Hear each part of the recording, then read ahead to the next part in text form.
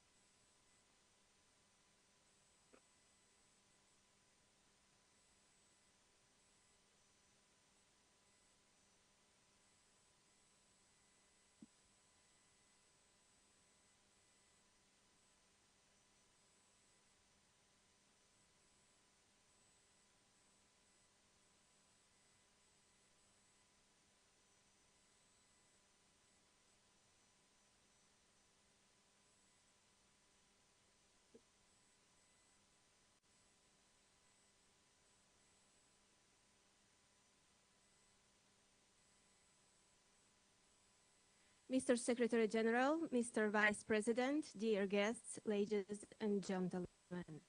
Good morning and welcome. It is a great pleasure to open today's conference organized by the Center of Expertise for Multilevel Governance of a Congress of Local and Regional Authorities of the Council of Europe under the presidency of the Republic of Moldova of the Committee of Ministers of the Council of Europe. First, a few words about myself. My name is Stella Untila. I'm a journalist. Also, I'm the editor-in-chief of Newsmaker, an independent media outlet from Republic of Moldova. And I am very honored and grateful to be moderating this event over the next few hours. Today's discussions will focus on how effective cooperation and coordination between national, regional, and local authorities can strengthen democratic resilience, enhance public trust in institutions, and improve the delivery of public services. The conference will also provide an opportunity to explore practical approaches to consultation and participation in line with the Reykjavik Declaration, United Around Values, and the broader New Democratic Pact for Europe. We are honored to be joined by distinguished speakers and participants representing public authorities, international organizations, civil society, academia, and the media. Your presence today reflects the shared commitment to advancing democratic governance across Europe. It is now my great pleasure to invite Mr. Alexei Buzu, Secretary General of the Government of the Republic of Moldova, to deliver his opening remarks. Please.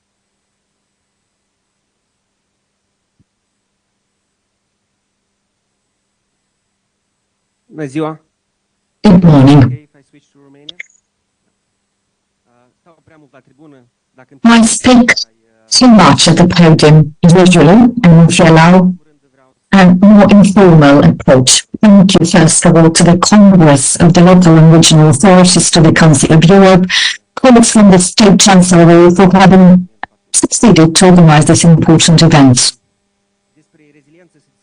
We have discussed for a long time about resilience. Usually, every event we organize, we deal with this topic. So the things have become clearer and simpler now. Let me give you an example. In 2003, I was chosen as a locally elected local councillor in my community. I was born to the still living in. In our municipality, we have 3 villages. In the majority of households, many years ago, before 2003, we managed to have a gas connection in all the households. My unpleasant surprise, the schools and the kindergartens, we have 2 schools and 2 kindergartens, were not connected. We were the only institutions disconnected. And so it was really strange. How it will happen?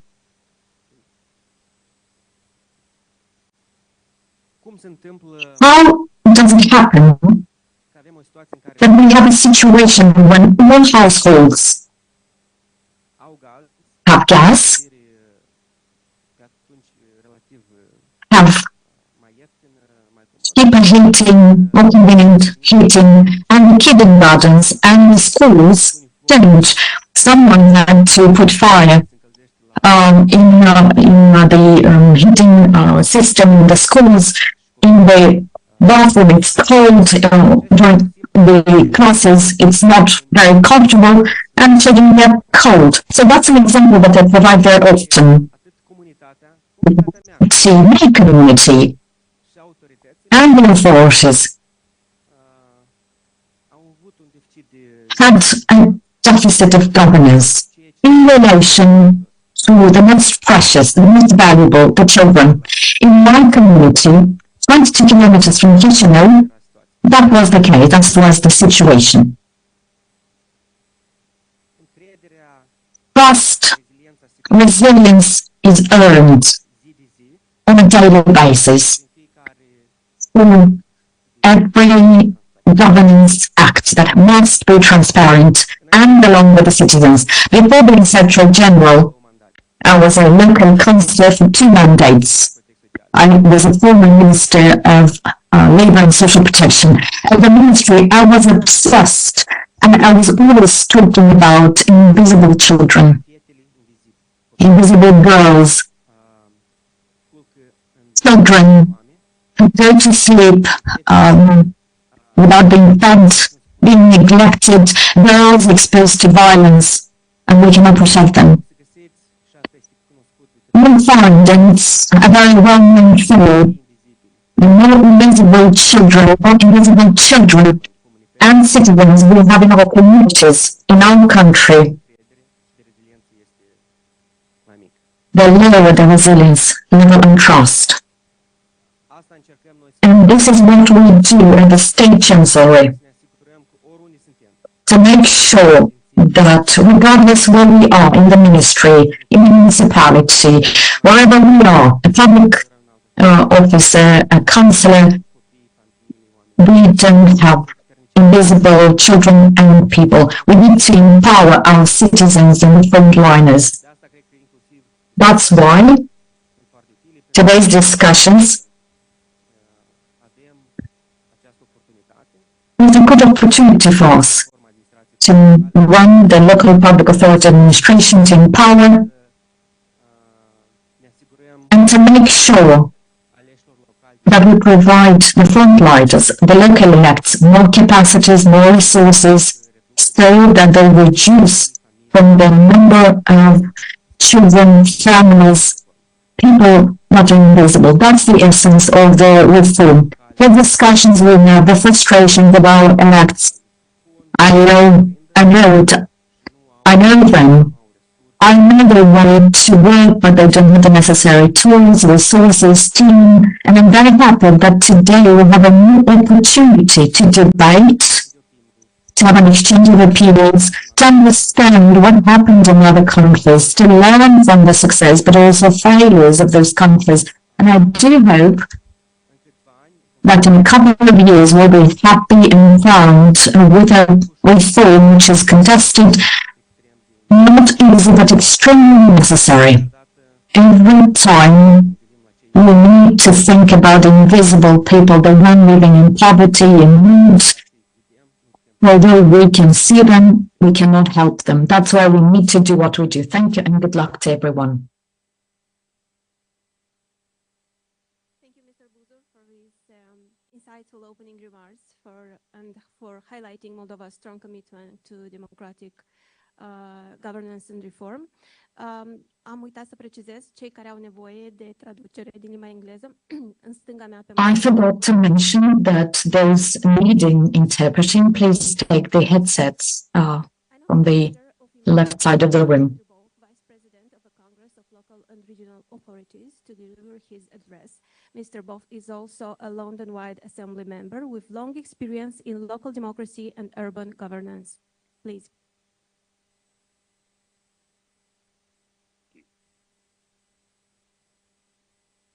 Secretary General Alexei, distinguished guests, colleagues, and friends.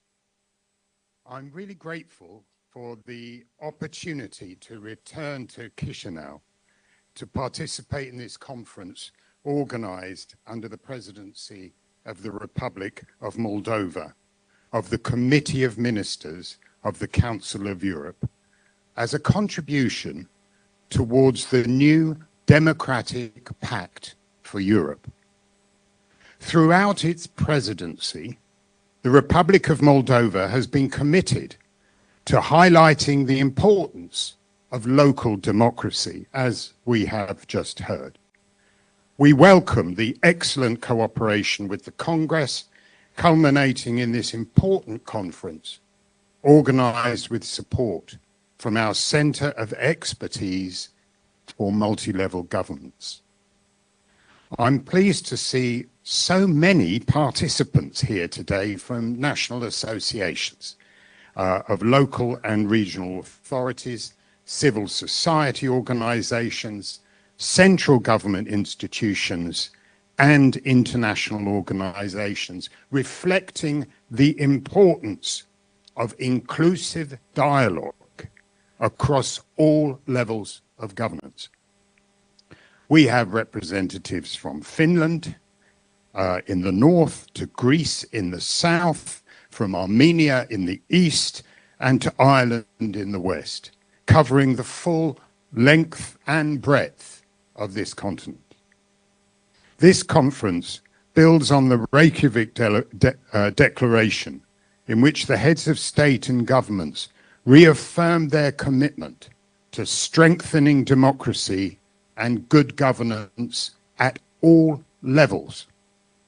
It also builds on the conclusions of last year's multi-level governance conference held in Gozo under the Maltese presidency, where participants highlighted the need for clearer distribution of competencies, stronger coordination, and more effective collaboration across levels of governance.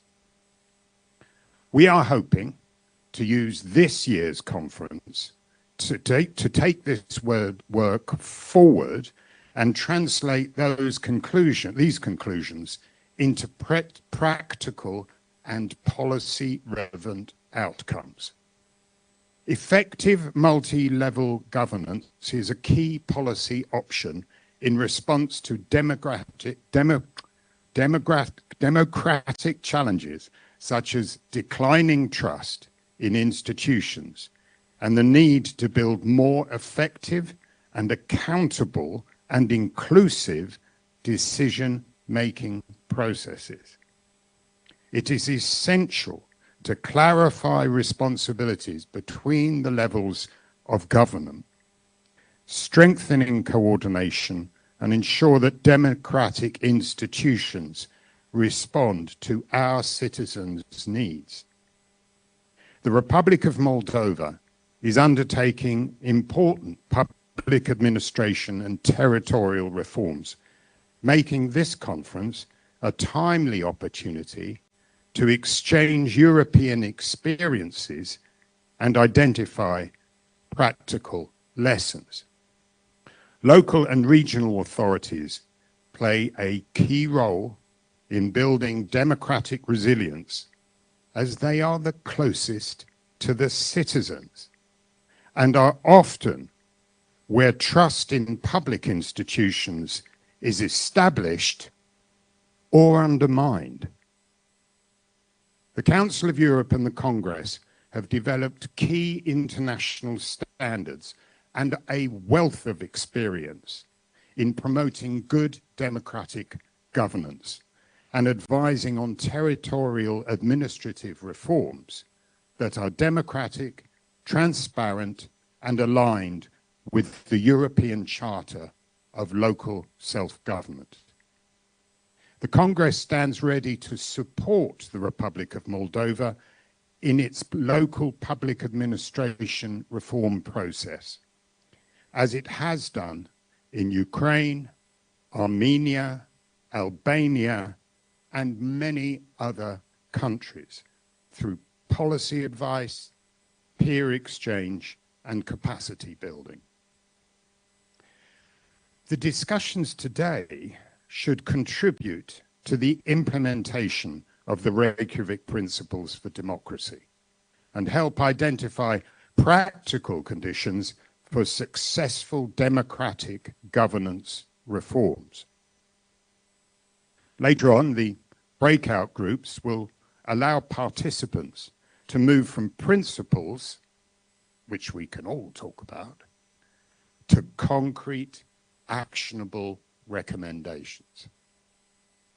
I look forward to seeing the results of today's discussion, which should provide clear, policy-relevant takeaways to strengthen multi-level governance, reinforce democratic resilience, and above all, build public trust. Thank you very much.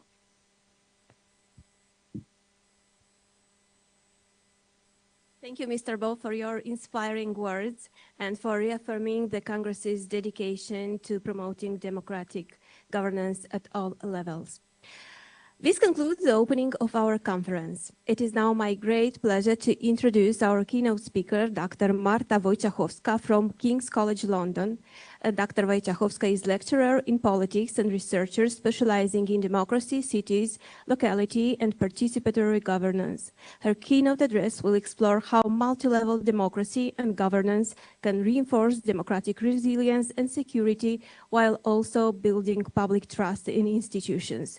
This perspective is particularly timely as Council of Europe member states continue to advance reforms aimed at strengthening coordination across levels of governance and enhancing citizen participation in public decision-making. Dr. Wojciechowska, you have the floor.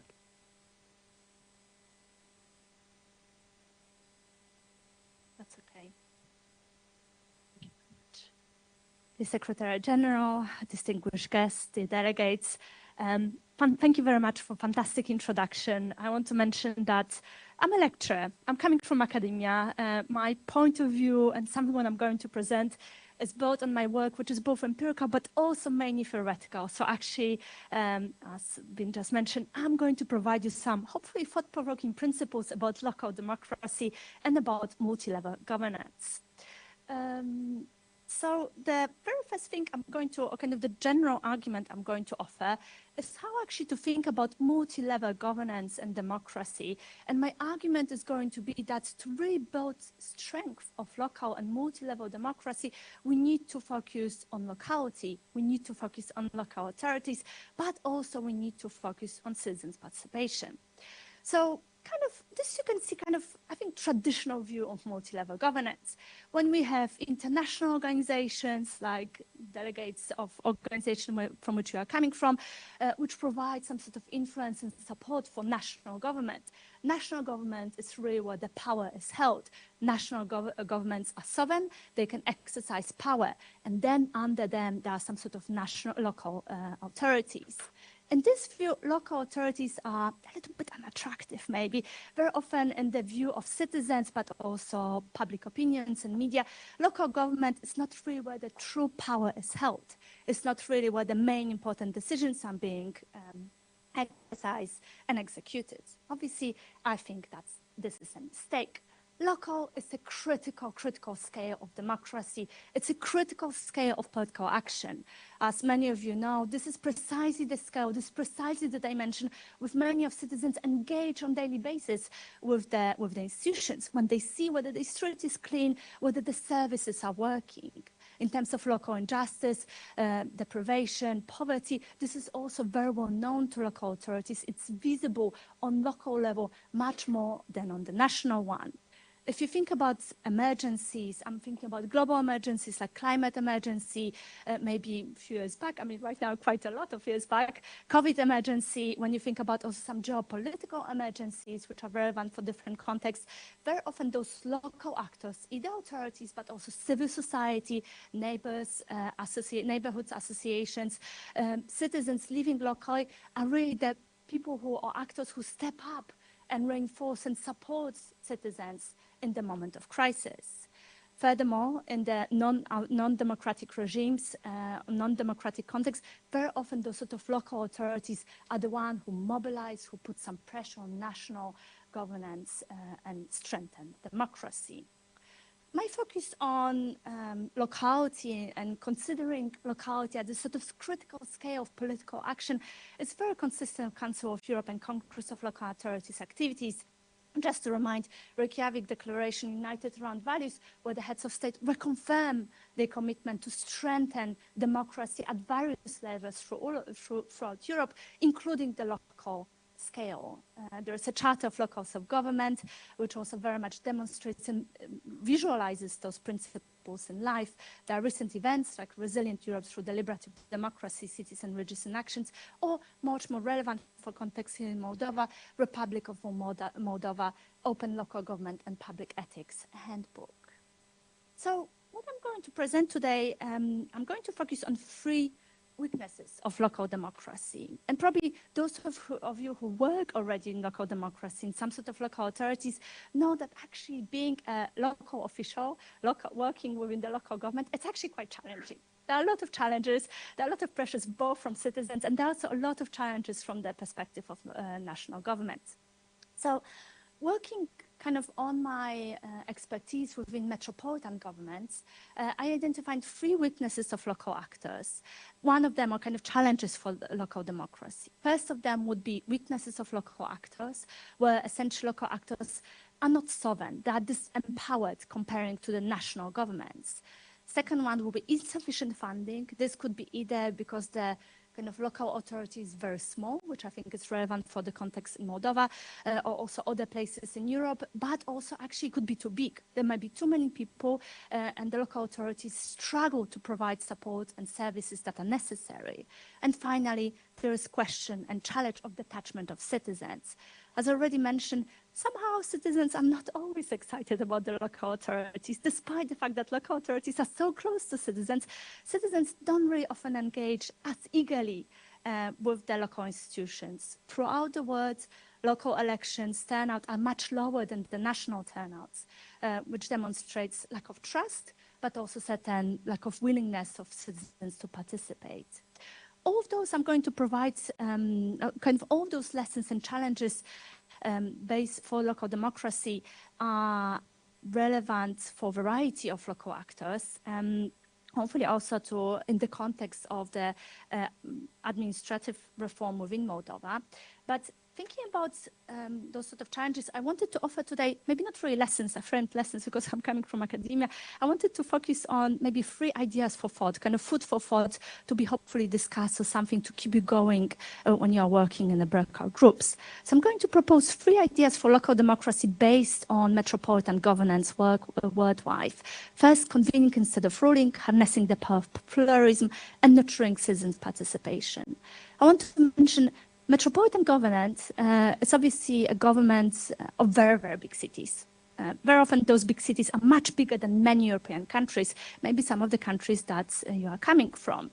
But nonetheless, there are lessons, I think, which can travel across the context. A lot of those government units, governance systems, metropolitan governance systems, would have highly dispersed, highly fragmented model of governance. There will be a lot of actors involved.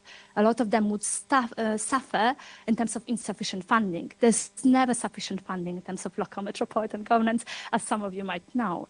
Furthermore, they might be also dealing with a variety of different actors involved and lack of trust of citizens. So I think keeping those things in mind, I wanted to propose to taking leap of faith to some extent and seeing what kind of lessons from metropolitan government can be relevant to different contexts.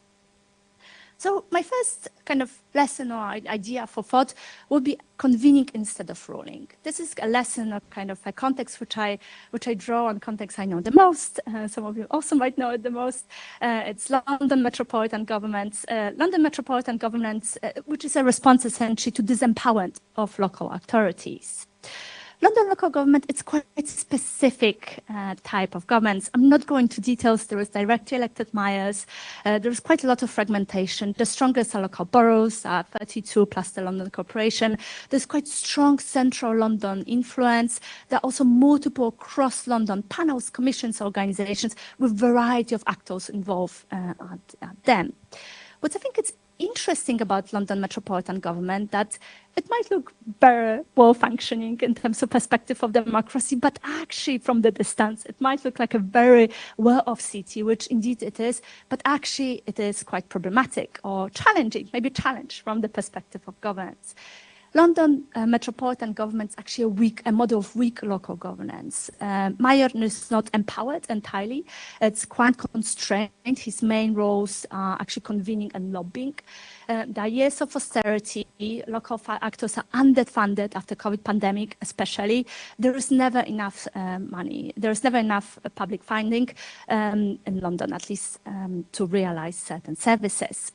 You might know, some of you might know that in UK there is a lot of decentralization and actually essential power are so-called devolved, so delegated, decentralized to local government. But to some, opinions, London is an example of unfinished devolution, where actually the local powers are considerably less strong than they could be. Currently, we have the same mayor of the same political affiliation between London Mayor and the central government, but actually for years they were in opposition, which means that de facto there was a very tense political relation between the London Mayor and central government. So consequently, there are a lot of troubles in the model, institutional model of London government. But a lot of issues in London government works thanks to lobbying, convening, those institutions that cut across different institutional alignments.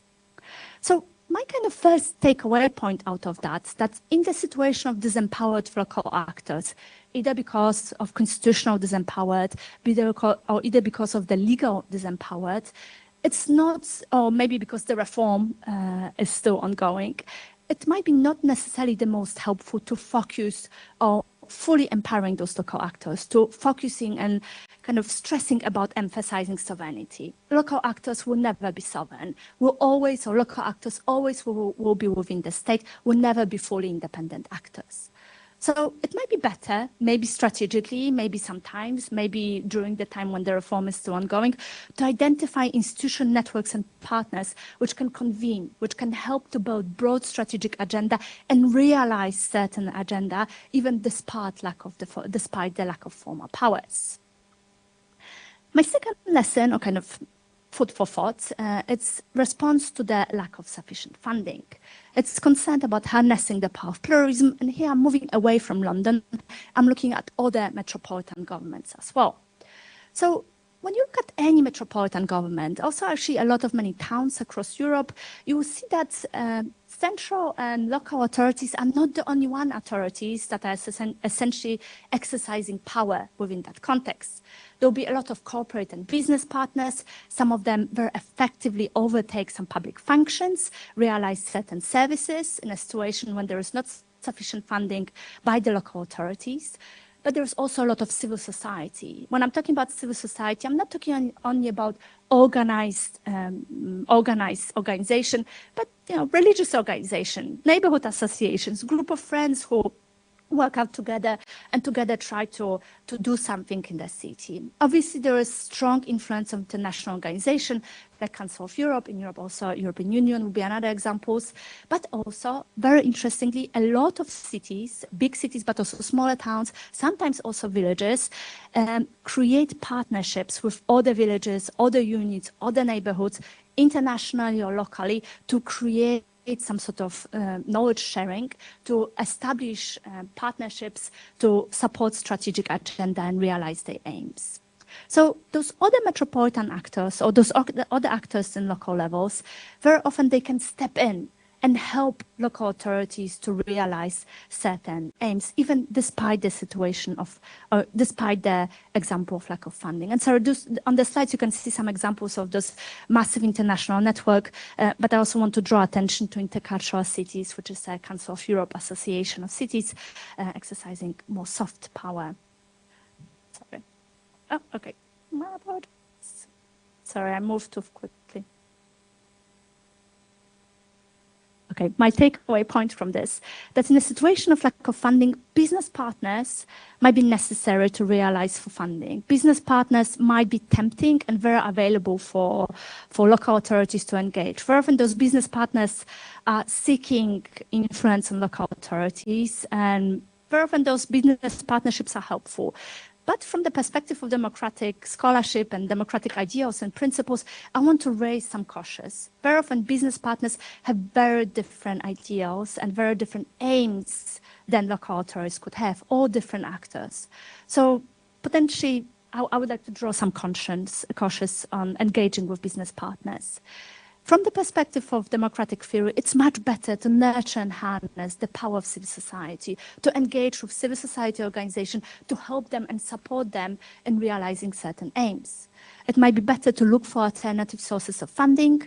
So, for example, in metropolitan government, this alternative source of funding very often is, for example, parking fees or tourist tax, which might be or might not be relevant, but it's just an example of out-of-the-box thinking in terms of gaining revenue when the local authority, if the local authorities are not able to raise taxes. Obviously, very relevant for Europe is drawing on international sources of funding, applying for grants which enable to realize some particular forms of projects.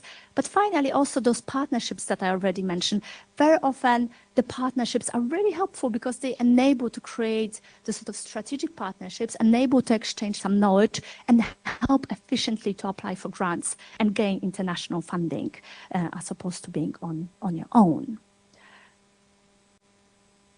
Finally, my final lesson, which is not from metropolitan government at all. This is actually from any context, but could be still very much local context. The kind of lesson and takeaway point for addressing disattachment of citizens, addressing lack of trust of citizens, would be nurturing citizen participation. I want to emphasize citizens' participation is essential for democracy. For me, following the democratic theory of democracy, as I understanding, there is no democracy without citizen participation. So if you are skeptical towards previous lessons, that's fine. If you are skeptical towards this lesson, I would really try to convince you that you should not be skeptical about citizens' participation. Democratic governance at any level needs to be focused on citizen participation. So local level is a particularly helpful level for developing tools of citizens' participation. Probably you've heard some of them. There's, for example, participatory budgeting that delegate a percentage of local budget directly to citizens for them to decide what they want to spend this budget on. There could be participatory planning, where citizens are invited to design and engage in some sort of urban planning, designing a park, designing a street, etc. It could be participatory policing, where citizens are engaging in delivering of policing, actually. There could be very famous form of citizens' assembly. You probably heard of it. It's really very, very popular form of citizens' participation across Europe right now. It relies on randomly selected participants who come to the room like that, engage with experts, deliberate, and propose some solution for vital policy problems. Finally, there's co-production, when citizens engage in variety, co-produce a variety of policy outputs with policymakers. This could be starting from even identification of the problem, decision-making, designing solution, implementation, and monitoring. There are many forms of citizens' participation. Those are probably the most visible. So I want to raise, or kind of based on knowledge and kind of scientific knowledge about citizen participation tools, I want to raise some sort of caution. Those tools will not build trust or can even reinforce some sort of disattachment of citizens, can even reinforce existing inequalities if they're only a consultation form. I know that some of the materials suggest consultation form as citizen participation. That's fine. I think it can still be, consultation can be still important form of citizen participation, but cannot be the only one because it's a very limited form. Those tools will also fail, in my opinion, if they go as predetermined. So, for example, if local authorities engage citizens, but they already know the local authority, so you already know what you want to arrive at. Citizens will identify it, will notice that actually the engagement is purely instrumental. Indeed, if they are treated instrumentally by the organizers, they also will fail. Citizens really need to know that they are truly engaged, that they are really partners in this dialogue, that they are really partners in co-governing the local democracy. Finally, those forms of citizens' participation will also fail, or at least will be problematic, if there's no concern about structural inequalities. You come from very different contexts, and probably each of those contexts have very different specific concerns and barriers to participation.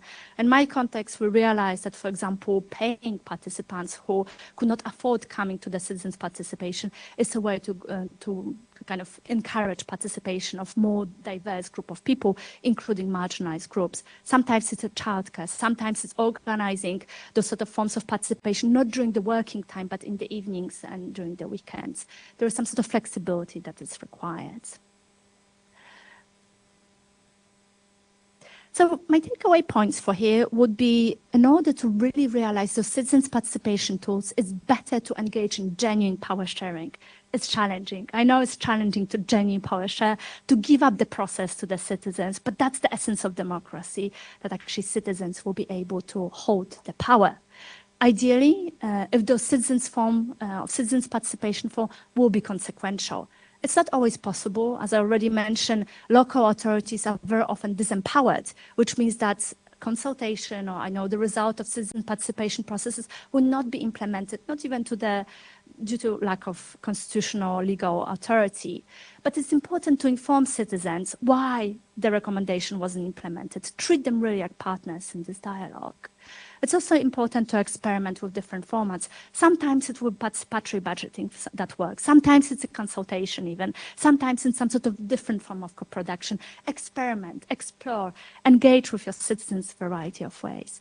And finally, this really, really important point, those tools need to be designed with concern about structural inequalities. They have to be tools of addressing structural inequalities, and they have to be implemented in a way that address existing structural inequalities. I also want to mention really good, important tools, civil participation decision-making toolkit, or guide how to organize deliberative process at the local level, which I think are very, very helpful if you are interested in citizen participation deliberation.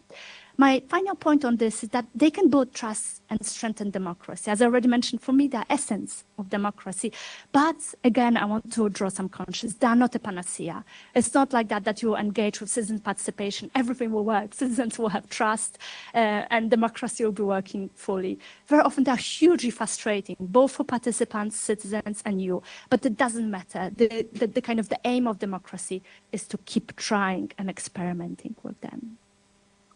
So consequently, from this perspective, I think you can see that actually the sort of hierarchical view of multi-level governance is not necessarily the most helpful from the perspective of democracy. What I really like to think about multi-level democracy is to think it as multidimensional, where different partners are organized more horizontally as opposed to hierarchically, where international partners, national governments, civil society, national organizations can dynamically step in and support critical local governments in supporting citizens' participation. Because the final point which I want to mention, a good democratic multi-level governance needs to be focused on citizens' participation. Thank you very much.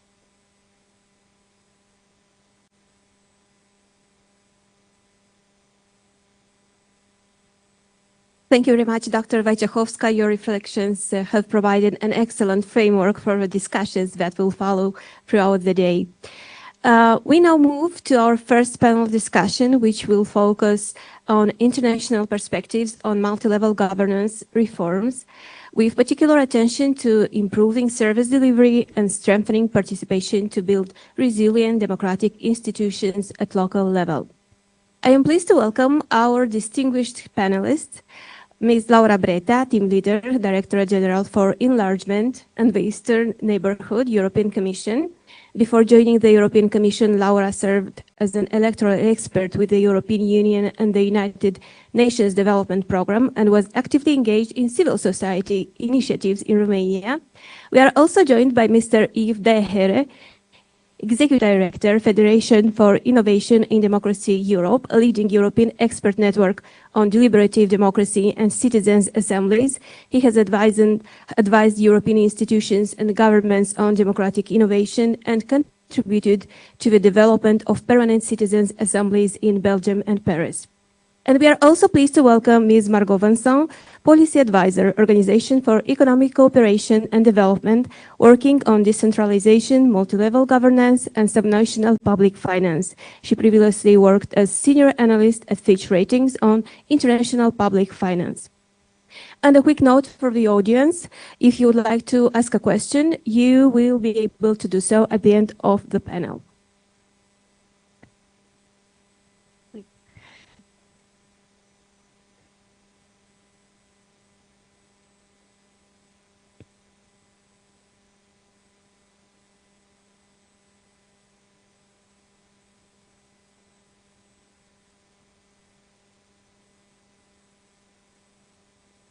Ms. Breta, I would like to start with you and with the European Commission perspective. As you know, Moldova is currently going through important public administration reform processes where the relationship between central and local authorities is essential. From the perspective of Directorate General for Enlargement and the Eastern Neighborhood, what principles should guide efforts to strengthen multi-level governance, and how important is a clearer distribution of competences and responsibilities between central and local authorities in this process?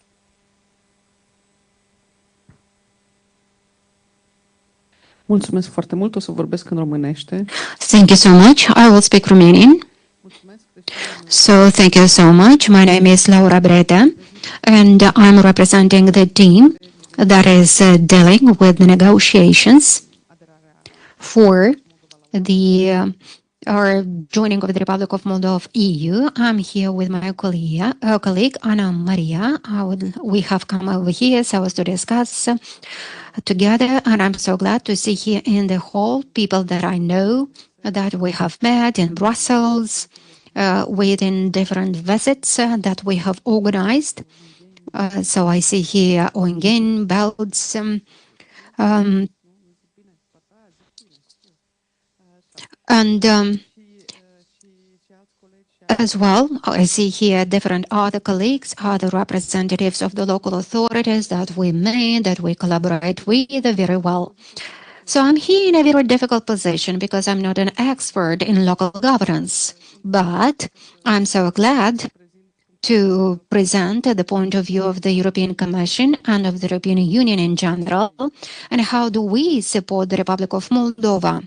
And I would say that this would be like a general introduction. Why we are here? We support the Republic of Moldova and its efforts so as to join EU, but as well in order to continue to develop its democracy, to develop its democratic governance in general. And we are here so as to support the Republic of Moldova and its reforms.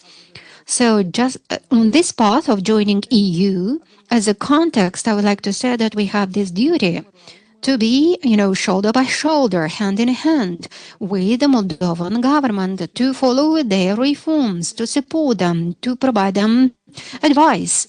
And in order to be sure that the principles of good governance, the principle of multi-level governance, are respected and observed.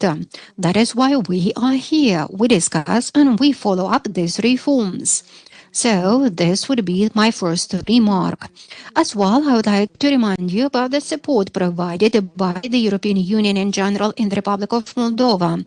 And this support is observing as well this principle of multi-level governance. So we are supporting you at the level of local authorities so as to enhance the relations with the mayors, local authorities, regional authorities from different districts. As well, I would like to remind you that we will have the 15th years anniversary of the Convention of Mayors in Chisinau on the 20th of May. I think that many of you are invited, and this would bring the 100 mayors together from the from the Eastern Europe region in Chisinau. So this is an initiative supported by EU.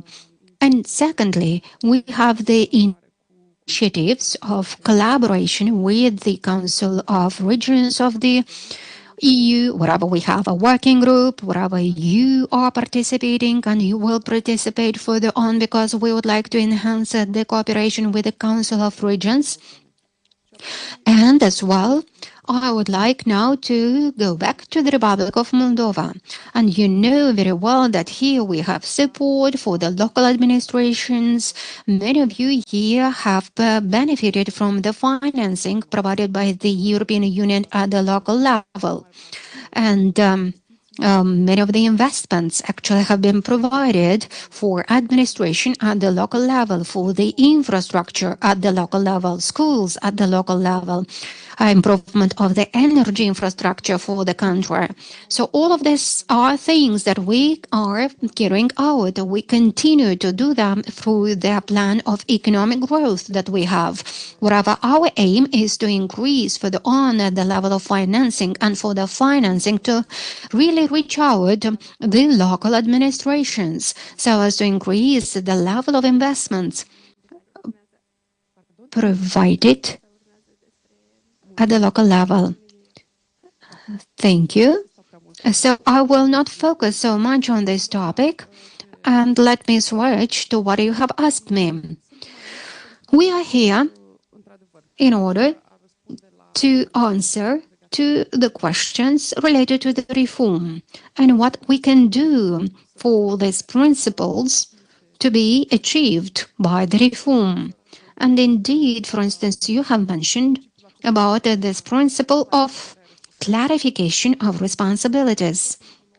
And indeed, this is important for us because whenever we have a look at the administrative reform in the Republic of Moldova, the concept that you are promoting, we see that this reform, first of all, has to increase the level of democracy, the level of governance in the Republic of Moldova. How we can do it? Well, first of all, as you have mentioned, the first aspect is by clarifying the responsibilities that we have at the local level, at the regional level, at the national level. So the system of the Republic of Moldova is a system of governance that has since ago was not amended for a long period of time due to different political reasons.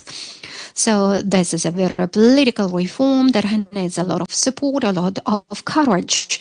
And it was not carried out for a long period of time, but I'm so glad that now we have started it because it's very important for us to clarify the competencies as well to see what would be the mandate of the local, regional and national authorities. We, the EU, will not tell you how to do it. And as well, I don't think that the colleagues present over here will be able to do it, how to do it. because we will not impose a specific model, but we will tell you the principles and what has to be observed. So first, we have to think about democracy. We have to think about subsidiarity. This is a word that you will have to get used to whenever you will get integrated in EU, wherever we talk a lot about subsidiarity, and namely the decisions that are influencing the citizens have to be taken as close as possible to the citizens. So the subsidiarity is the contrary term to the excessive centralization. So more decisions have to be taken at the level of local administration, so as to be as close as possible to the citizens, not to have any more decisions which shouldn't be taken by central administration. So this is very important. Another important thing for us is to be sure that this consultation, this public consultation, generalized one that is carried out on continuous basis, has to take into account the viewpoint of the citizens, has to take into account the viewpoint of the localities whenever carrying out reforms. So we really want for this thing to continue. And let me have a look at my notes to remind myself what I wanted to mention. And I would say that actually what I have mentioned until now would be the main points. And indeed, we do have a lot of experience with the amalgamation at the local level in general. And I would say that the colleagues from the Council of Europe can explain to you all of this. In the member states, the local amalgamation has been carried out in a number of states. We will discuss about this in the next panel. Okay, then I will remain here. As Executive Director of the Federation for Innovation in Democracy Europe, you have worked extensively on citizens' assemblies and other deliberative processes across Europe. And I would like to know from your perspective, which deliberative approaches have proved most effective at local level in strengthening meaningful citizen participation, democratic legitimacy, and public trust, and what lessons can be drawn from concrete experiences in countries such as Belgium, Ukraine, or Bosnia and Herzegovina? Thank you. You have to turn on.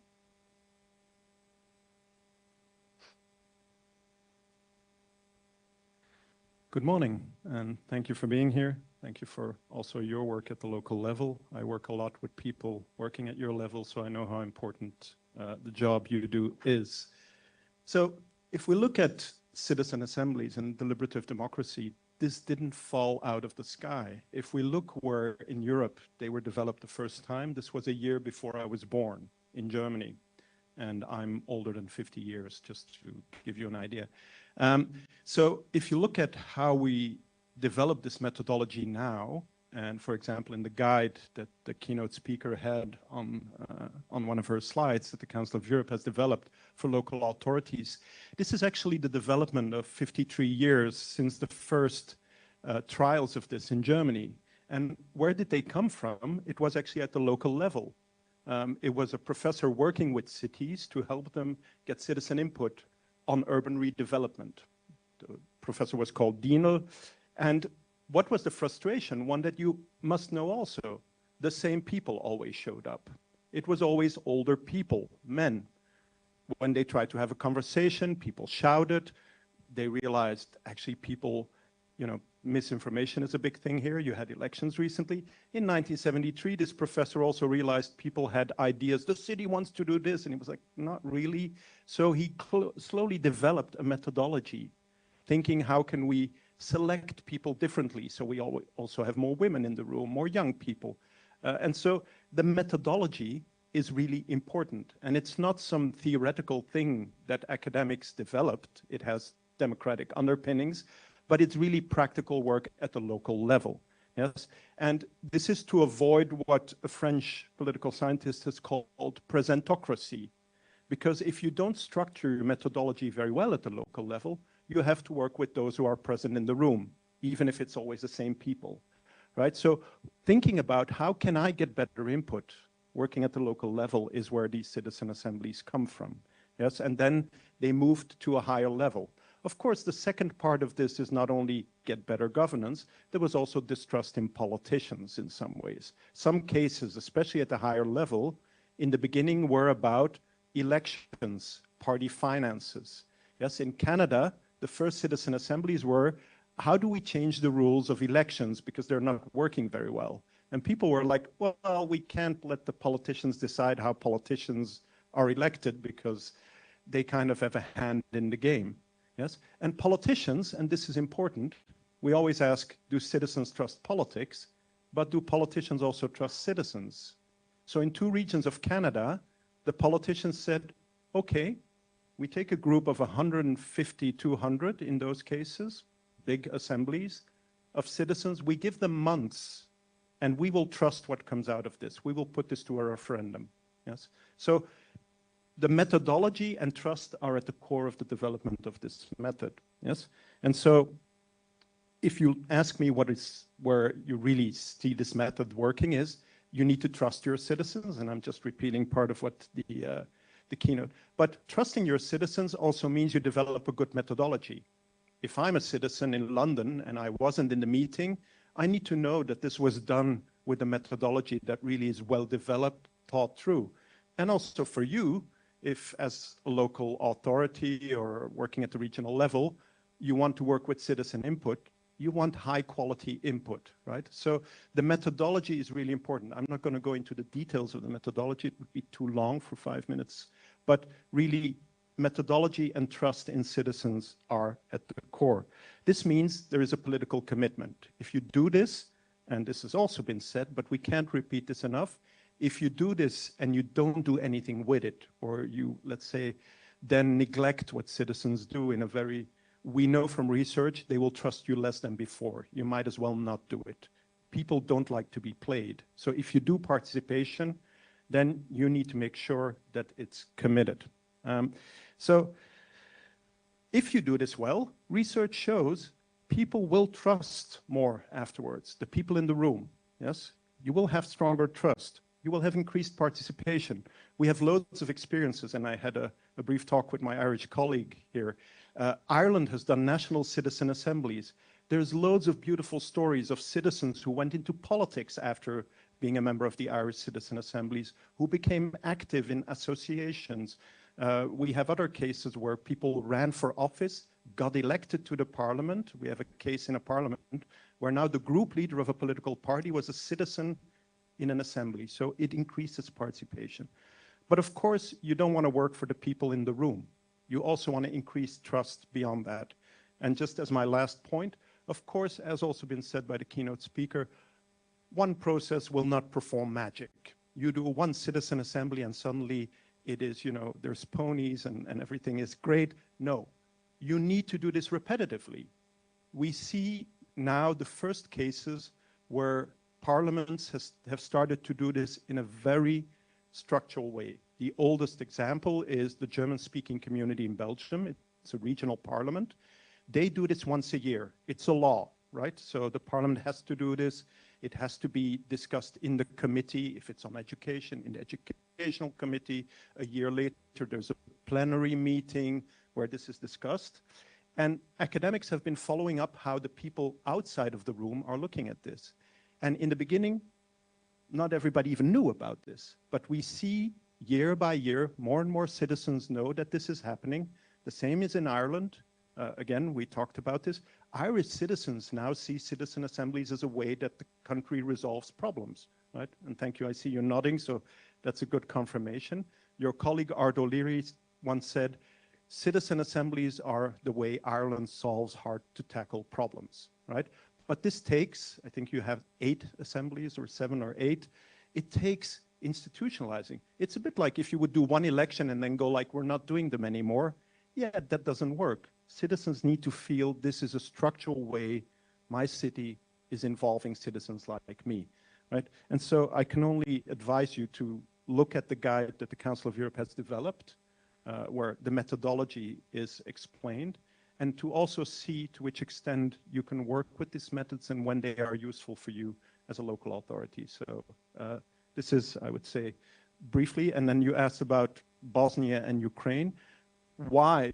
There's thousands, and the OECD tracks them actually. There's about 1,000 that have been done in the last few years. But I think we've done a few with the Council of Europe in very challenging conditions.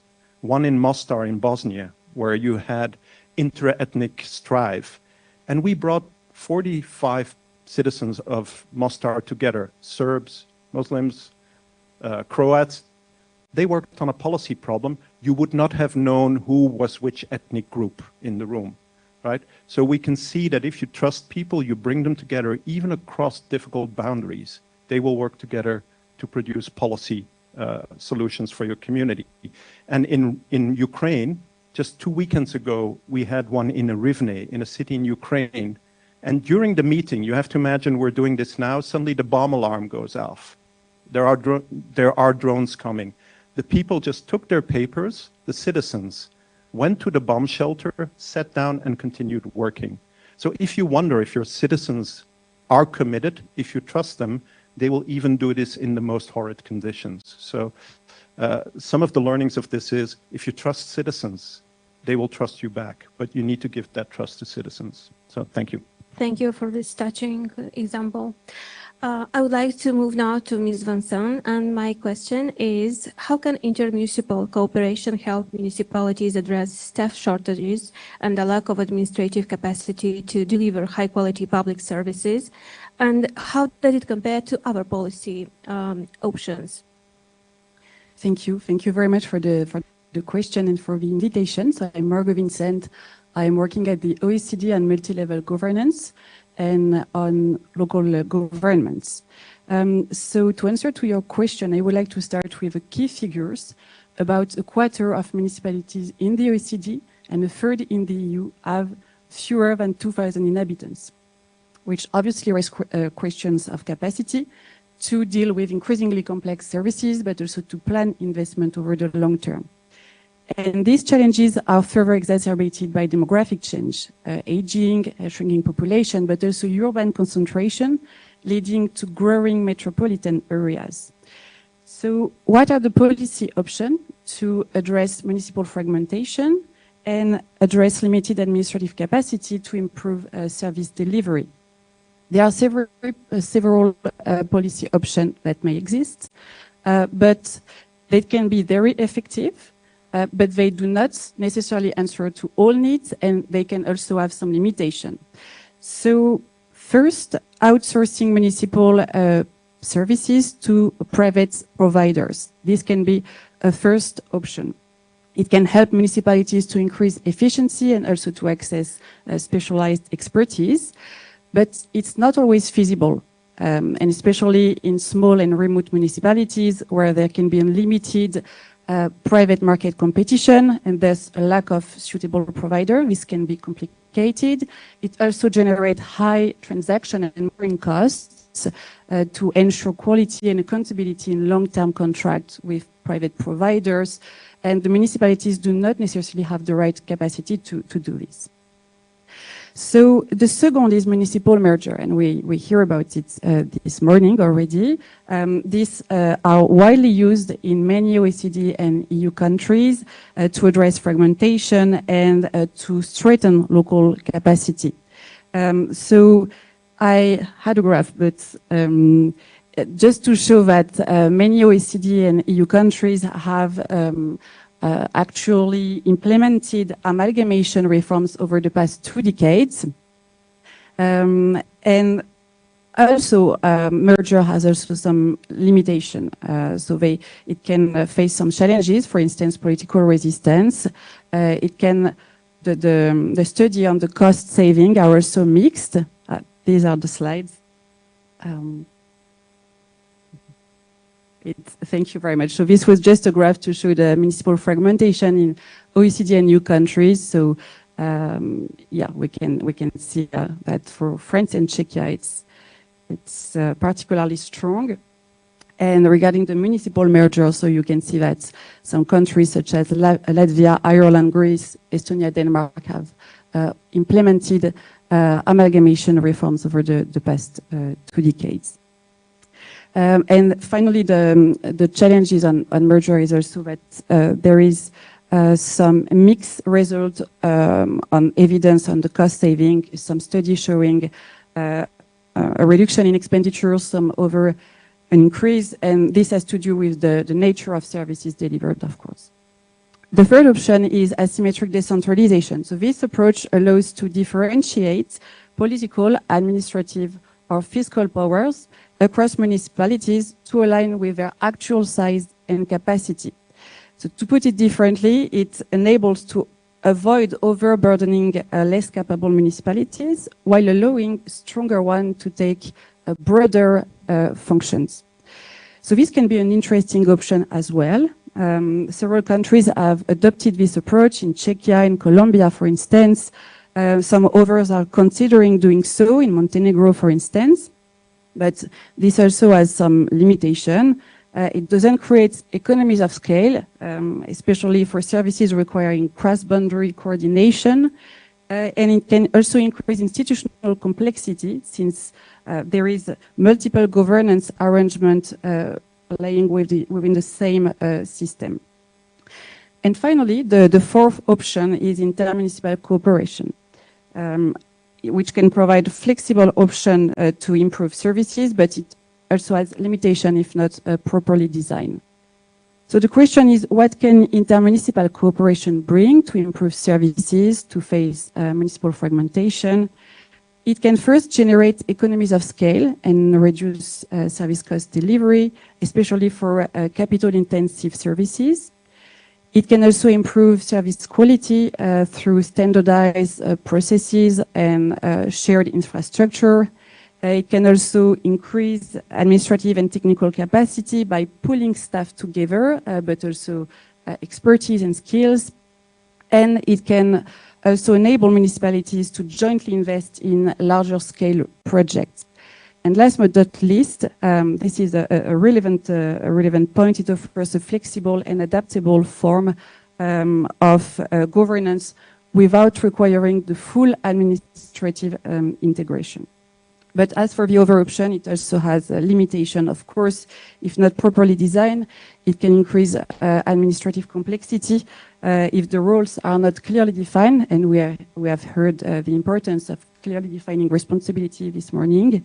It can be perceived as a loss of autonomy since municipality may need to compromise on resource allocation, policy choice. It can also create power asymmetries if the governance structure is not well designed, with larger municipalities having greater negotiating power. And it can increase a democratic deficit since decision-making are transferred to bodies whose members are indirectly appointed rather than directly elected for most. And finally, empirical evidence on the effectiveness of intermunicipal cooperation is also mixed, with some studies highlighting stronger results for smaller municipalities where we can reach a minimum efficient scale. Some other highlighting the importance of the number of participating municipalities, some other governance arrangements or political commitment. So as you can see, all the options can be very effective. It depends how they are implemented, but they also have each their limitation. And I would like to conclude here, all the options are also not mutually exclusive. They are actually very complementary to each other. And I will stop here. Thank you. Thank you so much, Ms. Vincent, for this interesting information and valuable information. I will stay with you with the second question. And I'd like to know what are the key conditions to make intermunicipal cooperation work effectively in practice? Thank you very much. So this is a complex question. I will try to just bring a few elements here. So we will publish a report on the 25th of May, which identified the key condition to make intermunicipal cooperation work. And to make it work, I think the policy framework matters as much as the willingness to cooperate. So we identify key interconnected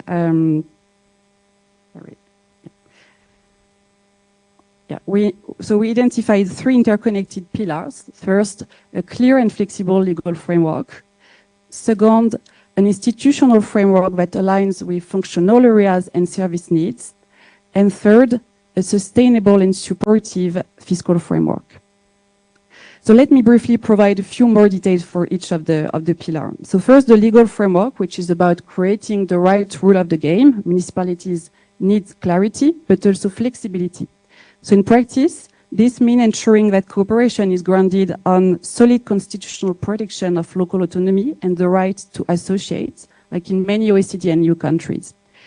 Avoiding fragmented legislation by consolidating the main legal provision on intermunicipal cooperation in one unified framework. For instance, in Finland, the Chapter 8 of the Municipal Act is dedicated to intermunicipal cooperation. Providing a range of cooperation forms that allow municipalities to choose the right model for their needs, while at the same time clearly defining the key components of intermunicipal cooperation. It can be the governance, accountability mechanism, procedure for creation or dissolution, or anything else, but they need to have guidance. And just as importantly, the framework should allow municipalities to experiment, to test and to learn, to build trust over time and to refine arrangements before scaling up. Second, the institutional framework. So while the legal framework enables cooperation, it does not guarantee an effective implementation. Practical tools are also needed. So an effective institutional framework should focus on a few key elements. Identifying the right sector for cooperation, especially typically those requiring scale or cross-boundary coordination. Aligning cooperation with functional areas rather than administrative borders. Clearly defining the competencies, again, of intermunicipal cooperation bodies. So what is delegated, what is shared, is cooperation mandatory or voluntary? And mostly matching the form of cooperation to the nature and the complexity of services while promoting a diversity of cooperation models. Sometimes a simple contract is enough. This form is prevalent in the UK, in Australia, for instance. Sometimes a more integrated structure with its own staff, its own budget is required. It can be based on private law, such as in Belgium with intercommunal. It can be also based on public law, like in Spain, Italy, or France, for instance. And finally, providing strong technical and administrative support. This is key. It can be tools, guidelines, toolkits, such as the one that the Council of Europe has also established on intermunicipal cooperation. And last but not least, the fiscal framework. This is a crucial element to both ensure that intermunicipal cooperation is feasible at the start and sustainable over time. So a strong fiscal framework should ensure that on the short term, initial financial incentives such as EU territorial instruments like the ITI or startup grants, for instance, are present to cover initial transaction costs. And on the long term, once an intermunicipal cooperation body has been established, it should be granted with some budget autonomy, but also with some predictable and diversified funding. So this means relying on a mix of revenue from municipal contribution to cover operation costs, user charging fees for service provided, grants, but also tax revenue, like in France, or access to borrowing or public-private partnership as well. It should also ensure fair cost-sharing mechanism between member municipalities to reflect the actual service use between the municipalities. And finally, establishing strong fiscal rules from the beginning to avoid any conflicts between the member municipalities. So I think I've been already too long, so I will stop here and we'll be pleased to answer any question. Thank you so much. I will go back to Ms. Breta now for a second question. I would like to know, based on your experience in the region, what lessons from other member states or partner countries could be relevant for Republic of Moldova? I'm thinking especially, and you mentioned it, about the approaches to the management of European Union funds. And what role should local authorities play in implementing reform agendas and delivering tangible results for the citizens? Thank you very much. So I think this goes more to the subject, and it's a big question. So we have experience. I was starting to say that we have a lot of experience from member states. You have seen the table. Maybe we can put it again. The table with you don't Romanian. Da, mă scuzați. Apologies. Câteodată nu mai știu care e diferența. I'm a bit confused about the languages. O să vorbesc românește. I'll speak in Romanian. Da. Mulțumesc mult. Thank you. Ne întoarcem So, coming back to this question, I was saying that we have so much experience with the European Union member states statele membre OECD care and OECD member states, which are not the same. We can see approximately which are the states that approached. Dar dacă nu eu pot să le spun între timp cele mai recente state. So the most recent states that made administrative reforms, local reforms, are the Baltic states, and we speak also about Finland very recently. And if you look at this, the other ones, the OECD states, Lithuania, Ireland, Estonia, Greece, Latvia and Estonia are the most recent. And the colleague from OECD highlighted those important aspects in relation to the reform. In your case, you speak about amalgamation. And you asked me, from this point of view, what is the experience and which principles could be used? And how would that be applied in relation to the European funds? So, which are the experiences that we have from this? First of all, the local authorities must be considered as partners in these reforms and should be involved in the planning, in prioritizing and implementing the reforms. Why planning? First of all, when we discuss about amalgamation, we need to tackle how do we do it, and in general for the reform, how do we proceed at the local level? What do we do to keep the same number of services for the citizens or even improve this number? Because that's the ultimate goal. And why do we need to do it? Why do we need to run reforms? Because that would allow us to respond better to the needs of the citizens. And we have couples of examples. In Moldova, we had projects funded at the regional level, or the ones that were funded through the European Village. Another thing that I would like to mention is it matters with capacities. Equally important is the structure. I spoke about how do we need to speak with the local authorities about their responsibilities and how to improve their capacities at the same time and provide funding that have to be proportionate to the responsibilities allocated to them. And at the same time, when we speak about empowerment, the regional and local authorities must have personnel which is well trained. They need to have efficient management systems and the capacity to write and implement projects. These are the objectives of the reform in Moldova, and together we need to work to help Moldova fulfill these objectives. And moreover, the European funds can promote the quality of the governance. Only if the systems are prepared for that.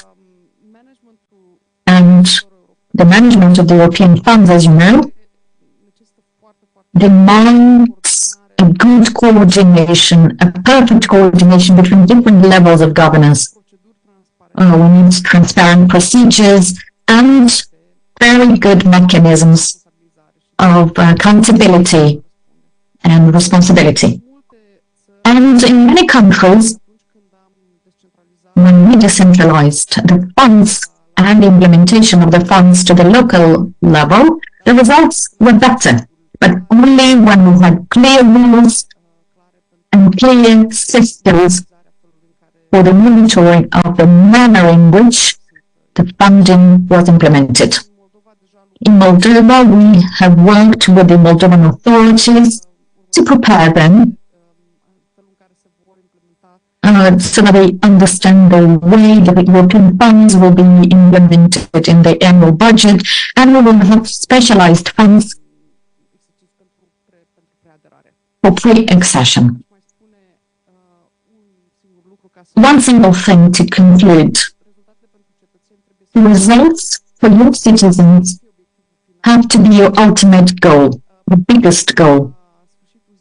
Because at the end of the day, the citizens are not assessing the reforms only based on the legal frameworks or the way the corporation works. The citizens want to know if the local services got improved, if the decision-making process is faster, and if they are represented and feel represented. This is the thing that we are going to put in place. This is our experience in relation to what European citizens wish for. And I know that this is the same desire of the Moldovan citizens. Thank you. Thank you, Mrs. Bretta. Now I'd like to bring in you. And you mentioned deliberative processes, and I know that they are receiving growing attention at local level, but they require strong political ownership, careful design, and solid institutional follow-up. So, in your view, what conditions are necessary for local authorities to use these approaches effectively and credibly, and how can they contribute to more inclusive, responsive, and well-informed public administration reform processes? Okay, I'll try to keep this short. I'll try. As said, the major conditions are strong political commitment and a good methodology, right? If you have those. But then, of course, you all work in local government. And when I'm asked, what do you need for this to work, is what I call carrying capacity of the administration. Yes, you all already have a job, and citizen assemblies for the moment are not a part of it. So assume the Moldovan government would go like, you have to now do this once a year at local level. This becomes a hobby on top of what you are already doing. So your carrying capacity as an administration to do this is really crucial here. We've seen this throughout Europe. The Council of Europe has played a strong role in helping support initial cases and provide help. But at some point, if this becomes a structural part of policy making, then you need to have additional carrying capacity. Because of course you do this for citizens, but at some point you would also need to do this with citizens. Because citizens are not like little children. Surveys throughout Europe show that low political trust also goes hand in hand with the feeling that people say, people like me are hardly involved or taken into account when developing policies. Now, I know a lot of politicians, you work hard, you try to do so, but perception is reality, right? And so involving citizens requires to take this into account as an administrative layer that you start to add. This is long-term work, right? Initially, you have pilots and experiments, and here civil society organizations very often play a very crucial role, also in this country, right? They will show the way, but once you see this working, you need to figure out how are we going to do this and involve citizens in our policy making. This requires staff that knows how to do this, right? When you run an election, even in local authorities, there is somebody responsible who knows how an election needs to be done, right? So increasing staff capacity and know-how, it means resources. In some point, this will be about money. You know, elections, by the way, also cost money. The French Senate once asked, well, a politician asked the budget committee to calculate what a day of elections costs in France. It's about 500 million euros. So you want to do democracy, it costs a little bit of sauce, but the return is really great. You need know-how, right? For example, this selection procedure with sortition that also the keynote speaker talked about, we've done this a lot. It is a technical thing, but once you know it, it is very easy. But if you, as a local authority, have to reinvent it time after time or do it as the first time and figure this out in the evening reading a guide, you will quickly get tired of doing this. So where is the know-how to help this? And in the end, like in your slide, legal work, right? At some point, if this becomes part of how citizens get involved, I, as a citizen, would also want to know what are the rules? Who can call a citizen assembly when? Who sets the topic? Because, of course, if you can do a citizen assembly and make it about a detail that nobody cares about, then it becomes meaningless. So even setting the agenda, who gets to do this? And there's a lot of precedents. We see in countries that do this systematically, at some point, you put a legal framework around who sets the rules, how this is done. Yes, there's a German region, Baden-Württemberg, for example, where this is done at the regional level, and it's a service they offer to local authorities. And we see this increases the uptake of these methods a lot. If you as a city know there's somebody at the central government that will help me with the know-how, with this selection method, etc., it becomes much easier to run these, right? So we would say at some point, the higher layer of government needs to provide this as a service. What do you get in return? As a civil servant or as a politician, it will affect how your administration works. We've seen this in Paris. We've run a number of citizen assemblies. The departments that worked with the citizen assembly, the bureaucrats, were initially skeptical. Afterwards, I remember a senior civil servant saying, can we keep these citizens? Because they inform us in a way we normally don't get to talk to the users of what we do. And talking about citizens as users is already sometimes a bit of a problem. The EU Commission has started to do citizen panels. So the European Union does 2 or 3 of these a year with people from all over the European Union. So they select, make them come to Brussels. In the beginning, some of the departments were like, we know what we're doing, we're the European Commission, you know, I'm a bit stereotyping. Now there is a queue of departments who want to use it. So the people organizing this have to go like, well, we already have subjects for the next year. Why? They see the value of getting this citizen perspective. But also, it helps you get over a biased view of what I said at the start. Because if you have a very chaotic way of involving citizens, you might get a very biased view. And amalgamation is a topic, right? In my country, amalgamation between cities is controversial. Belgium is actually now stimulating, and they give money if cities want to do this. And actually, many cities are like, no, we don't want to, because most citizens are like, we're from this city. We don't want to amalgamate with the other city. We're different. Our football teams hate each other for 100 years. Why would be the same city? And so many citizen assemblies in my country now, or referenda, depending, have been on amalgamation. And so what do you see? And there's a beautiful case in Canada where 2 cities for the amalgamation, Victoria and Saanich, did a citizen assembly because they felt the citizens don't want this. Actually, when they did a group selecting, they were much more open to amalgamation.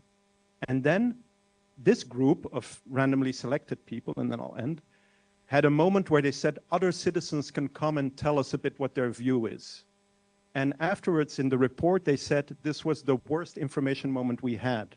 Because who showed up? Suddenly, like politicians, they experienced only the angry people showed up. Like about 40 angry people showed up like, no, you cannot do this, this is horrible. And they were like, but who are these people, right? These were the angry citizens, and they need to have their place, but they realized this is not what the general population is like. And so this might give you a better view. Just to give you an end to this might all sound complex and etc., but the European Commission has recently done an impact report on citizen participation. It will come out in a few weeks. They interviewed a few hundred civil servants at 20 member states and asked them as a last question when they did something like this, would you do it again? The number is 97% of civil servants said, I would do it again blindly. This has been so valuable. And a lot of these 97% at the start were like, God, I need to do this now. So there is an initial reluctance in civil servants, but the value, almost 100% say, yes, now that I've done it, I would do it again. And I hope I can leave you with that kind of nugget of information. Thank you for your time. Fortunately, we are pressed for time, but do we have any questions from the audience? I think we have time for one question. Please. Vă rog să vă prezentați. Please introduce yourselves. My name is Dorel Arusu.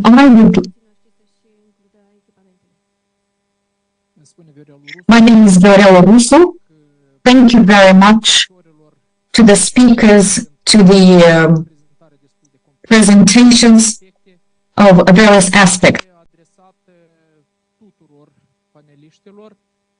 Se referă la faptul dacă este posibilă o reformă administrativ-teritorială prin amalgamare voluntară și normativă, fără... Vă rog să vă opriți un moment, că avem o problemă tehnică. No. 1, 2, 3, please, can you confirm the sound? Can you hear the sound, please?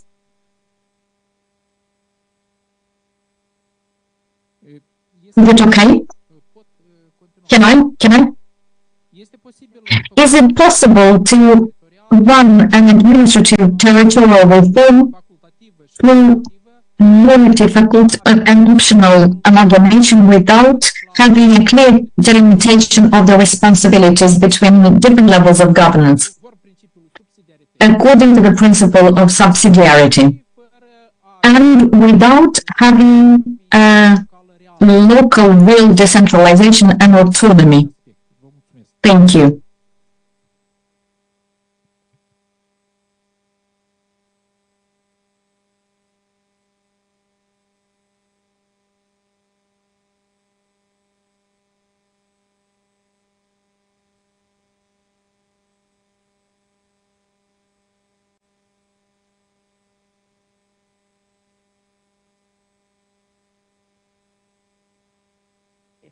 Thank you very much. It's a very relevant question, and actually, I think it is an essential point to have territorial reforms along with institutional reforms. For instance, to have territorial reforms with decentralization, to make sure that we have both administrative, political, and fiscal decentralization, to make sure that the municipalities or subnational governments have the right capacity also to deliver their mandates. So yeah, I think it's crucial to have both reforms. Do you want to add something? Întrebarea era dacă se poate să ai. Well, the question was. Dacă poți să ai cele două, cred că răspunsul, adică într-adevăr cum v-a spus și colega. Well, indeed, as my colleague has mentioned, it seems to be very complex, and this would be the biggest difficulty actually in relation to this reform, how to succeed to carry out both of them at the same time, and amalgamation, but as well to have the capacities to clarify very well the responsibilities of the institutions and of the authorities, and how as well to have the principles of decentralization and of the work at the local level. So these are very complex processes, or what should be the first, and how do you, for instance, or decide what would be the egg and what would be the chicken? It's difficult to say, but these are the basic principles that we have to apply, to observe. So it's good to have these principles before the reform, and because we have to observe them during the reform, and while doing the reform, we have to have the concepts, but also all the processes already well established. The administrative reform and amalgamation. Unfortunately, we don't have the time for other questions. Insightful contributions. We will now take a 15-minute break. Please enjoy it, and we'll see each other shortly after that for more interesting discussions.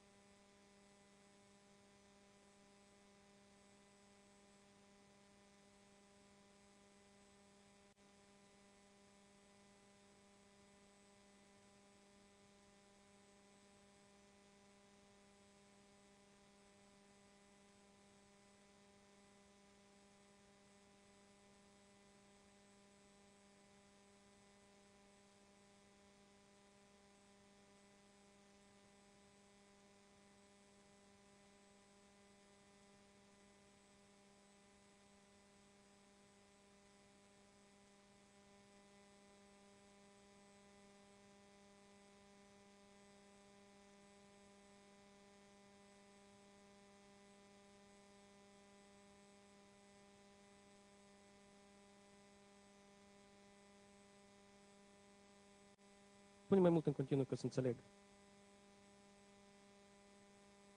Tot că din boci că te aud.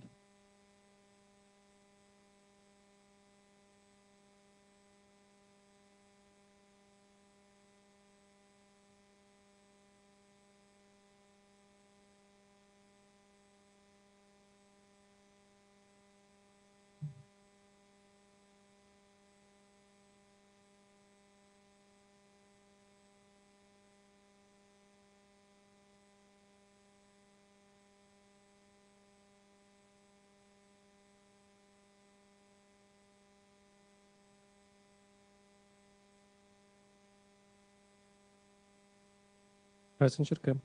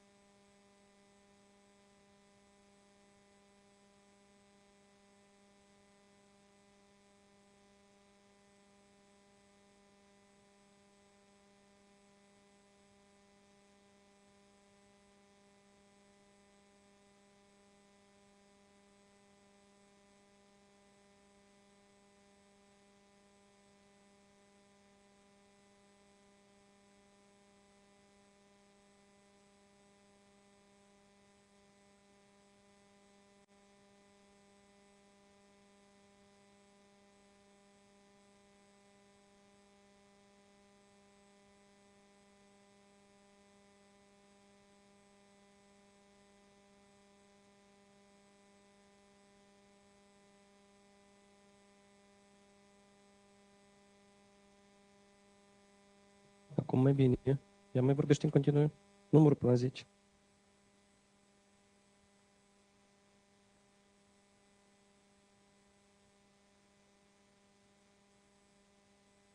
Te aud parcă o leacă mai departe de microfon vorbește. Dacă un pic mai aproape de microfon.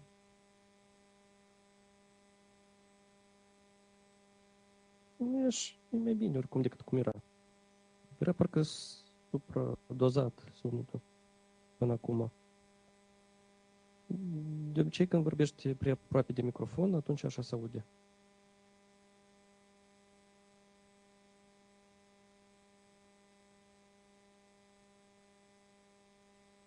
Правильно.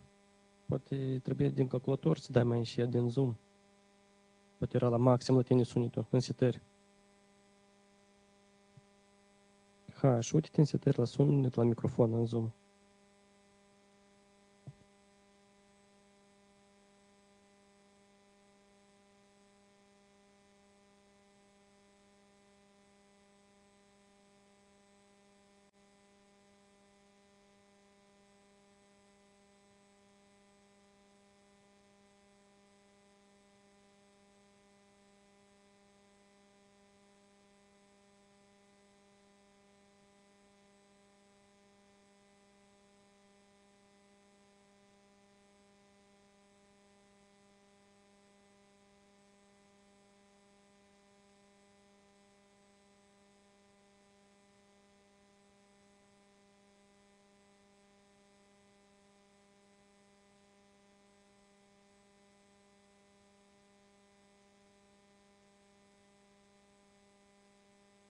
Victor? Acum știu fac. Mhm.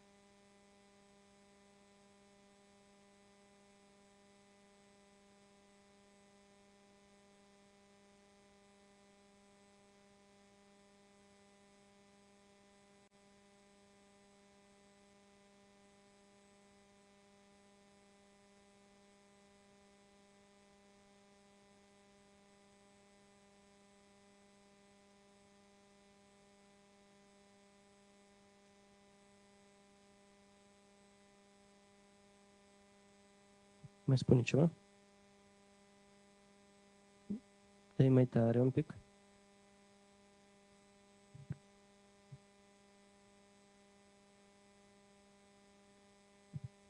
Da, de se tăia de la microfon. E ca așa. E că может să poză să te uiți aproximativ cum.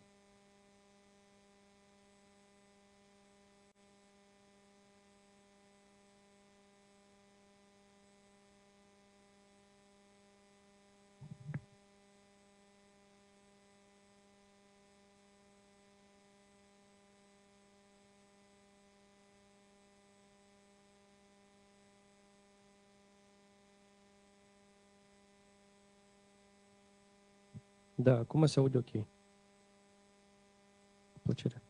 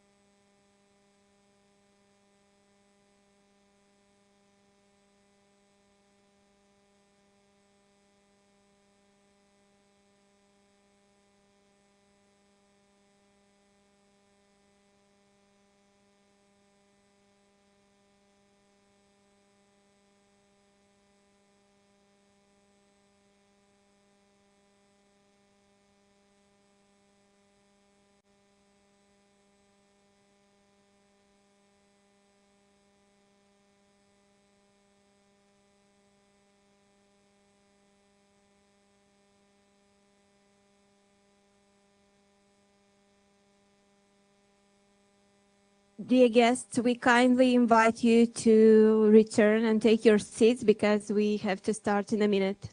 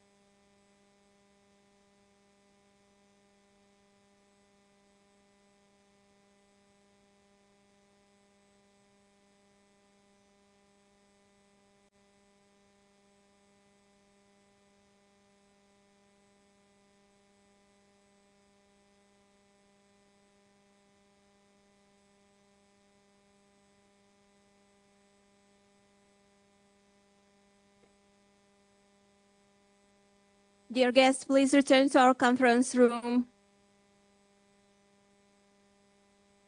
Dragi participanți, vă rog să vă ocupați locurile pentru a doua parte a sesiunii de dimineață. So please, you all are invited to take your seats so as to continue the second part of the session in the morning.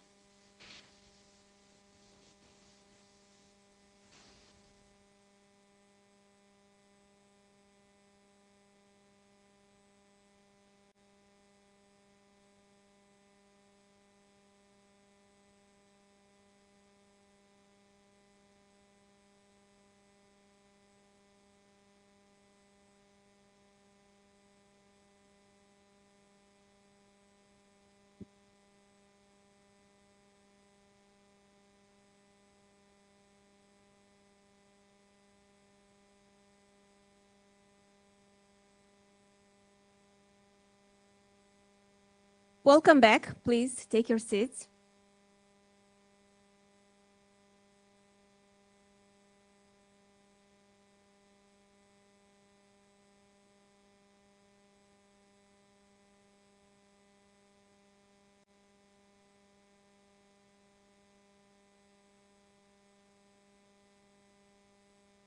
Da, apropo, participanții care nu au reușit să se înregistreze, o puteți face So la... please, the participants who did not got registered, please register yourselves. It's very important for the second part of the conference.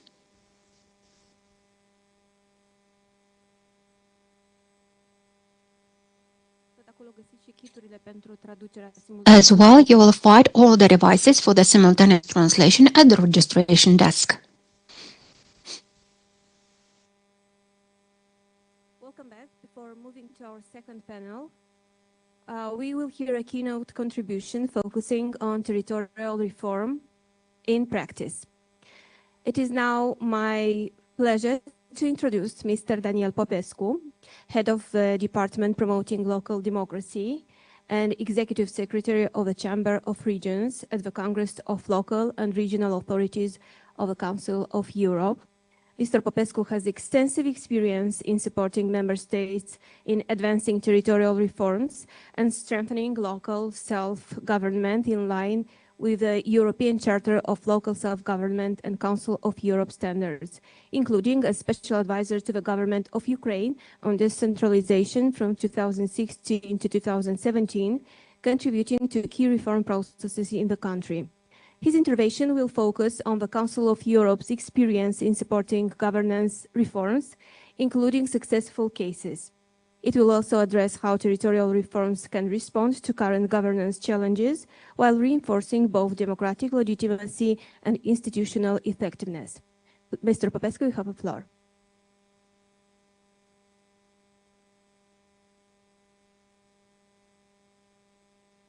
Bună ziua!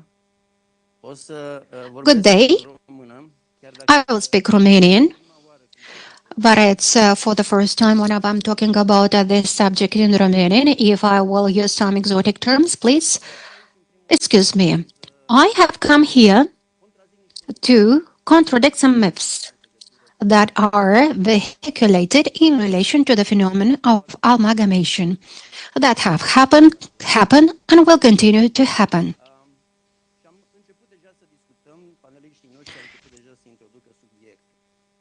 So we already have discussed about this topic. So the first myth is that in amalgamation, we have a dilemma between efficiency, governance, and democracy. Well, I don't think that this is true. The dilemma is between the governance and identity. So the citizens can have a feeling of belonging to their communities. And this is much more important than the dimension of democracy. So democracy does not mean only accessibility, but also it means accessibility, proximity, and also to take decisions that matter for the life of citizens. And let me give you an example. In Alsace, we have a community of 37 inhabitants. The majority of families will have a representative in the local council. So the proximity is maximum. So they meet the mayor every day. They can take a beer every day. And everything is decided at this high level, at the level of the community, the department, of the region. So it's not only more democracy, but it's also friendship. And indeed, if the mayor comes and says to its community, "Dear people, our village is 300 years old. The government wants to destroy it. This is affecting us as people, as citizens, as inhabitants." And this is the main problem. This is the main reason of resistance for amalgamation. The second myth is that amalgamation is less democratic than intercommunal cooperation. It is only partial true, because amalgamation indeed is keeping their link with the mayor, but a lot of competences are sent to a level to which you don't have so much access, about which you don't know so much, and you are not selecting those decision makers. At the same time, we might end up at a level whenever it's not clear who does what. For instance, I'm dealing with local democracy for 30 years in Strasbourg. And I have had the administration from France, but I would not say exactly what does the Strasbourg, what does the metropolitan authority, the authority of the region, the authority of the state. Another myth that is partially true is the fact that amalgamation has been carried out in the northern of Europe and in an authoritarian way in the south of Europe. What I want to say is we have such countries as Italy, Spain, Czech Republic, Hungary, Slovak Republic, where amalgamation did not succeed because over there was a very important political opposition. Indeed, wherever amalgamation has succeeded, for instance, in Greece, Albania, well, Cyprus, over there it has been carried out on voluntary basis based on the decision of the government, of the central authorities. In the northern part of Europe, and I'm not having a look at Great Britain, because over there the system already is rather complicated. I will not look at Ireland either, because the situation over there is different. These two countries would be at a level wherever the population from a local authority would be of about 170,000 inhabitants. And having a look at the United Kingdom, we would have to look separately at every constituting country. Scotland, Northern Ireland, and all of them have an average number for a local authority of over 150,000 inhabitants. I would have a look how amalgamation has been carried out in the northern countries, from the northern part of Europe, and in the countries from the former Soviet Union, of, let's say, similar dimensions. I will not look at Ukraine, wherever I have been involved in amalgamation too much, but I would leave it because it's rather complicated over there as well.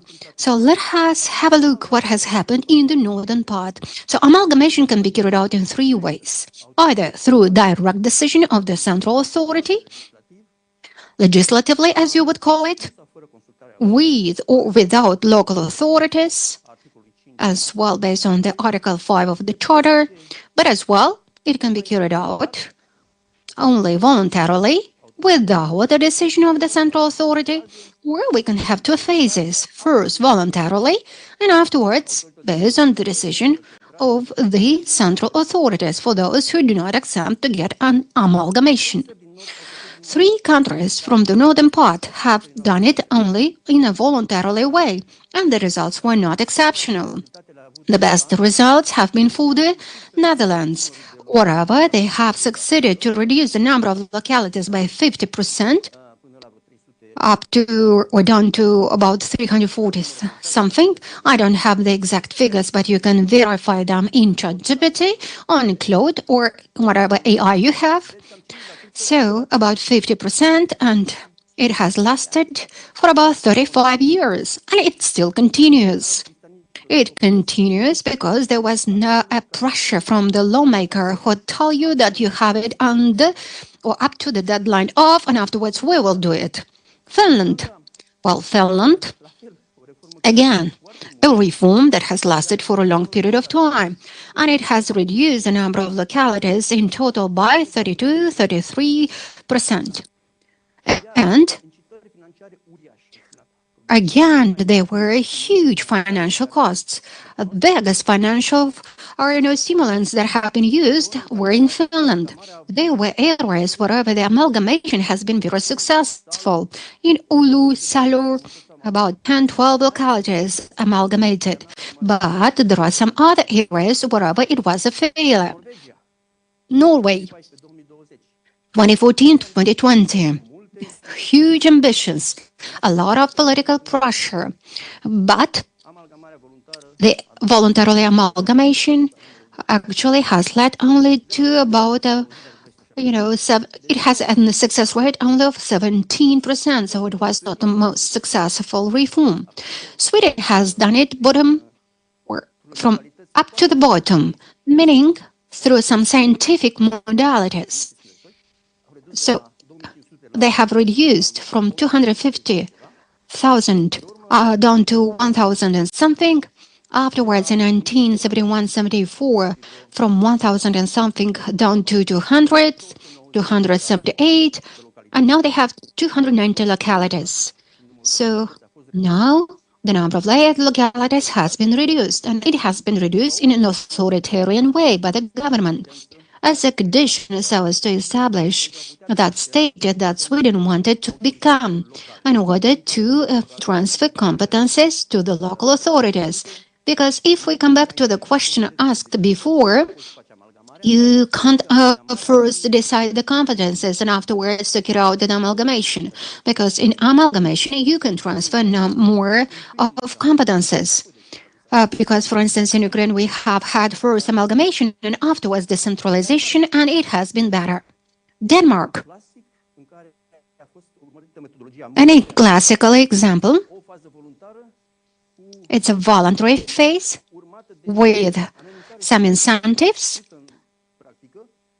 Afterwards, a warning that is going to be done by the government. And they did it. And they have about 98 localities in 2007. So, as far as you see, in the northern countries, wherever they have tried the voluntary amalgamation, it didn't succeed so much, only partially, about 20 or 30%.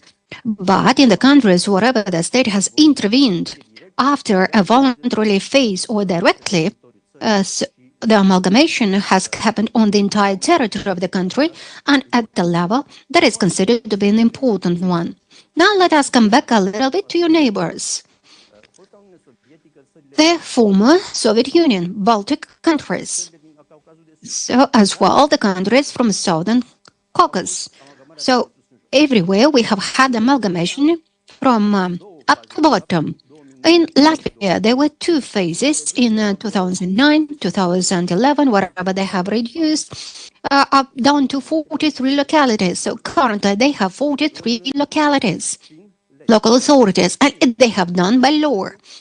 As well, they have done it like this in Latvia and Estonia. In Estonia, they did it like in Moldova, first in a voluntary phase, and afterwards, and again, they have had a criteria of minimum population, 5,000 inhabitants, and afterwards through the interventions of the state. And they have reduced from 208 down to 78 the number of current localities. And Estonia has the smallest population out of the Baltic countries. As well, the smallest population by locality, like 16, 19,000, and the other countries have about 40,000 inhabitants per each local authority. Georgia, they have had a very controversial reform. Why? Because they have carried it out. Well, I forgot about Lithuania. Let me tell you, Lithuania have done it radically after the independence, and they have reduced as well from 500 and something down to 60. Georgia practically has dismantled the first level, and they have placed the second level as a first level, a very controversial reform. They have had 64 districts, and now they have 63 local authorities, but still there is a lot of pressure so as to have some merging between the local authorities. And Albania, we have somebody who is going to present to us a little bit the situation. No, Albania. Mr. Minister could not actually join us, but nevertheless, over there they have had a reform based on very clear criteria from up to down, and they have imposed the 7 criteria so as to create a functional zone. And they have had 62 or 61 local authorities, and now they are thinking about a new amalgamation reform that would reduce the number of localities down to 40. Armenia, we have a colleague who is going to present, and they have had 2 phases. A phase which was not voluntarily according to the meaning in Moldova. It has been directed by some clusters, followed by a law, and now they have about 16 something. So they have started with 900 and ended up with 300. Well, I'm sorry, I'm missing the figures. Why do I tell all of these? Because reforms are different in different countries. The most successful reforms were the ones wherever we have had a voluntarily phase, followed by a phase wherever the state has intervened, and they knew from the very beginning that the state would intervene. They are more democratic and more efficient than the ones that were decided from top to bottom directly. Those that are decided from top to bottom directly are clear, the law intervenes, it is adopted, you have a new map, you have new communes or new localities on the map with titles and with different capitals. But we know that this is difficult, and we know that it is controversial and also has political resistance. Thank you. I see that I have to finish here, but I wanted to talk to you about the situation of the districts, rayons, but I will tell it with another occasion then. So, very simple. The northern countries have intermediary collectivities. Let's call them districts or rayons. Finland has established them, 21, without help. Actually, a little bit. So as to transfer to them the services of social well-being. Plus, they have care services. So all the northern countries that I talked about, England would be an exception. So Great Britain has just some areas with amalgamation, but nevertheless all the other countries that I have mentioned have an intermediary collectivity with their elected bodies, with their own autonomy, with self-management. And in all the countries from the former Soviet Union, these districts, these intermediary collectivities do not exist anymore. So they do not exist anymore as local authorities. They don't actually exist anymore as bodies that would be elected directly by citizens. No, they are existing as some distinguished units of the state. I don't say that one model is better than the other, but I'm saying that you might have, for instance, 0 intermediary collectivities, wherever you will have only some distinct units of the state.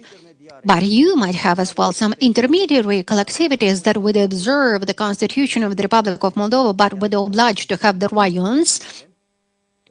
And what I mean is that these are intermediary collectivities elected by citizens with their own mandates. As well, there is a solution to have some bodies, regional ones, which would be elected indirectly by the participating communities, member communities, and which would have a task of intercommune cooperation to cover the services going through the borders of the territories. This is a political decision. We cannot suggest anything. We cannot impose anything. We can help you just to find the most accessible, the most efficient model for your population.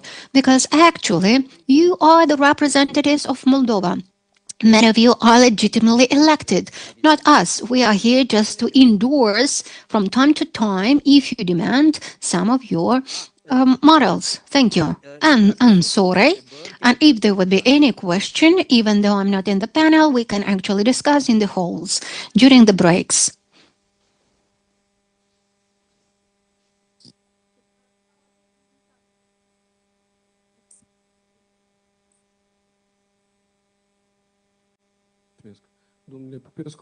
Mr. Popescu, thank you so much for this description. And my colleagues and I, we would like to find out. So, as a result of the amalgamations of all the types that you have mentioned, the new territorial units, have they received as well an fiscal autonomy? Because we are talking to people. We say that we want to become more powerful. What about the other countries? What about this amalgamation has been carried out? Have they have any other types of benefits so as to make much more powerful the local units? In the most of the part of Europe, amalgamation has been related to decentralization, to provide new power, more autonomy in relation to financial resources or the competences that are being carried out, not exclusively. In Denmark, it didn't happen like this. So that is why the Danish people have given up the regions that they have had before. They have created other ones to which they have provided much more competences. And Finland, the same. So it has been like a decentralization because many of the competences have been already transferred in 2021 to these newly established regions. But as a general rule, in the eastern countries, for instance, in Ukraine, it has been carried out hand in hand with decentralization as an additional benefit of amalgamation, meaning that they were provided only temporary incentives and new financial fiscal relations have been created with the local authorities. The competences have been better established, not perfectly, but nevertheless better. And the idea is that indeed we should have these local collectivities that should be wider, bigger, and also they continue actually to work over there, to function over there during the war. They continue to resist to the invasion. They continue to provide services, and the entire population, according to the polls, are supporting this reform. So 70% of the population is supporting this reform because they consider that indeed amalgamation has had benefic results. But the clear answer is that in the majority of cases, these were new resources and new duties attributed after amalgamation. Because the idea of amalgamation is for you to do more, better services. I'm so sorry that I have to intervene, but you will have the possibility to come up with questions at the end of the second panel, because now we will go and tackle in depth this topic. Thank you for your examples, specific examples from the other countries, as well as thank you for the myth of amalgamation. Perspectives on territorial and administrative reforms, drawing on recent experiences from Finland, Armenia, and Ireland. This discussion will allow us to reflect on how different governance systems operationalize multi-level governance while ensuring efficiency, accountability, and citizen participation. We are pleased to welcome Ms. Krista Karpelan, Executive Director of the Mannerheim League for Child Welfare in Southwest Finland, Chair of a Kymenlaakso Wellbeing Services County Regional Council, and a member of the Congress of Local and Regional Authorities. Ms. Lilit Saroyan, Head of the Department of Foreign Relations at Armenia's Ministry of Territorial Administration and Infrastructure, with extensive experience in regional development and territorial reform. And Mr. Tim Carey joins us from Ireland's Department of Housing, Local Government and Heritage, where he is Head of Local Government Governance and Elected Members. He also chairs the Governance and Accountability Pillar of Ireland's Local Democracy Task Force. A very welcome to all of you, and thank you for joining us today. And I want to begin with Ms. Krista Karpelan, because I know that Finland's 2023 reform introduced the well-being services counties. transferring responsibility for health, social services, and rescue services from municipalities to a new regional tier. From your dual perspective as chair of a Wellbeing Services County and local councillor, how has this reform affected cooperation and coordination between local, regional, and national levels of governance? And in particular, how has it influenced accountability, democratic oversight, and the clarity of responsibilities across all levels?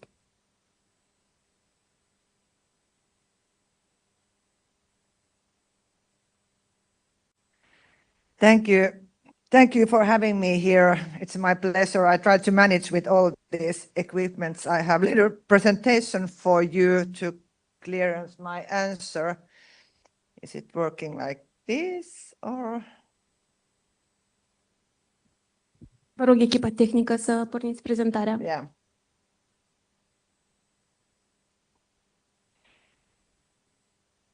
So, as said, Finland's 2023 reform was historic, and it was prepared for many years by several governments. It was a must to do, but not an easy practice.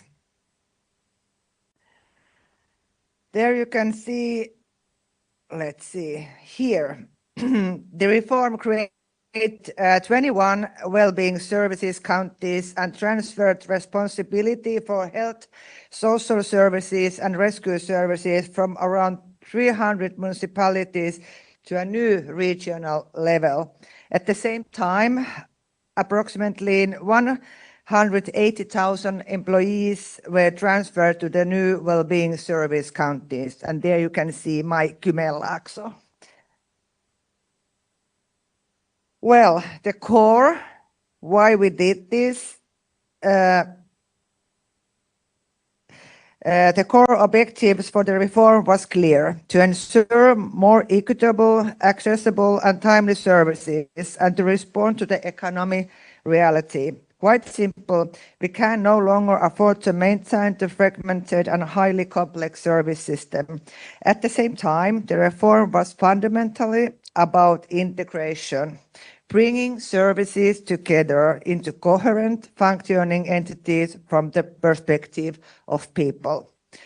And from my dual perspective as a chair of Wellbeing Service County Council and as a local councillor, I would say that the reform has brought clarity and complexity at the same time. On paper, the responsibilities are now clearer. Municipalities focus vitality, education, and the promote of health and well-being, while well-being services counties are responsibility for organizing services. But in practice, what matters most is not the formal division of responsibilities. What matters is how we work together in interfaces, not boundaries, between municipalities and the well-being service counties. For example, municipalities, as told, remains for everyday life, schools, early childhood education, leisure activities.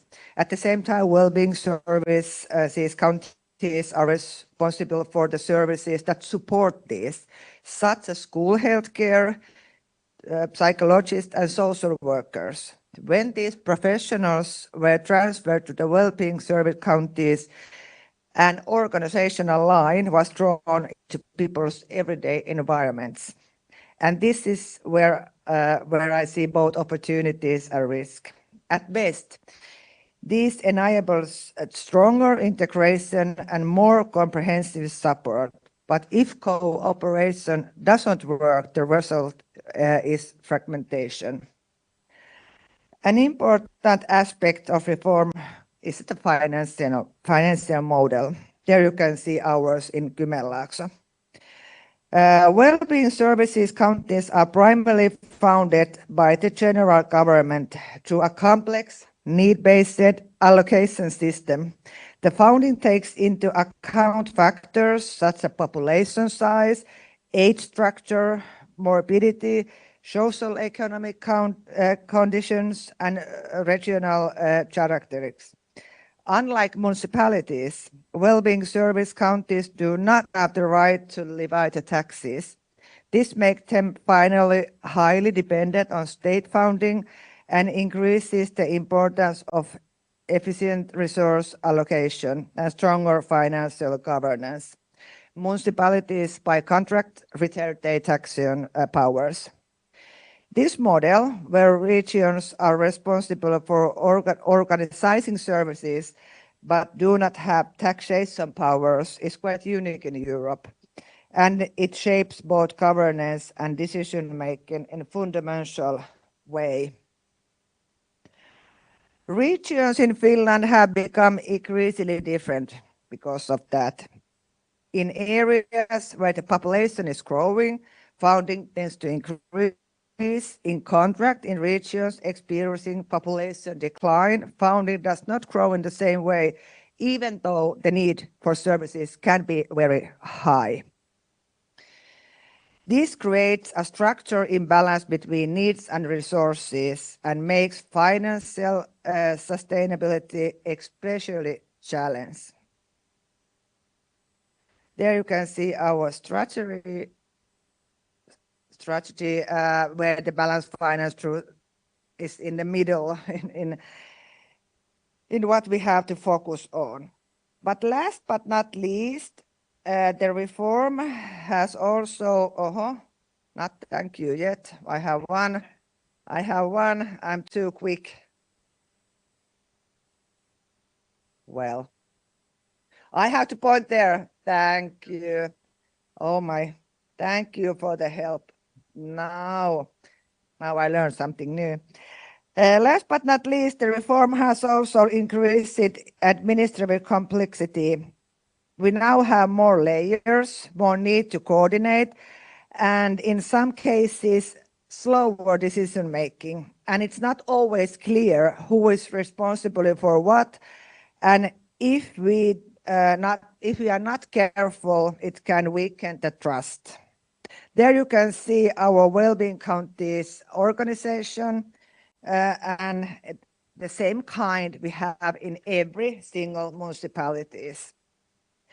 This is why the transparency, communication, and conscious cooperation between local, regional, and national level are more important than ever. Because in the end, it's not about the structures, it's about whether services work better in people's everyday lives. Now I can say, thank you, kiitos. Thank you. Mr. Oyan, I know that Armenia has gone through an important territorial reform. If you could share with us what are the main results so far, what has changed in practice, and how did you make sure that this reform remained in line with the principles of the European Charter of Local Self-Government, especially when it comes to local autonomy, accountability, and being close to citizens? Thank you, Stella. First of all, let me to welcome all participants to this conference.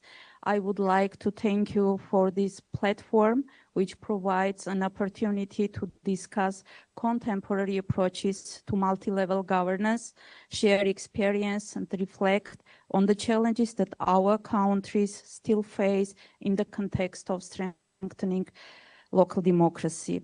Returning to the question, I would say that first of all, it was fundamental for us, for Armenia, to recognize that administrative territorial reforms in local self-government systems play a crucial role both in improving governance efficiency and in preserving the identity and development characteristics of communities.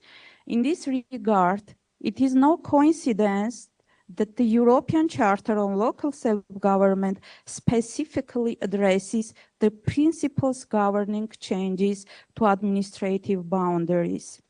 As mentioned earlier, Armenia has followed a consistent path of reforms in this direction, continuously cooperating with the international partners, including the Council of Europe, the Congress of Local and Regional Authorities, the Center of Expertise, and the wider European expert communities. I'm also pleased that among our long-standing partners on this journey, Mr. Dan Popescu and Mr. Niall Shearing are present here today. So in Armenia, one of the key challenges has long been the high fragmentation of communities. And sorry. Mm-hmm.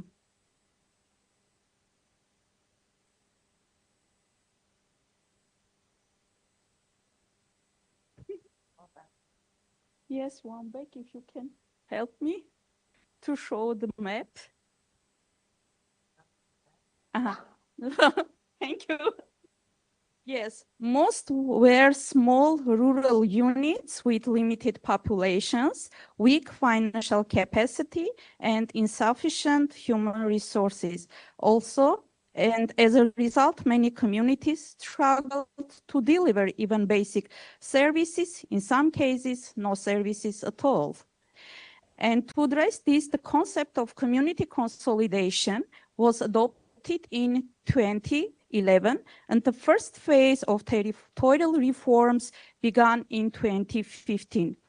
The process gained momentum in 2017 and then continued in 2021 to 2022. And in its sixth phase, a significant part of the former Soviet era administrative divisions was effectively restructured. In subsequent years, the process continued several stages, including the re-amalgamation of already consolidated communities. And as a result, by 2024, instead of 915 communities, Armenia has now 71 communities, of which 64 are multi-settlement communities. The city of Yerevan, which is our capital, Gyumri, the second largest city, and 5 communities predominantly populated by national minorities were not included in the amalgamation process.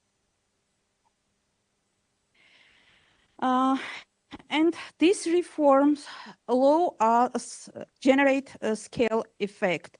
In other words, financial resources significantly increases at the community level along with the steady growth in own source revenues.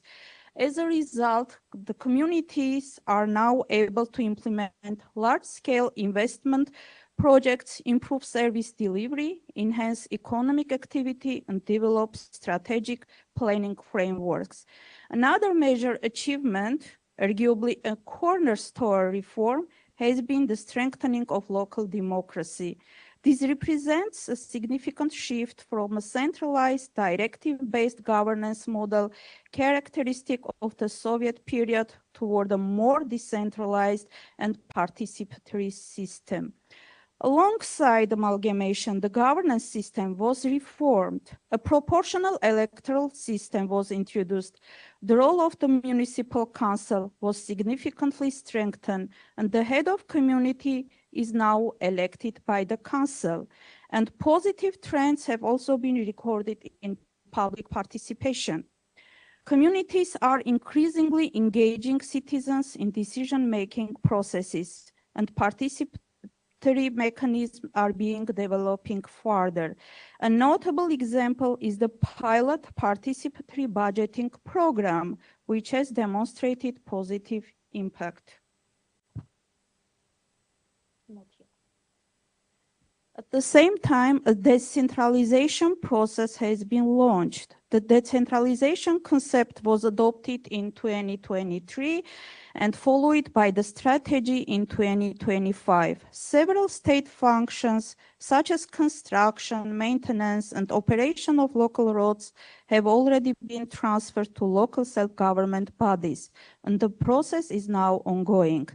Thus, a system is being formed in which the central government provides strategic policy direction, while communities assume broader responsibilities for local development and service delivery. This process has also improved administrative efficiency, concentrated human resources, and introduced information technologies. And the key lessons learned are that amalgamation is effective only when it is combined with decentralization, increased financial resources, capacity development, and meaningful citizen participation.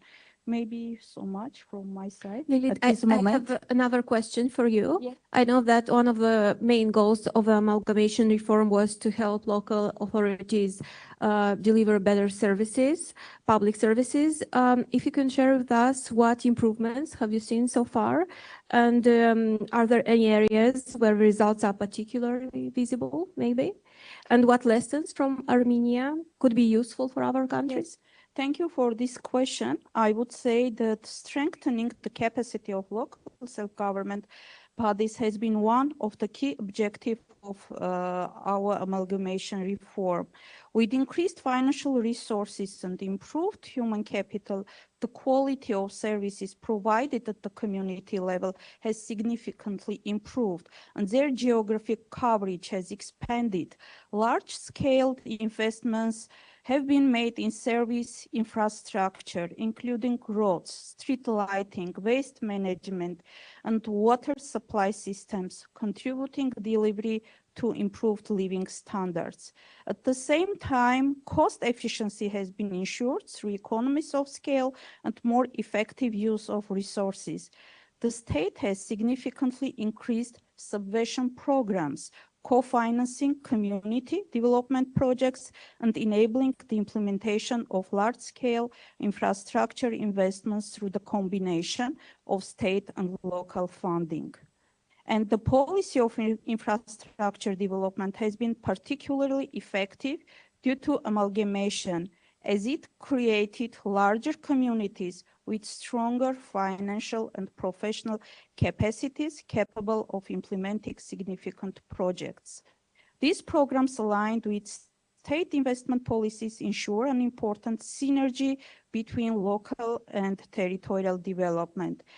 And they primarily focus on road construction, drinking water supply, wastewater systems, kindergarten construction, irrigation systems, and other important infrastructure development projects. At the same time, despite these achievements, several challenges remain. These include further improvement of service quality, expansion of digital service delivery, and strengthening of strategic planning and financial management system in line with international best practices. And another key priority remains to continuous development of human resources. And the specific challenge is the need to increase the financial independence of communities by strengthening fiscal autonomy, thereby reducing dependency on state budget allocations and enabling more locally funded solutions. For bringing Armenia's experience. And I would like to emphasize that this is a large-scale and ongoing effort that we continue to implement consistently.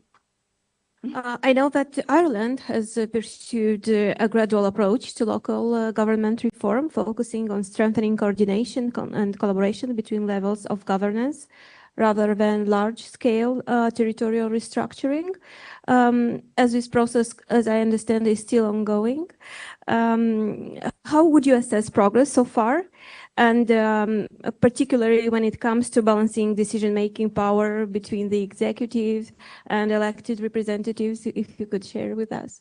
Great, thank you very much. I don't have a PowerPoint presentation. I didn't think it would add to my content, and I also kind of distrust it sometimes with all this technology. I would think if Abraham Lincoln had to deliver the Gettysburg Address on PowerPoint, it may never have happened. So I suppose a gradual approach to local authority reform in Ireland. I mean, as a person who comes from an historian's background, I think it kind of started with British colonialism. We always go back to that, but also the attitude of the new Irish government in the 1920s and independence towards local authorities, when they were very distrustful of them, partly because of politics and partly because of possible corruption. And they basically centrally took over the local authorities in the 1920s and brought in new legislation in the 1930s, which formed the basis for our local authorities until 2001. So when you say gradual, it's been very gradual. The 2001 Act, which was sort of brought in when local authorities were recognised in the Irish Constitution in 1999 for the first time, that they had a legitimate local representational role. So this was how low local authorities were. I think it was prompted by a couple of things. One was the economic development of the country. Ireland transformed in the 1990s and became a much more complicated society and economy. But also, I think there was issues. There was a number of tribunals of inquiry into corruption in local politics in the 1980s and 1990s. So it was seen that there needed to be some proper look at governance and accountability within local authorities. So for the first time in 2001, the structures of local government were set down in law. And I think that there were a couple of issues with that from the start. Nothing in that law or that legislation looked at central government devolving powers to local authorities. So it wasn't really legislated for in any shape or form. And also within the local authorities, the balance of power very much lay with the executive, so the staff, people like me, as opposed to the elected representatives. And it's that triangular relationship which really defines the issues in Irish local government from what we can see. So, and they haven't really changed all that much. So the 2001 Act, which led to a lot of increased staff in local authorities, including me, I'm glad to say. And I mean, one of the things that struck me when I went in was I had no idea local authorities did all of these functions. And local authorities in Ireland do over 1,100 functions now. But the question is, how many of those functions do they really make decisions about? And do they have actual responsibility for? Or are these functions that are just handed down from central government and the local authorities are kind of used as an agency of implementation? And I think that that's a critical issue. And in that context, you vote for someone, what does that person do to influence that policy? Maybe not a lot. And it is one of the, I suppose, underlying things of local government in Ireland that the councillors are very much parochial. And when I say parochial, it's sort of the footpath needs repairing outside my house. And that's the only time someone may contact a councillor. And there's lots of reasons for that. One is lack of devolution of powers. One is the executive having dominance within a local authority. Another is our electoral system, which is proportional representation by single transferable vote, which means they don't vote for a party, they vote for an individual. So it's a different dynamic. In 2014, after the crash, the economic crash, there was a look at local government to reform it, to make it more efficient and less costly. And your slide about the reduction in the number of local government entities in Ireland, municipalities, etc. It's a little bit misleading because, you know, by and large, local government in Ireland is based on the county. Now, there's a little bit of vagueness about that, but let's say there's 31 county councils in Ireland. Now, before that, there were 114 bodies, local bodies, but essentially there were still around 28 to 31 county councils, but with subdivisions within them for towns specifically. So that reduction in numbers, which took place in 2014, abolished all of the town councils. So it's not that they merged bigger entities, it's that they abolished subdivisions of the larger entities. We could never merge county councils in Ireland. It's just not going to happen. We identify with our county councils. With the local authority, it goes back to Norman times, and our sporting teams, many of our sporting teams are based on that geographical division. So you will never merge Kilkenny and Carlow. Just take my word for that. That's not going to happen. So the 2014 Act did increase participation by citizens through, and so did 2001. So there were special policy committees where the public could asked for policies to be looked at and reviewed and adopted. There were public participation networks, which were then brought into those in 2014. There was the provision for a directly elected mayor in Ireland. We have one at the moment in Limerick. There was no provision for citizens' assemblies, and we were discussing this.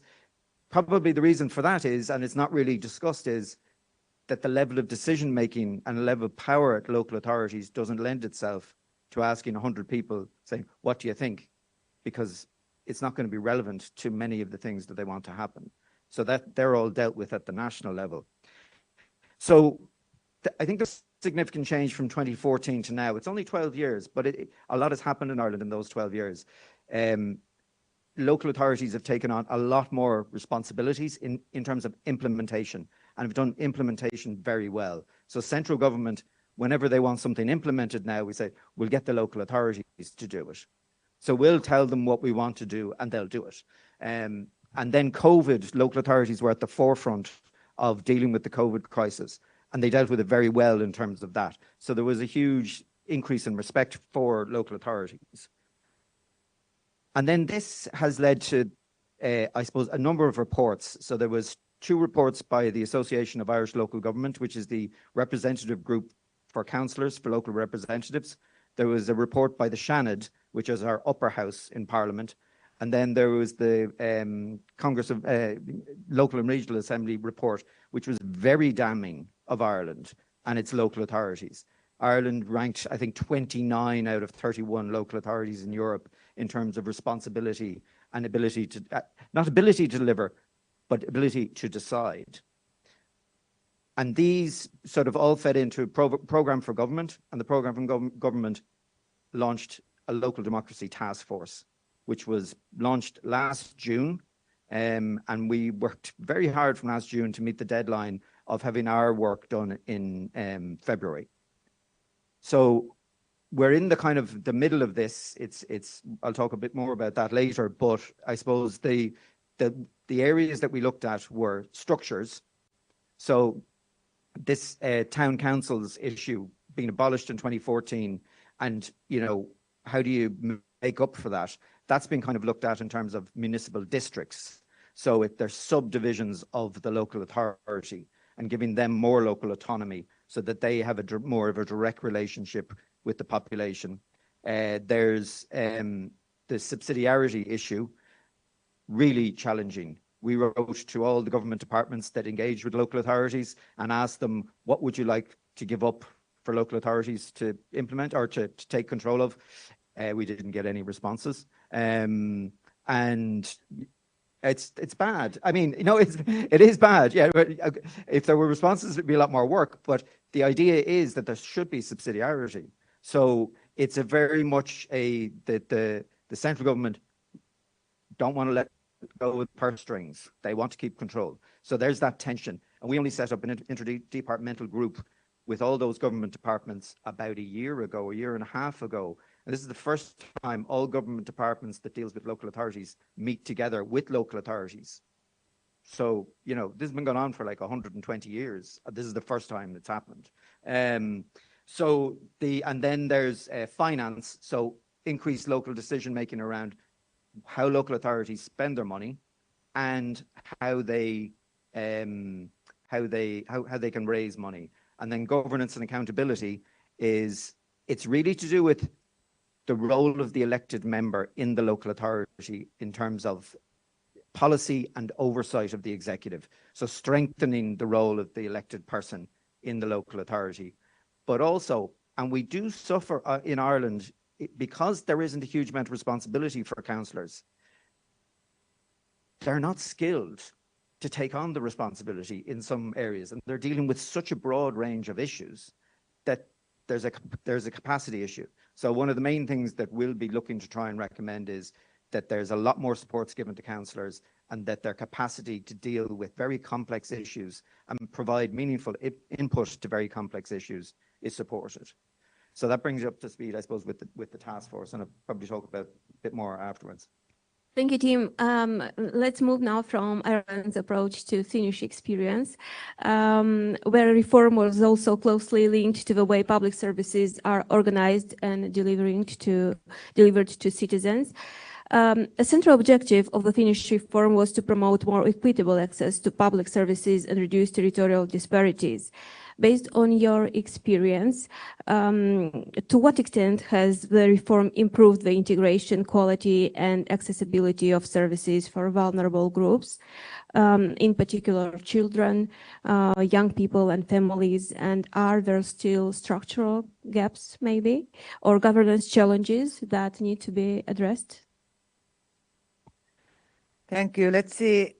Thank you for the question. And I'm also, as Stella told, I'm an executive director of in one NGO organization, association, how do you want to call it? It's called Mannerheim League for Child Welfare. So this is my favorite chapter to speak about children, young people, and families services for them. And one of the most significant achievement in Kymenlaakso has been the long-term development. Now we went too fast again. What has been the long-term development of the family center model?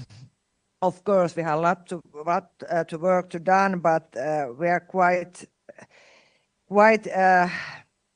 good model now, if I can say. This work actually began already before the reform. And since then, the family center has built a genuine shared entities together with municipalities, the well-being service counties, NGOs, association, and parishes. And now that you can see that that's what our goal is, that the child, young person, and family is in the center in this whole. And the family center is not a single service point, but a network-based model built from different level services, comprehensive family centers, more limited service centers, and meeting places. Together, all these form a functional whole where services complement each other with overlap. Comprehensive family centers bring together key social and health services such as maternity and child health clinics, family services, early support, mental health services, and pupil and student welfare services. And more limited family centers and meeting places in turn bring support closer to the everyday life. They provide low threshold help, peer support groups, guidance, and community. This networked structure makes it possible for families to receive the support needed in a flexible and timely way.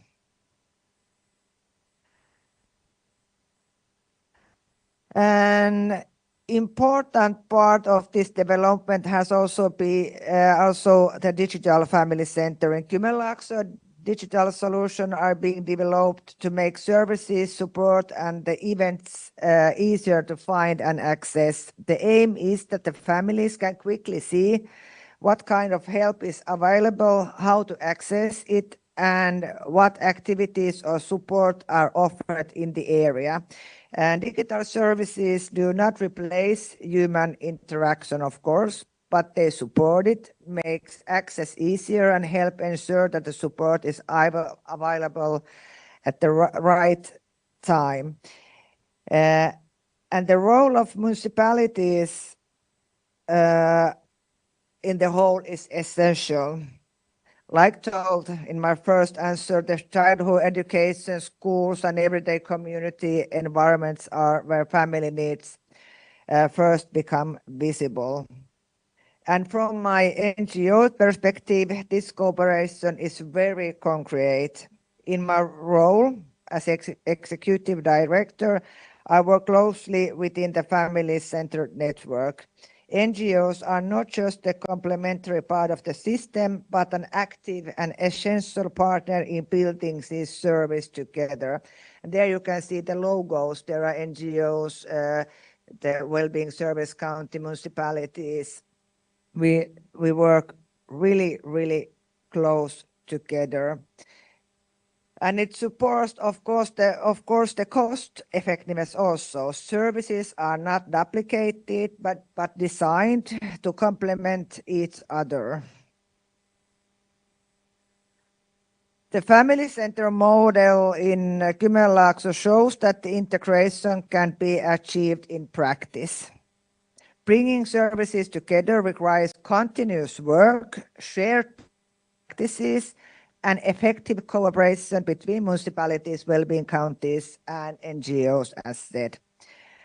A key enable this development is coordination. Without clear coordination, the system does not hold together, and the work of different actors does not form an effective whole. Coordination ensures that services complement each other, information flows, and families receive support at the right time, regardless who provides it. And for the last, I really have to bring up also that this is really important to carry out a child impact assessment when planning services and or making decisions. It is a tool for making children and young people in vulnerable situations visible. Hear their voice. Hearing their voice is really essential. Now again, thank you. Kiitos. Thank you. Mr. Kairu, let's return to the question of how reform processes are organized and supported institutionally. An interinstitutional task force has been established to support this reform. Could you provide further details on its mandate, composition, and working methods, and maybe explain how it contributes to strengthening multi-level dialogue, supporting implementation, and ensuring a coherent and sustainable reform process? Okay, thank you. I suppose the difference between the task force that was established last year and the reforms in 2001 and 2014 is that 2001 and 2014 were driven by central government in cooperation with the local authorities. The task force has adopted a different approach. It's a very collaborative approach. Everyone is in the room who needs to be in the room. So we have a task force, which is the oversight body of about 22 members, and that consists of members of the Department of Housing and Local Government, my department. It consists of members of the executive branch of the local authorities, so the County and City Chief Executives Association. And they're very powerful. So they run the 31 local authorities' staff and budgets and executive. They're very key. Then on the other side, and it is the other side, we have the Association of Irish Local Government and LAMA, which is the sort of the union for councillors. So you have the elected members' national bodies. And those two groups are absolutely critical to the process. And in many ways, they have been quite divided from each other over the years. So they're in the room. We then have whatever oversight bodies would be in the room. So the main decision makers are on the task force. Then the task force appointed 4 working groups or pillars to look at structures, subsidiarity, finance, and governance. And I chaired the governance one. And we kind of mirrored that. So we had 2 members of the councillor representative bodies. We had the CCMA, the executive body, they're supporting people, and in terms of governance, some representatives from the other oversight bodies. So whatever the task force is recommending, has come from the people who are in the room and who can make it happen. So it's not coming from outside. The decisions aren't being made from outside and being put into the task force. The task force are making the decisions. There was a consultation process, which it was a targeted consultation process because a lot of the work is quite technical, and you wanted organizations and individuals or bodies that had an understanding and an interest in this area. So government departments, NGOs, academic institutions, oversight bodies, community bodies were all invited to make a detailed submission. So all those submissions came in, they were all included. And what I would say is that the 4 reports I talked about, the AILG reports, the CLARE reports, Congress of Local and Regional Assemblies, and the Shannon reports were all their recommendations were the first things that the task force looked at. So these were wide representational views from Europe, from the national parliament, and from the local councillors. So that whole process fed into the task force and provided the basis for it. Then we had the consultation, and then in terms of thrashing out the actions that we're recommending, I mean, it was just hard work, some hard discussions, particularly between the executive and the councillors and ourselves, to try and get common ground. And it, like, tense discussions, like that, certainly in my group, there were tense discussions and very frank discussions. And, you know, sometimes I was ignorant of the issues, and I was told very clearly I was ignorant of the issues, which was fine. And we teased it out. We eventually agreed every word of the recommendations. So everyone in my group agreed every word of every recommendation. And they're the people who will have to implement them. So they then went to the task force, which was the main group. They agreed or changed, you know, where appropriate, but by and large agreed all of the recommendations. We've now just about, well, we've gone to the ministers at the moment for them to look at the recommendations. And once they've had a look at it and are satisfied that they can get it through politically, it'll go to government. So it'll be a government decision. And the government decision will obviously have financial implications, resource implications, but on our part, we've also provided detailed timelines. And all the timelines are that all of the actions need to be completed by 2029, which is the date of our next local elections. So it's to be honest, it's very challenging, but everyone who has made the recommendations are the people who are going to implement them. So it's not as if we're going to be going to other people and saying, oh, by the way, you were nominated to do this. Have you any resources? Or that's not the way it's working. And while the reforms are not revolutionary, like this is not revolutionizing local government, but the changes, if they all happen, are significant. And that's, I suppose, the evolutionary aspect of it. It's not the European model. You know, there isn't going to be a local authority structure in Ireland based on the European model for historic reasons and for our own setup. And, you know, this has been done, what we've done in the task force has been done with the elected members, with the councillors, with the representatives of the 950 councillors, with the representatives of the 31 staff of the local authorities. So it's been very inclusive in terms of that. And, you know, we had no agenda particularly, you know, we things we wanted addressed, but we didn't say how they were going to be addressed. And what's been interesting is that relationship between the executive and the councillors has become much closer as a result of this collaboration. And there's less fear and less, I suppose, defensiveness between them, and that there's a much more greater understanding of where each of them are coming from. So even from that point of view, it's been a very useful process. Thank you. As we are approaching the end of our discussion, I would like to bring closer Moldovan context. And I have a question for our panelists and also to open the floor for the questions from the audience. So, as you know, the Republic of Moldova is currently advancing an ambitious reform agenda, including territorial and public administration reforms in the context of EU accession. So, from your respective experiences, what are the key conditions that Moldova should prioritize to ensure that these reforms strengthen multi-level governance, improve service delivery, and build sustainable public trust in institutions?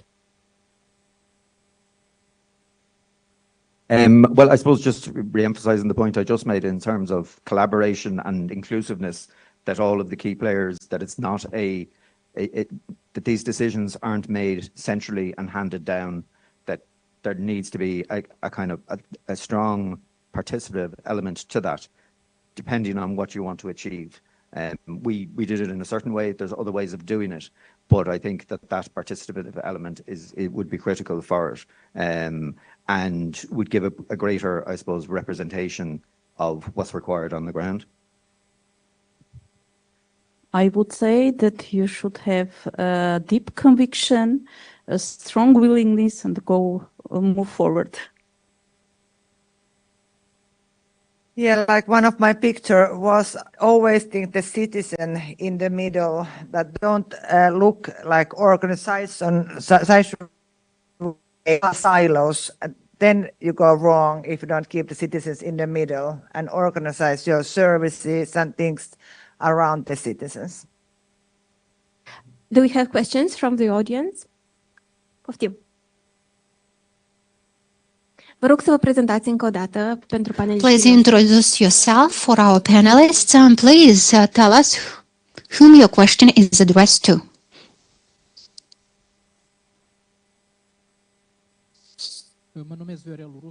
Viorel Rusu is my name, and my question is like the previous one. So it's actually a continuation of the previous question. It's meant for all the panelists. So you have talked about the territorial administrative reform in your states, and we envisage such a reform here. The territorial administrative reform is related to some economic aspects, criteria, economic efficiency as well, like the number, the quality of services, reduce costs. And let me make a parallel with the business regulation. In business, there is a methodology regarding the regulatory impact assessment, which can be ex ante and ex post. So I would be interested if in your states, but as well the Council of Europe has mentioned if they have maybe some surveys on this, wherever, from the statistical point of view, you would have some quality and quantity indicators on the number of population that has increased in the amalgamated or reformed localities, non-centers. Or if maybe you have new collectivities as a result of the reform, as well as the share between the urban and rural population after this reform. Do you have any statistical surveys on this? And also at the level of the Council of Europe, maybe some such surveys, so as to see the quality of these reforms. If the number of population has increased, it's good. And also if the population, for instance, has migrated to cities, then that's bad already. Thank you. Complex question. Yes, indeed. I suppose just reflecting on that in the Irish context, so the 31 local authorities that I discussed vary in size and capacity considerably, and I think that's an issue. It's an issue for us in how to deal with local authorities. So some local authorities have 50,000 people, and one local authority has 500,000. And they all are expected to run under the same structures. And that's a challenge. And the population in Ireland is changing, that's becoming more urban. That's also becoming a bit of a challenge in terms of representation, because it's debatable whether there's a desire to increase the number of councillors in urban areas, because it'll make it unwieldy. But then you have a representational issue where you have people in Dublin, say, for example, each councillor represents about 10,000 people. In Leitrim, the smallest county, they each represent about 2,000 people. So there is that issue and that tension. We're not addressing it at the moment. I think over time that may become more of an issue, but at the moment we're not addressing it. But I would see it as a potential issue for the future that will have to be looked at.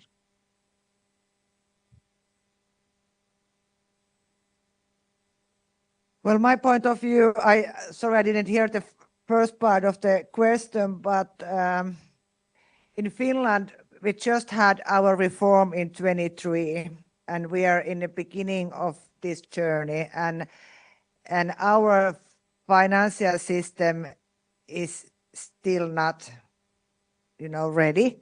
We have to fix it every year because now, like I told, the areas are going different directions.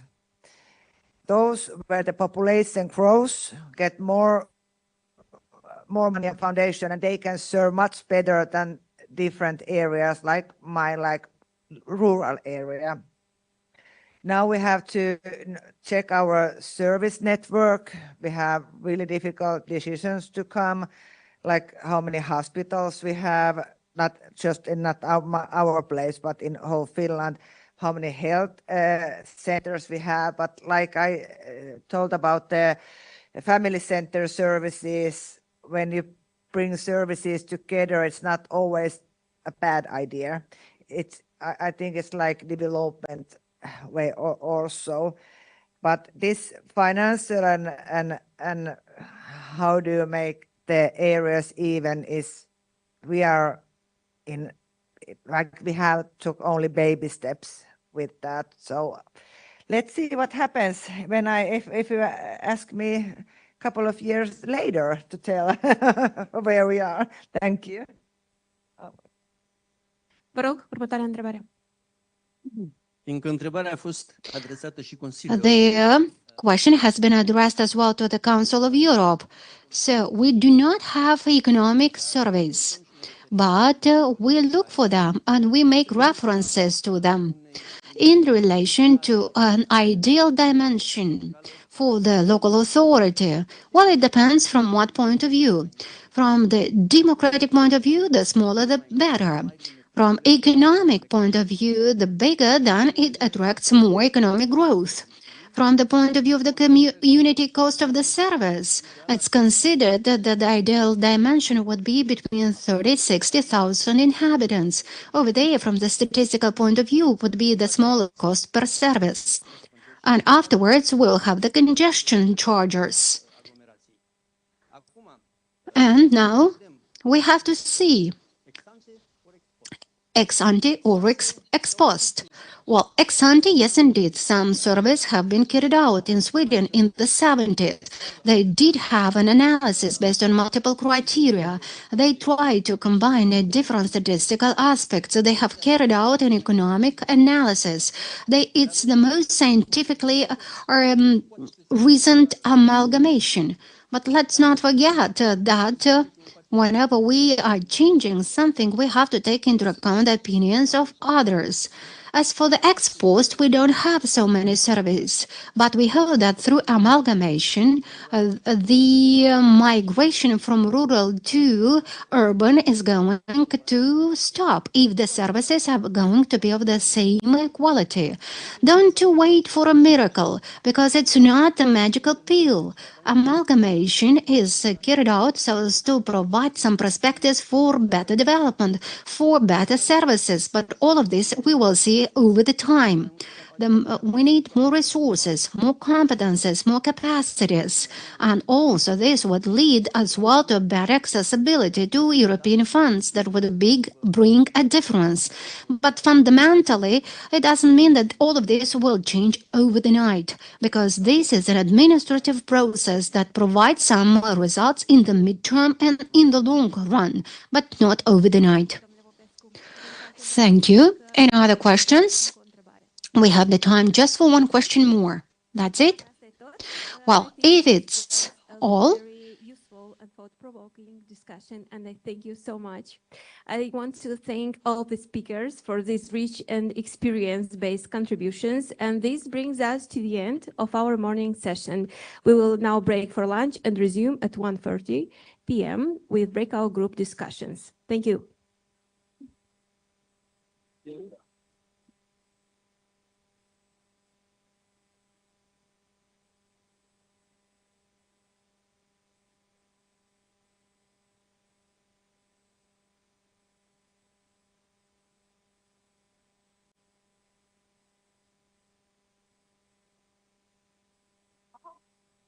With me.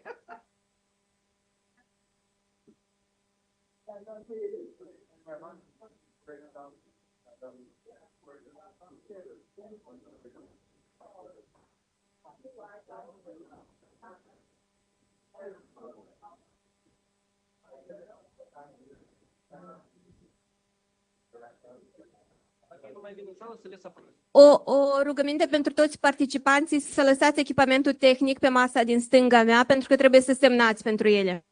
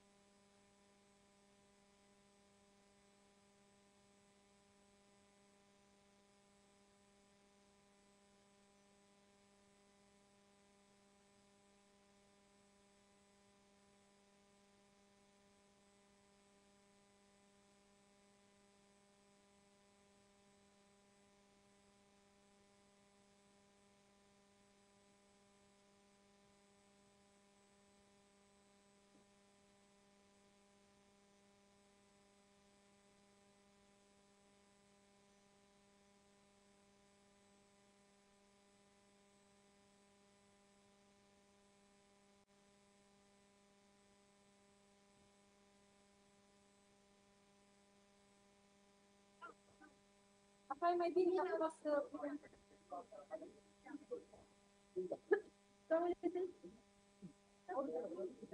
Mai în față? Și voi. Asta așa. Tehnicul motorului. Dar facem noi și primul rog.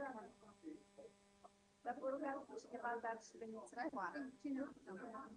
La fai cu primară, cu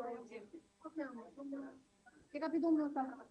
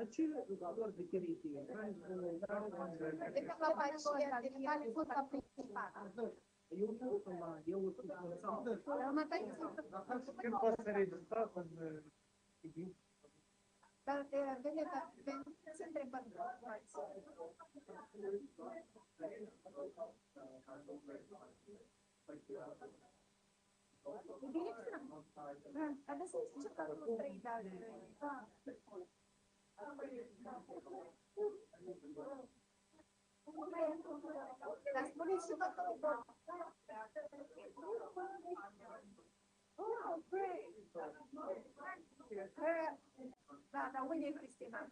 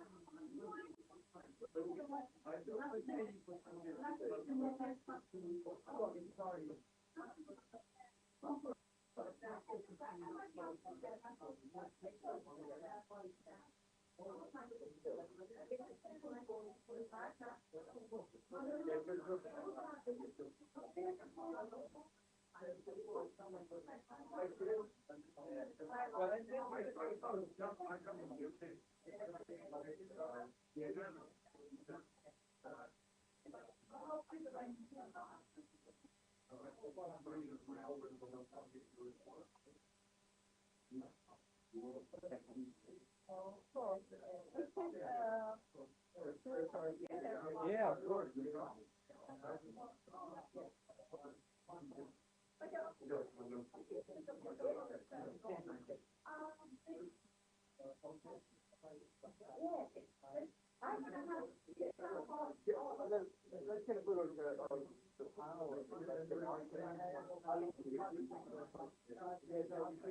Niall, Niall, Mark, please.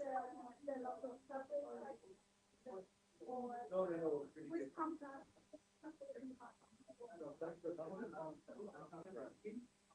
Will you join us? Okay, so then, I'm gonna get in trouble. Please don't give her. If I don't, what's on my side? Then we have to go to, now the director comes straight to Niall's stage. Yeah, that was better. We had my.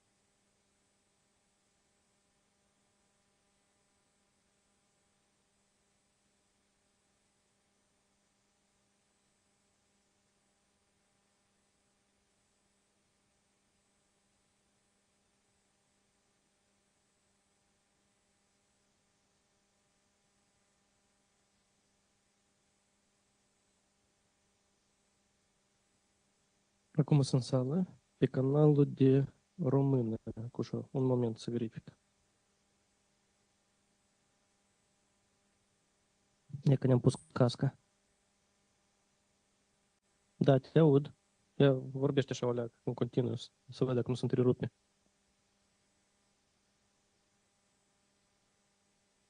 Se aude ok. Ia mai încă o dată, încă o dată, încă o dată. Da, se aude ok.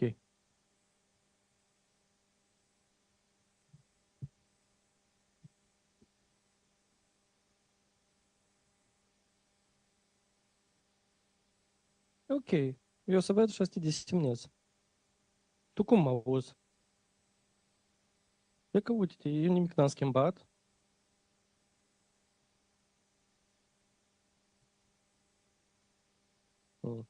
Eu nimic n-am schimbat. E că cum era la participanță și așa mai e la mine. Straniu. Ei vorbesc așa sau cum? Că eu nu țin nu țin microfonul lângă gură, adică tot am o leac de distanță. Eu nimic n-am schimbat, eu am ieșit la pauză. Ok.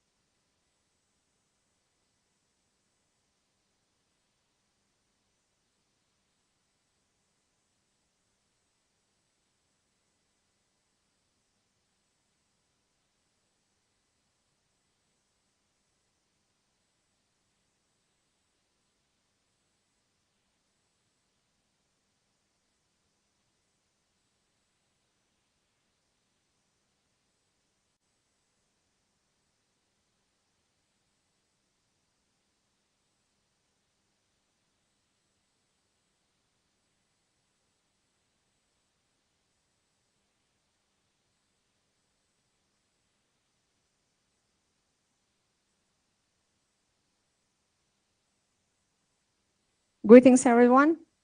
I don't know if it's everybody here, and then perhaps we can start. Let me present myself. I'm Senida Messi, former Deputy Prime Minister of Albania and Member of Parliament. When I was in the role in office, I was in charge of two important reforms, especially for the European path of Albania integration to European Union, which was one, public administration reform, and the second, public service delivery. So in the terms of public service delivery, I worked both with central government and local government. So for the citizens, to see the government not as a burden, not as a bureaucratic administration, but as a helpful and facilitator. In the sense of the reform that we did in public service delivery, for us was the importance has been the citizen. So whatever the reform we are doing, it has in our mind the citizen-centric approach. So we are working for and with and to deliver to the citizen in the terms that the citizen doesn't need to bother or to take care who is offering this kind of services, but to knock in one door and in that door to find a solution for its own problems. If you wanted a certification, if you wanted, I don't know, a permit, he didn't need it to go in several offices to take that, but one office to take care of this issue that the citizen was having. Prior to my work in central government, I was even a city councillor for 2 years, and exactly in 2015, where the Albania has a new law completely after the territorial reform. So out of 300 and something municipalities, we finished with 60 municipalities with completely new law, with new responsibilities for the municipality, which unfortunately I need to accept that there were a lot of new responsibility from the, delivered and delegated from the central government to the local government. And the local government at the time, even a city councillor, didn't have nor the experience, nor the expertise or the training adapted to really accept all of the new, let's say, by law requirements. And in the same time, it was never, even so far talking, it was improved a lot, combined with fiscal decentralization. Still, there is a formula there, which you need to have a PhD to understand it, but at the end you can understand it. But if we see and balance the authorities and the task that the municipality has to do versus the money that they need to have in order to perform correctly, they are completely in balance. This is one of the additional reasons why Albania is rethinking again the reform, which is good because almost after 10 years, you really can evaluate what used to function, what is not functioning very well. So take this lesson learned and then we must do better. Otherwise, it doesn't have any sense. Now we are in a consultation, let's say, processes. It's said that the former minister of the local governance was not able to join to explain a little bit in details, but this is what's happening in Albania actually. What we are doing or trying to do in this subgroup is to talk about one, let's say, pillar of what we've been talking during the morning session. So we are just going to focus on the territorial administration and how to connect the territorial administration with strengthening of multi-level governance. The other two groups, one subgroup is working on public service delivery, and the other group is working to more citizen communication and engagement. What's me as a facilitator, I'm working together with Anna Maria David from DG Enest. Anna Maria, okay. So she will be our rapporteur because after 1.5 hours here, we will go to the plenary session and Anna Maria will try to summarize all of our discussion and then to present in the plenary session all our outcome. Where we started, I was even last year in Gozo, in Malta, when we discussed about multi-level governance and how much important it is to communicate and then to decide together in terms of whatever happened in municipality level. The outcome from there was simple, that yes, the reforms are needed to be done, but we need more inclusion from the municipality side, because sometimes the government are taking the decision and full stop. So the mayors or the municipality level, they simply, they are suddenly forced to apply and to deliver according to the new law. What's in the main objective of this conference this year is to have some outputs to the new Democratic Pact for Europe, which Council of Europe is aiming after even the Reykjavik conference and in line with the Council of Europe principles. Our job, if we can, in 1.5 hours, is to produce at least 3-4 agreed policy takeaways in terms of territorial reform. What I must say that, across Europe, but even in our countries, even in the East, a lot is happening. Some responsibilities are still clear. Each of us is doing the best according to the reform. There is not one single model which we can say that this fits on purpose. And it shouldn't be like this the case. We cannot say that this model is perfect. Maybe that model is perfect for, I don't know, Swiss countries, but it cannot be adopted in our countries. We need to choose the best model for our situation. In this case of, we are discussing about Moldova as well, which is under the new reform. And we need to take into consideration where we are, where we stand in terms of economically, politically, but even geographically. Each of our countries has its own history, and then we cannot move from, I don't know, one night to the other completely in the new system. Because at the end of the day, we are talking about people and citizens. So we need that to keep in mind. If we keep that in mind and then we listen and then participate, I do believe that whatever kind of reform will function as well. But for sure, there are always the political pressure. I'm talking now as a politician. It's always the pressure of the votes. It's always the pressure of election. And it's always the pressure of the power. Who is keeping the power? But for me, in my judgment, the citizens need to keep the power always. So if we have this kind of a principle in mind, then whatever reform that we are doing, it's for the betterment of our citizen. How I thought that we are going to work, if for you it's okay and acceptable. We are plenty of us, so I would like to work in 3 subgroups. So one group will work in competencies and subsidiarity principle, so who is doing what and who is delivering what in the municipality level. Then the pillar 2, what we are going to work is territorial organization. What we need to take into consideration when we make a reorganization of the territory. And the third pillar is multi-level coordination, vertical and horizontal. So the idea is that once we have the 3 subgroups to work on 30 minutes, and then one of you needs to present the outcomes. So in the last 20 minutes, we will hear you with the outcome, and Ana Maria will try to make notes in order to be ready for the final presentation. And then the closing statement as per your outcome. Here I have prepared, let's say, 3 slides for pillar 1, for pillar 2 and for pillar 3, like a guidance of the question where you as a subgroups can work together. For example, the pillar 1, allocation of competencies and subsidiarity.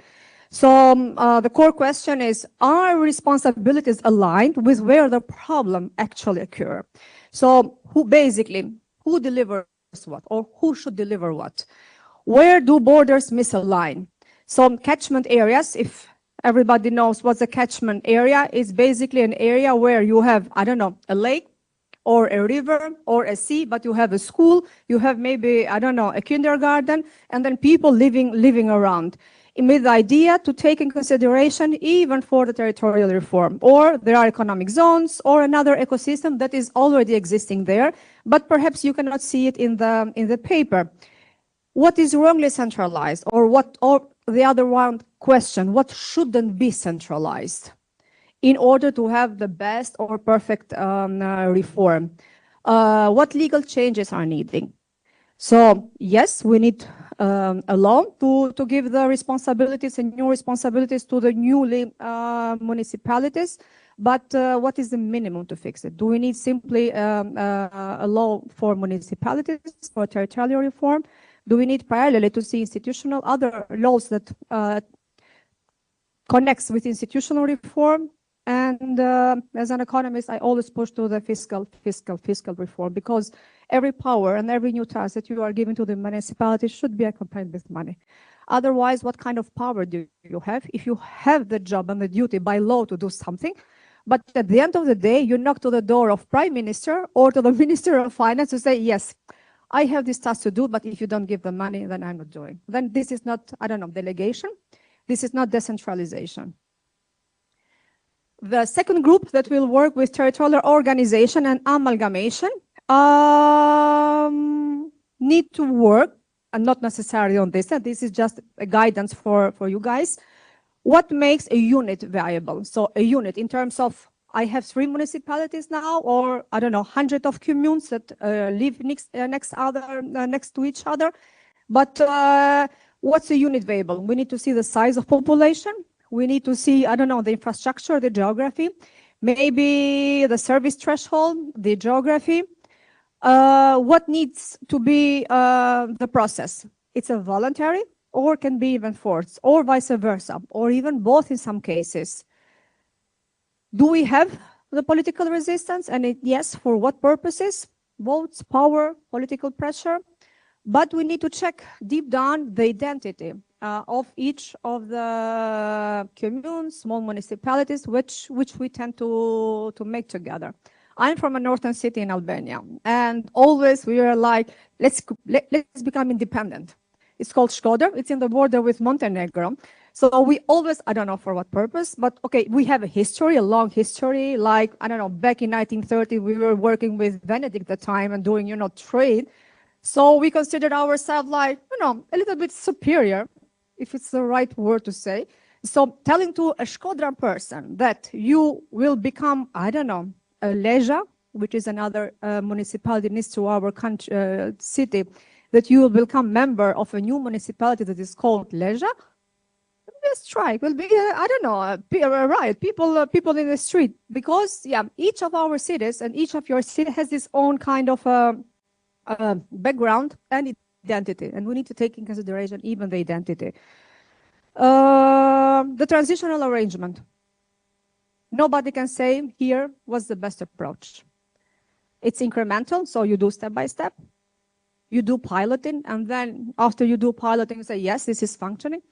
Or we do it immediately. It hurts, but then let's live with the hurt, with the pain a little bit, and then start making the modification. So these are, let's say, the option. Maybe we can refer to the cases that we hear during the morning. Ireland, Albania, you can ask me, Armenia, or you can ask even, pardon, I forget your name, because you had this experience in the region, Dan, okay, a name of my son, so I will remember. And in the pillar 3, it's the multi-level coordination mechanism. It's a vertical coordination, so how the 3 layers of the organization should function in terms of national, regional, and then local, and where they fail in practice. Because if you read the papers, if you read the law, if you read the procedure, it looks like everything is functioning well so far, but then in practice, you feel that there are failures. What role should every of each, let's say, level take care? And then who is doing the coordination, the vertical coordination? The same question that you can address in your subgroups is the vertical coordination. What municipalities and the region nearby each other can do together, how they can coordinate.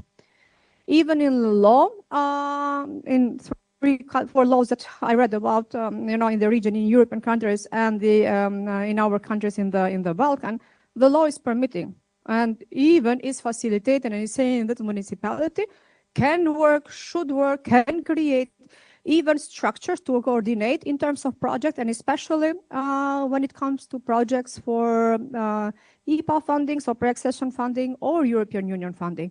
Is this happening in reality? I'm not seeing any case which is starting from the municipality itself. It's always a national government or an NGO or an international, let's say, body that says, hey, I have this funding, but you need to work together. And if you work together, let's create this kind of, I don't know, structure, a public institution or an NGO that force somehow you guys to work together, because in that case, you can take this amount of money. And what often happens is like that, yeah, when project is finishing, guess what? Even this kind of structure that you created, meantime, it's kind of finished as well.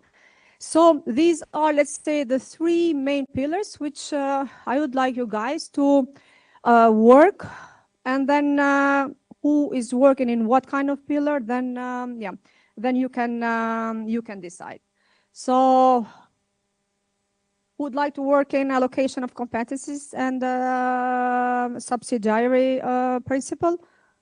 Maybe, I don't know, you can stay even here, one group, or here, get together. And then the second group, the territorial organization and amalgamation. I need maybe 5 or 6 of you. And then the multi-level coordination mechanism. We had even some flip charter for the one that is going to present to keep some notes. So it will be your discussion and your presentation. And then together with Ana Maria, we'll keep notes and then present in the plenary session. Is that okay with you? Okay, so who is going to work in the pillar one? One. So allocation of competencies and the subsidiary.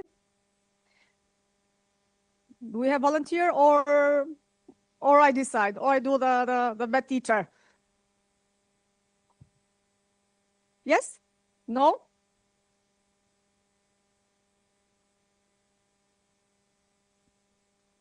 You decide. For me, it's okay, even the mixture. But if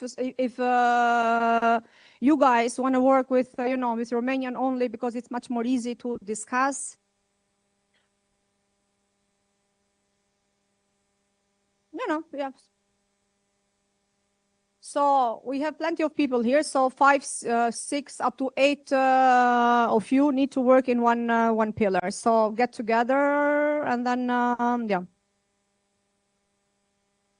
Pardon. So then I know that you want to work in the pillar 2. So territorial organization amalgamation. So choose 1, 2, 3 of person that you would like to work with Dan, and then now I'm doing the bad teacher. Now I'm deciding who is doing what. So who is going to work with Dan? 1, 2, 3, 4, 5. It's okay. Then okay, we're done with the territorial organization amalgamation. Maybe Dan, you can sit here in the first two rows.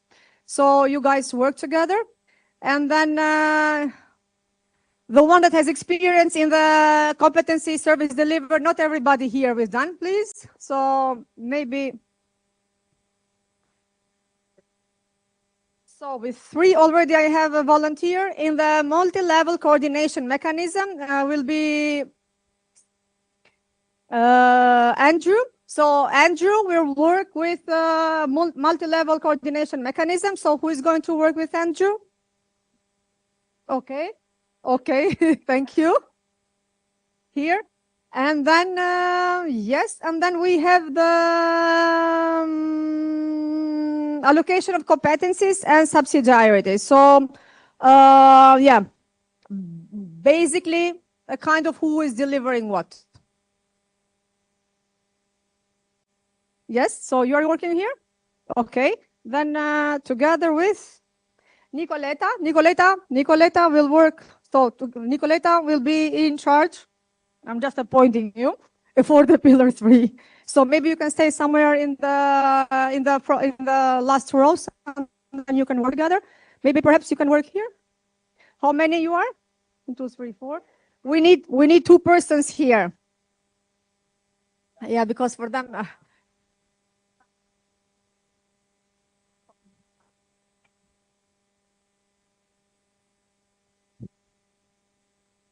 Guys, who is okay even with English, but I need you?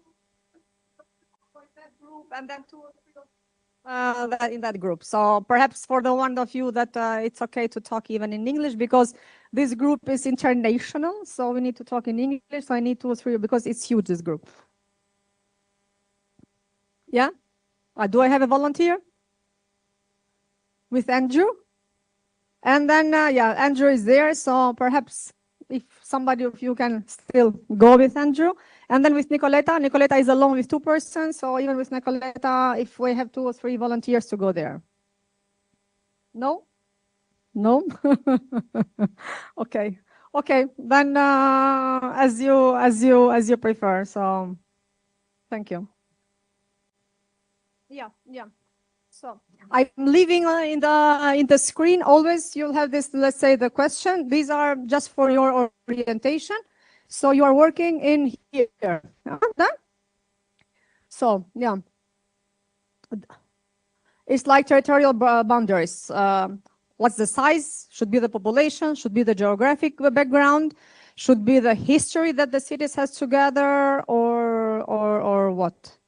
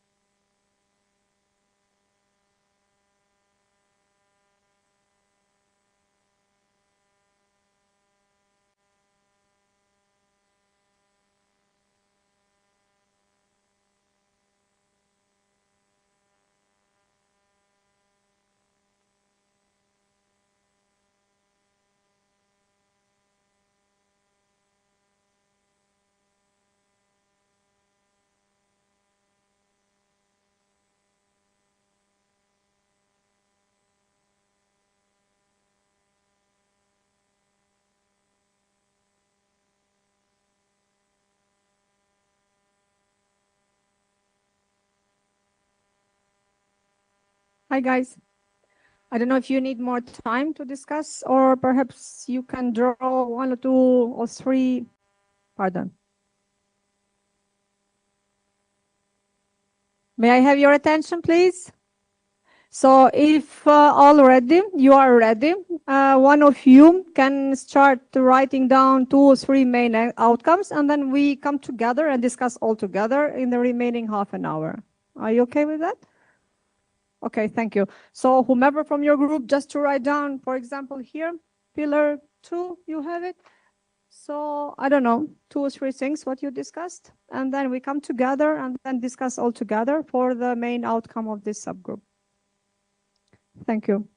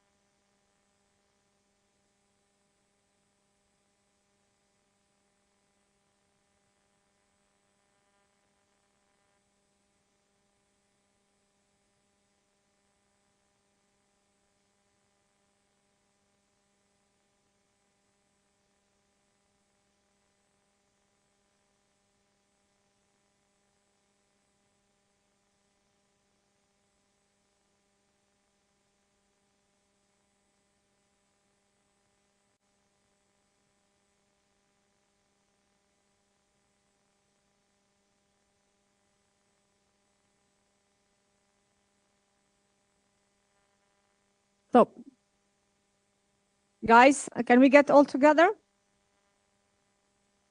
Thank you. Just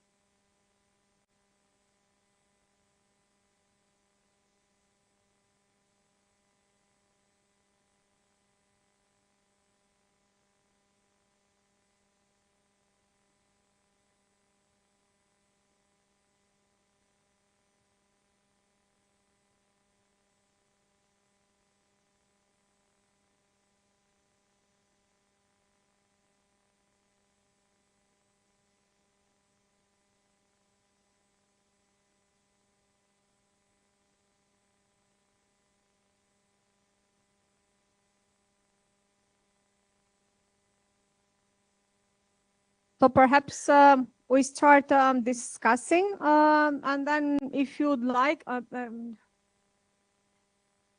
Colta? Colza. So perhaps we start with Colza. Colza, you can talk Romanian. We can put our translation and then hear you, because this is kind of a most important thing, because we are talking about reorganization, amalgamation, and it starts here, and then maybe we move back and forth to the other group. So who is in charge of what should be decentralized and delegated, and what should be kept within the municipality, and the way how municipality is communicating with each other horizontally and vertically, how the national governance together with the local government and the regional government can work together. So perhaps we listen to Colza, and then of course it's an open discussion. Huh? I have even another microphone who would like to communicate and talk, and then, yeah, we listen to you. Thank you. Thank you. Ok. Stimați colegi, Dear colleagues, onorați oaspeți, dear guests, o să mă strădui în I will try in a couple of minutes to share with you what we've discussed with our colleagues about voluntary amalgamation process organizarea teritorială. And the territorial organization.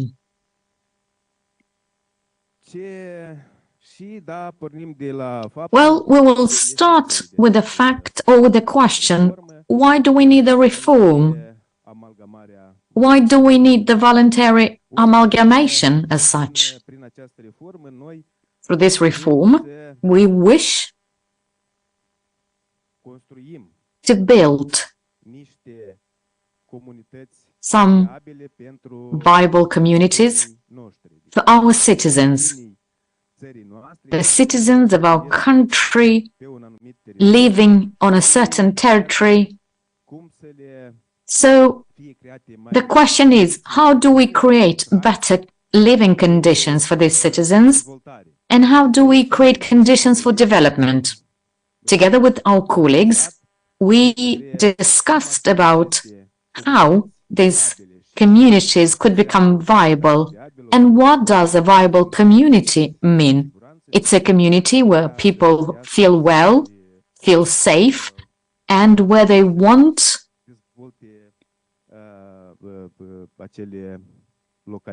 develop their own communities, living places. So in our opinion, a viable community would be a place where on a certain territory, a certain number of population is inhabiting in a compact manner.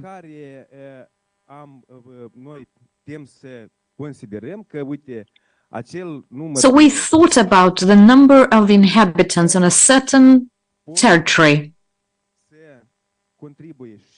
who could contribute, and we also debated about the fiscal, administrative capacities concentrated on that territory.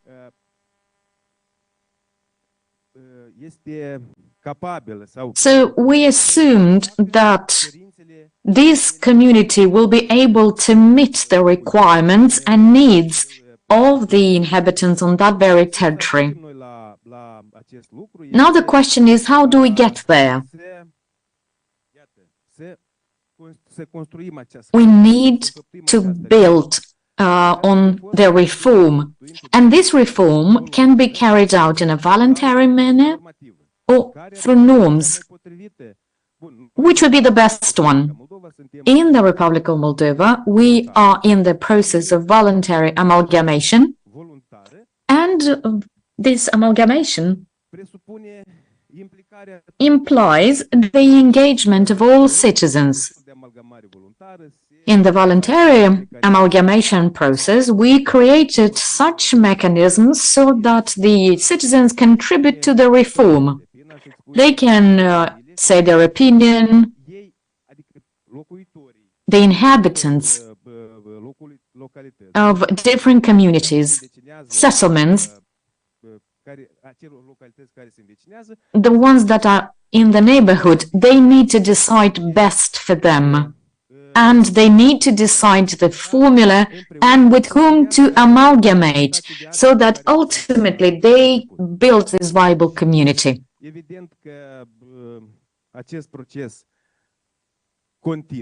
Obviously, this is an ongoing process.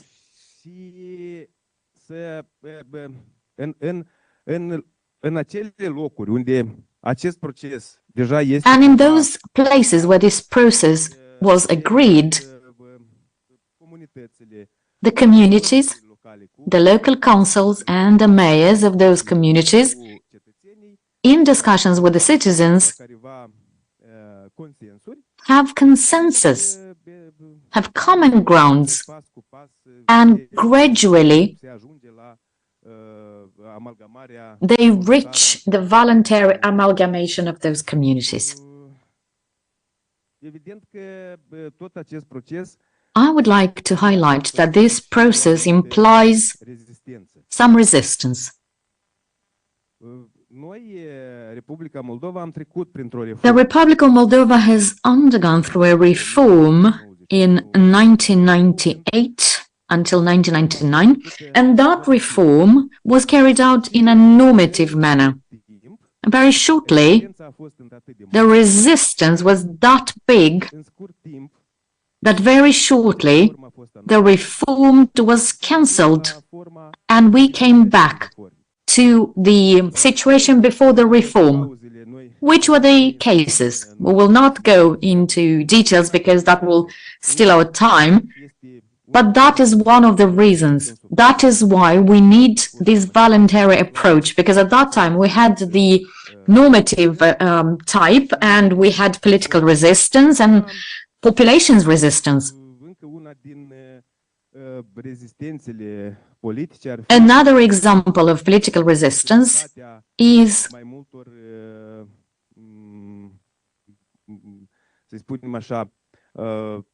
shall I put it? Many of current representatives of communities, our mayors, councillors, think that there is a risk that we will not have, or they will not have the possibility to continue, like to candidate for certain positions that they used to have. So they speak about these risks, and we need to consider such risks. Actually, they are being considered by this process so that people feel safer about potential activities in relation to elections or representation of the communities in the newly created structures.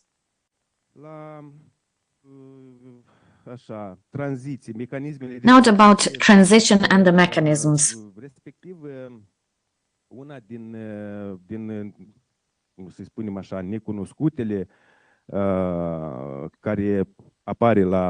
of the unknown things that people have thought about in relation to this amalgamation is how to build a viable community for all citizens and for all communities that will build the newly create, or they will create this new entity. And what would be the process of distributing the newly established budget? So I assume that we need a good explanation of all these facts so that what we have after the amalgamation, like the budgets that will be established for the newly created units, to contribute to reaching the objectives of this voluntary amalgamation and subsequently to building viable communities for our citizens. Thank you. Thank you.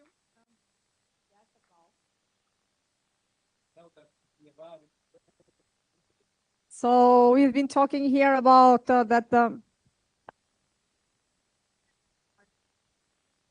So we have been hearing, let's say, the main criteria of a new good reform should be that the new units that are going to be created needs to be viable, so to make sense.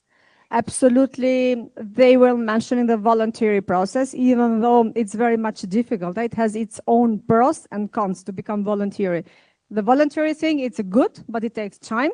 Meanwhile, sometimes you don't have this necessary time, so the national government is taking the decision, because at the end, you need to make a decision.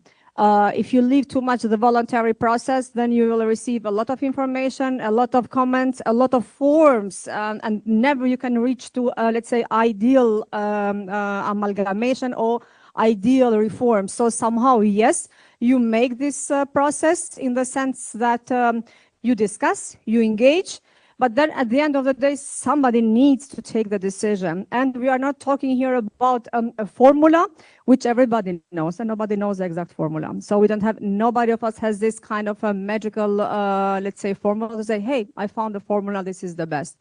What's best is that we need to move forward, to apply a model best in our knowledge, and then step by step to see if this model is functioning, and then to try to adapt and to regulate some of the remaining issue or the most problematic things. And then, yes, resistance, we mentioned, always there will be resistance, even if it's the best of the best reform, because we are people at the end of the day, human beings, so we tend to resist to the changes. Only few of us like the changes. The rest, it's like, you know, staying in the comfort zone.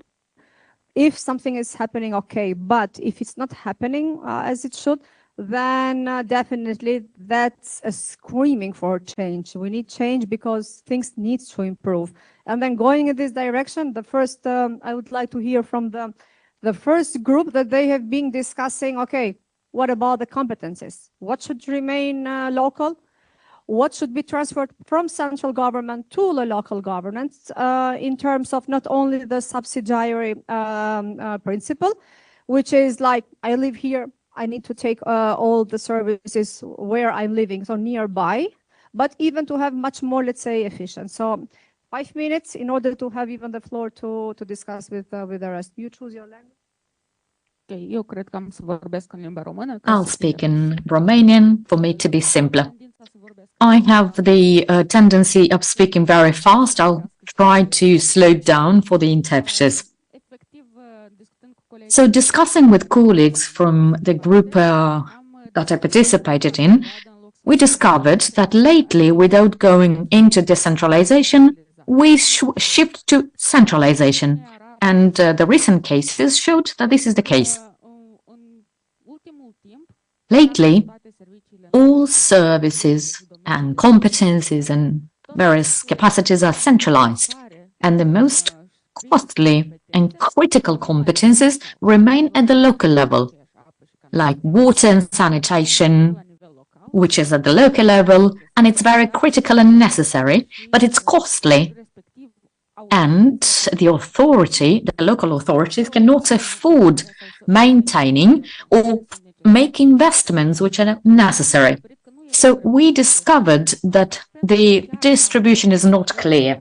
Even if at the central level, the majority of services are centralized, those which are centralized are accompanied by a certificate from the local authorities.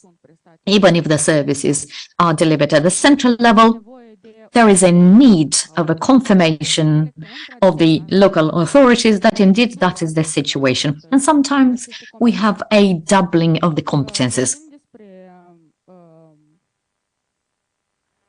Now, referring to the next thing, our conclusion is that we, with the colleagues, don't know what would be the competencies or the areas or the domains left at the local level. Moreover, we need to run an inventory, both horizontally and vertically, of all competencies and domains which are at the central and local level, in order to distribute them into categories, to see what is left for the central level, what is left for the regional and the local levels. Moreover, we could have some domains that could be based on a regional cooperation.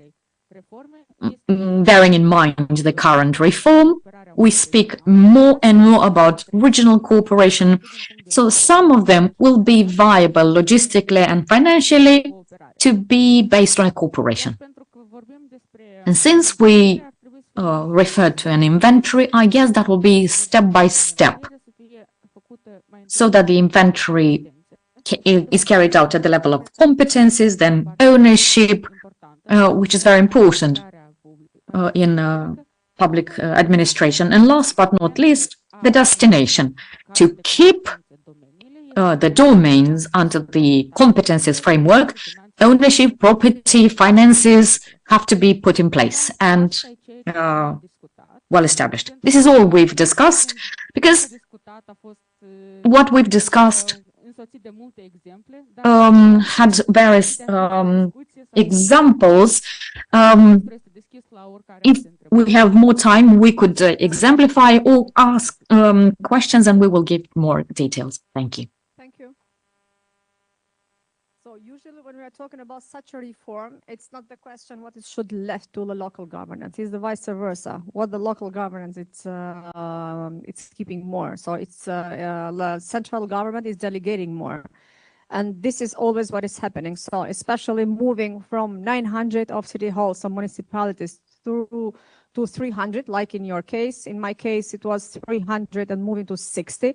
In Armenia case was from 900 to 70, and then we tend to go down. So from 300 to 60, now we tend to go to 40, because almost, 1 decade, you can assess what is going wrong, what went wrong, and what we can still improve.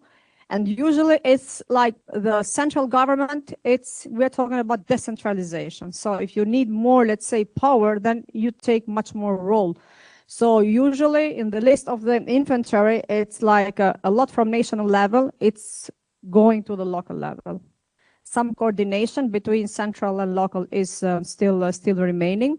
In Albanian case, I'm seeing that the regional level, it's weakening the role, to say the truth, because it simply has it doesn't have any kind of budget.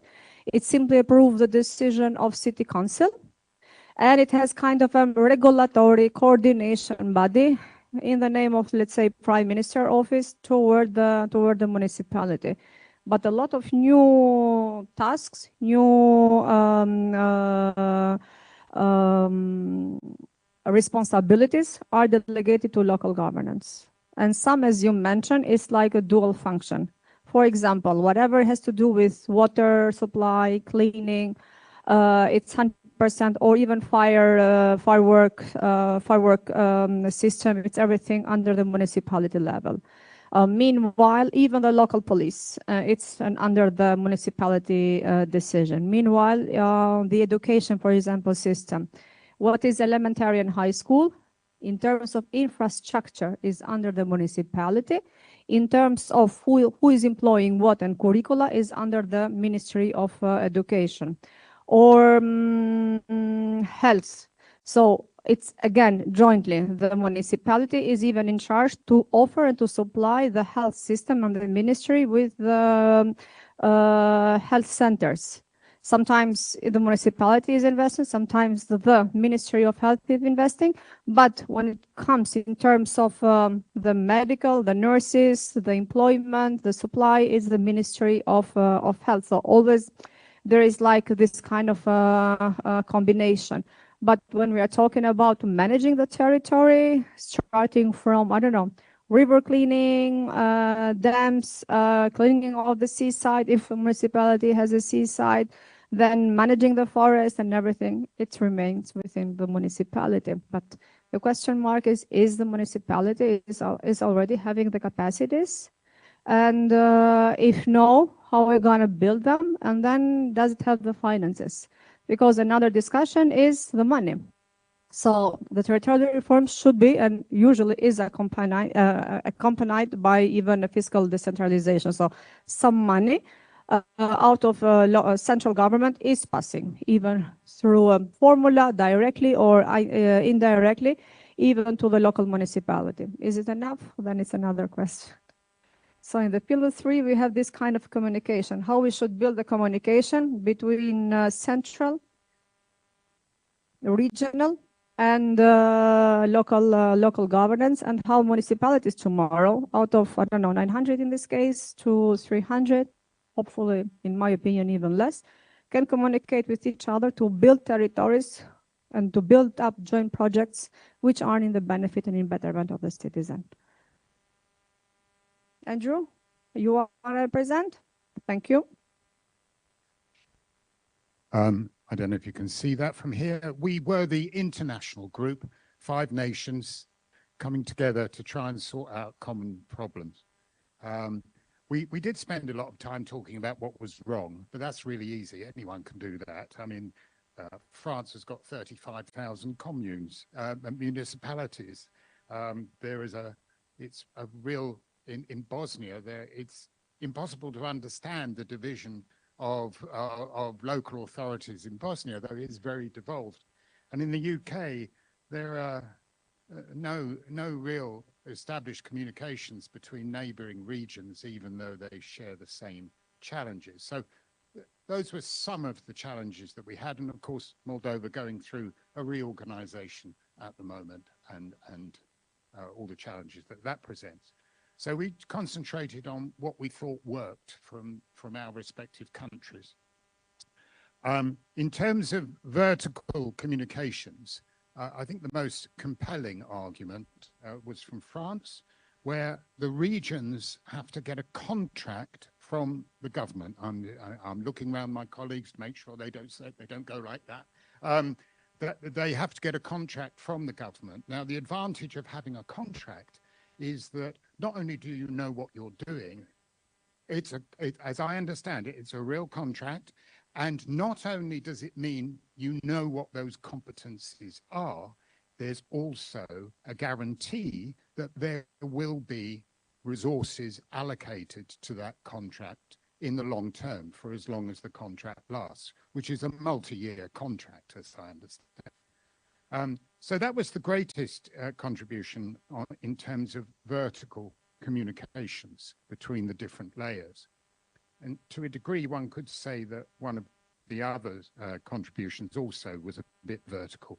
But in terms of horizontal communication, very compelling was the strength of the voluntary associations of local authorities in Bosnia, who do communicate and organize themselves very efficiently across, I won't say the whole country, portions of the country, I think is fair to say.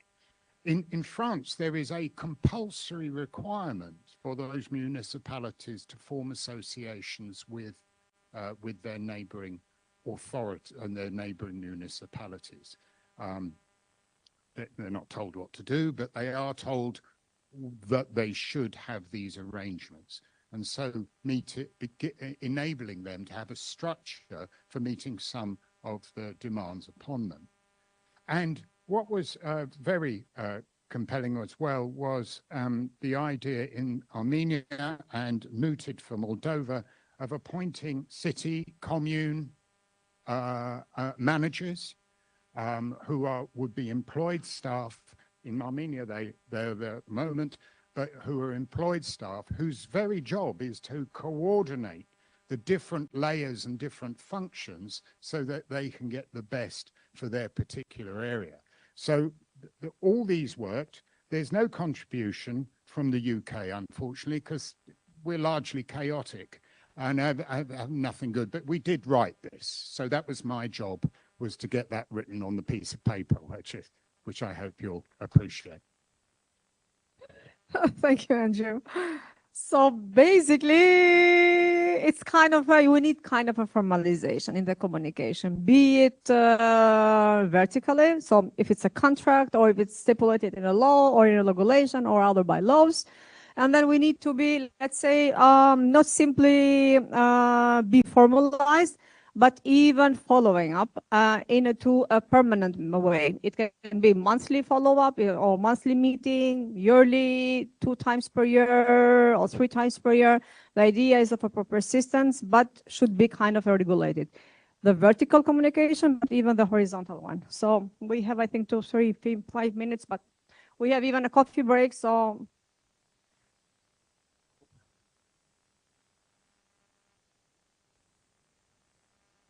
Network, da. Eu vreau să fac, eu am nimerit din întâmplare din grupul ăsta internațional. Accidentally, I got into this international group. Aici e foarte interesant. It's a very interesting thing here. So when we ask ourselves, well, by the way, the reform will go on and we will have 10, 8 districts, they will be like that. And we need a contract between the government and the second level, the second tier. A contract means some obligations for conducting or carrying out specific tasks by district or by region. And that's the interesting part.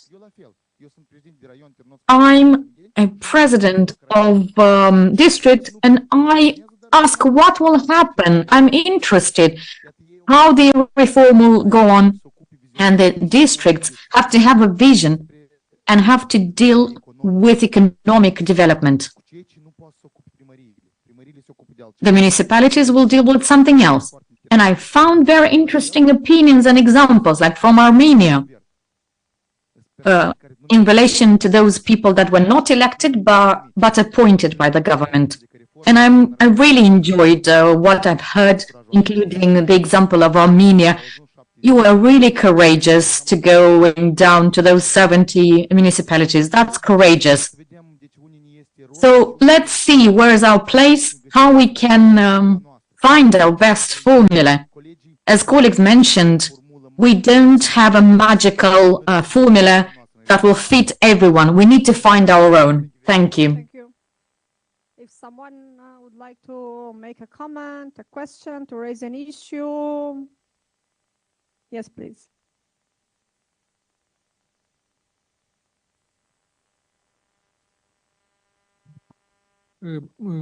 Eu aș Viorel Rusu, referitor la... My name is Viorel Rusu. About the three pillars, I feel that we lack an essential element.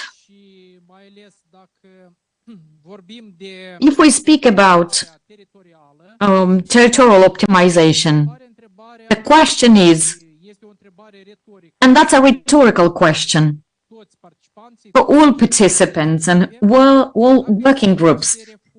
So if we speak about the public administration reform starting with 2016, at the central level, from 16 ministries, we got initially between 2017 to 2018 to 11. So from 16 down to 11. The central governmental authorities, besides the ministries, also reduced from 14 to 9. Starting with 2017, they came back to 14 ministries, 14 governmental authorities, and since we implement the principle of delimitation, the policy is implemented by the one which is implementing in practice, we have dozens of agencies besides that. And the question is rhetorical, but what do we do with this structure? On the one hand, we strengthened the central authorities and we increased the number of inspectorate services agencies. But on the other hand, we optimized the local level, which provides critical services to our citizens. So what do we do? What do we get with this pillar? Thank you. Somebody has the answer, but at this the moment we don't have all the answers. But definitely some of this agency or inspectorates, it will follow, because this is kind of an avalanche reform. So it starts once and then it touches even other institutions. And I'm pretty much sure that in 1 year time period or 2 years time period, you will start making even the reform into the inspectorates and then to the subordinated agencies under the ministry level. Because if some of the responsibilities and work will pass in the municipality level, even some kind of inspectorates, I mean, water inspectorates or, I don't know, health or food security, then it's a matter to see, okay, does it matter, does it has sense to remain under the ministry line or under to the regional infrastructure? So this is a matter how you're going to define the territorial reform, and later on you will see all the other institutions, how you're going, let's say, to reform. Yes, please. Just for information, last year, I don't think Ludmila is in the room, we prepared a very substantial report about state services which are, which are deconcentrated in the territory. It was a huge effort, and it was for the first time that the Moldovan government had a full view of all the different branches of agencies in Moldova. No, bodies. We took everything, including police and the military. Okay, everything, and how many bodies, where they are situated, and it's in the thousands. And we also made proposals as how to consolidate this into, let's say, agencies which cover larger agencies. That being said, I'm not sure that the reform was implemented. Well, I know that it wasn't yet, but there is a reflection about it. Not having implemented the resource of the central services does not mean that there should be no reform at the local authority level either. You know, it's not because you didn't do it, we don't do it. There is a need indeed to optimize systems and structures, both of national, and I do invite you to consult the document. It's very telling. It's a bit scary. It's a bit, but this should not be, a break to any sort of optimization of local authorities. Thank you. Niall is standing in front of me. He's making a sign that, okay, we are in our limits. Perhaps we want to go and take a coffee and then come again together in the plenary session. And hopefully Anna Maria, that is always, she has been, following and writing. She had everything. And then it's going to represent you and the outcome in a perfect way, in a perfect manner. Thank you for everybody. Thank you.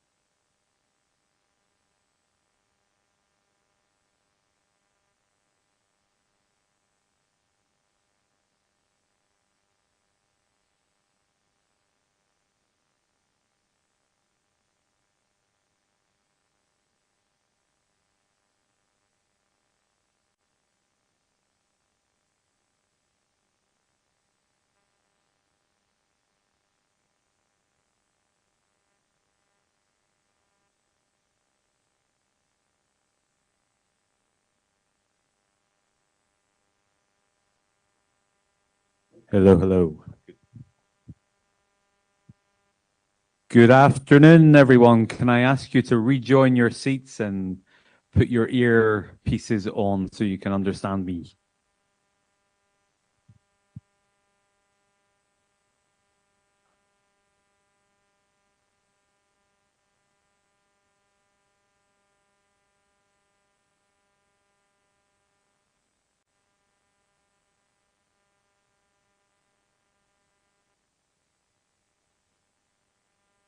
Right. I think we're getting towards the end of a long day.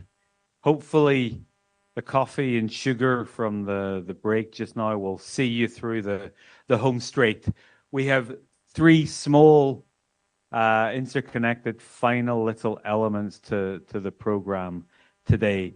We're first of all going to get the feedback from each of the breakout groups. We had this morning going from macro ideas down to real practical concrete examples of reforms to then after lunch, you taking some of these ideas that were shared into the breakout groups. From what I understand, there were some lively discussions and some interesting proposals coming out from that. So without much further ado, I will ask the rapporteurs from each of the groups to come up and take a seat here on the podium. So we've got Ana Maria David from DGNS, from the breakout group on reimagining territorial administration to strengthen multi-level governance.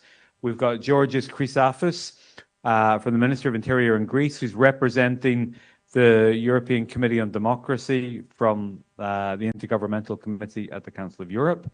And we also have Ana Maria Botnarescu, who is the Congress Youth Delegate. So for those of you who are not aware, at the Congress, in order to help stimulate and engage and promote and ensure effective participation of young people in our debates and our discussions at the Congress, we have a youth delegate from each of the member states. And so Ana Maria is the youth delegate from Romania.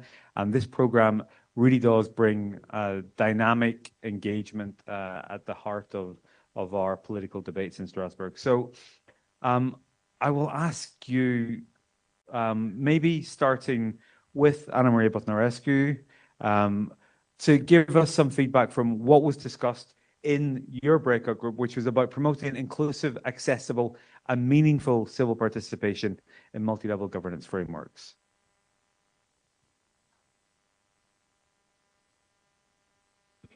Okay. Yes, I was expecting to be the third one, but seems that I'll be the first. I will correct you. I'm youth delegate from Moldova, from here. Moldova and Romania are the same country, but still there is a border between them. I'll go to the what we have discussed so far. We have been divided in two groups, talking about the resources and coordination between different levels of governance and how to enhance citizen involvement in the local governments. From the group number one, where we talked about resources and coordination between the levels, there has been remarked some problems that we have saw, which is the over-regulation, but also the lack of regulations in the local authorities coming from national level, as well bureaucratization, because we had a lot of bureaucrats in our group, and challenges in implementation of civic participation. From the solution, the main three solutions that we have seen so far, we talked about clarity of competencies for the people who does what at the local level, and how to divide the technical competencies and have the mandate to divide this between the people that we have. And the second one will be definitely digitalization of all the processes. So the people are still connected with the government and local authorities, but are having a way more easier way to interact. And then multiplication, which means understanding and telling people what to do, capacity building skills, and a know-how sharing between most technical people to the rest of the people that really work at the local level. And from the group number 2, with investing and enhancing citizens' involvement, we saw a lot of lack of trust, lack of information and communication, the poverty, civic education, and disappointment from the people to the national and local government. And from the solutions, we talked about a lot about the need to elaborate more the civic education in schools, as well more civic programs, so the young people, and not only the young, but also the people that are living in local governments to involve in the civic participation, not only through voting, but as well through budgetary participation and the other tools that are available and are being put available from the local government. Communication, not only on social media, but on all the platforms, which continues to the trust of people. People see that local elected people are communicating with them and interacting, not only to them, but with them. And the third one, which is the poverty, which has the solution of creating more jobs after giving the people qualifications to do that.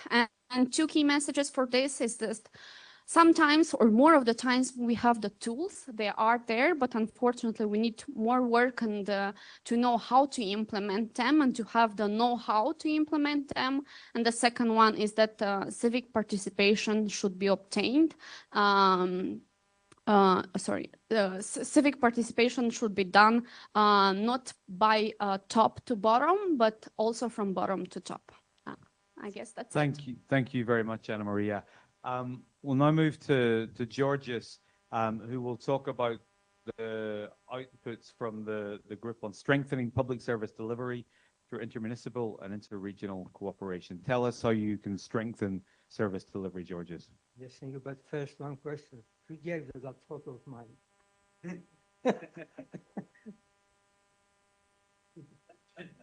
I don't know. It's a Facebook spy. Anyway. May I kindly ask you to put the mic near the mouth? The core issue. It's actually the core issue of this. Can you please ask him to talk in the mic? Can you keep the microphone? Yes, Because we need to support the interpreters who've been a crucial ally for us today. And under this umbrella, under the umbrella of multi-level governance, to embed intermunicipal cooperation, interregional cooperation. Over here, it comes also the inter-level cooperation between the two levels of government. And after that, we mean also cross-border cooperation, which is a very important issue, international cooperation, so it becomes too much complicated. You see, it's not only all these things, you have to multiply these things. Daniel Popescu understands what I mean, because he likes statistics. So we had at first 5 pillars, which had been presented by Ms. Veronica Cretu to be taken into consideration from the working groups. We had only 2 working groups instead of each working group for 1 pillar. So we decided to work only in 2 of the 5 pillars. The 5 pillars were, the first one, institutions, governance, roles, and responsibilities. The second pillar was service design and delivery models. The third was financial resourcing and incentives. The fourth was coordination mechanisms, data, and tools. And the fifth was trust and accountability. We decided to discuss about finances and services and delivery.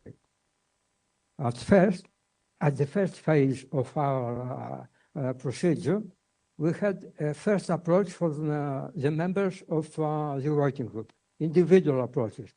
The question was, what do you think that it is the main challenge that belongs to our subject, to intermunicipal and interregional cooperation within a system of multi-level governance. We had only one reply from each member, except one member who gave two replies. I categorized the replies in 4 fields.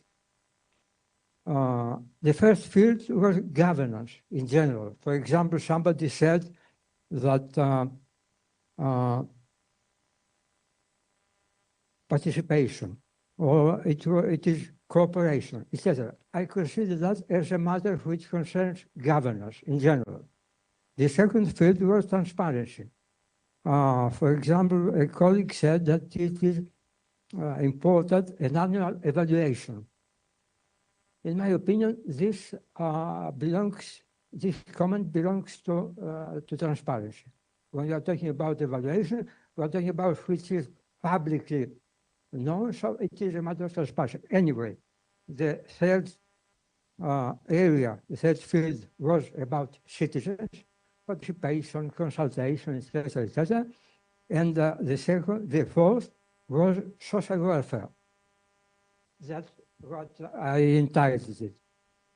For example, somebody said that it is important for him or for her, I don't remember, it is citizens' well-being. It is a matter of welfare in a society. Making a statistic upon these first comments, I found that in governance, 40% of the members of the working group considered as the most important thing governance in general. 33%, 1 to 3, consider issues that they concern citizens. 13.5% consider that the most important thing is transparency, and 13.5% social welfare. Okay. However, things changed in the procedure. When we developed the 2 working groups, one about finances and the other one about services and delivery, we had different approaches to the whole thing. At a first round of the procedure, we asked the members of the working group to indicate to us the challenges and the difficulties that there are. Can I ask you to get to the 3 key points that came out from the discussions? Yes.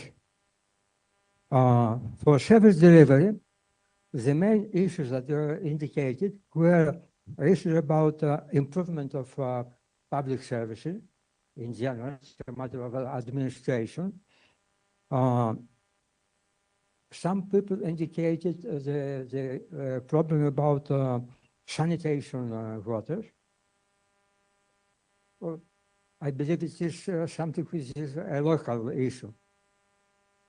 Some people, some others indicated public transportation issues, which includes both of government levels, local and regional. Some others discussed about lack of technical capacity. It's a matter of personnel. About budgeting on services, and about legal framework, existing rules for public services. And the solution that today was suggested, it was the regionalization of the models of all in general, to bring all these issues up to the regional level, of course in cooperation with the local level.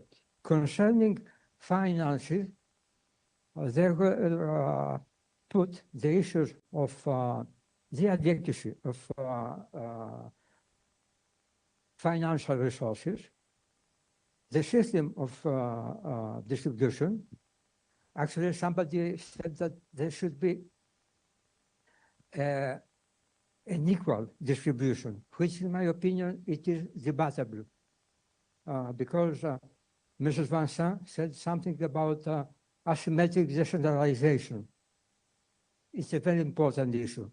Asymmetric decentralization concerns financial resources allocation to the local and regional authorities. However, that's what it was indicated. About training of the personnel and issues about implementation of foreign resources, for example, EU programs. Of course, here it is a matter of project management.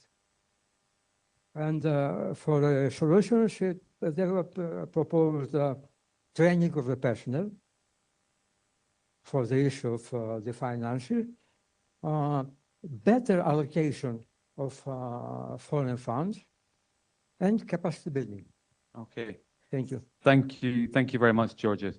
So with that, we'll now come to Anna Maria David, who will speak about this reimagining territorial administration, which was, I guess, the key kind of issue for today, given the context of the reform agenda here in Moldova. Anna Maria, please, can you give some feedback from your group, which overran and was animatedly moderated by Sinida Messi, please. Yes, exactly. So to balance the communication, I probably will try to speak in Romanian, if no worries. First of all, it has been a pleasure to participate at the conference, at the discussion of today. Our group has been divided in 3 subgroups. The most animated has been the group related to the current concerns of all those working in local administration in Moldova, and namely the territorial organization and amalgamation.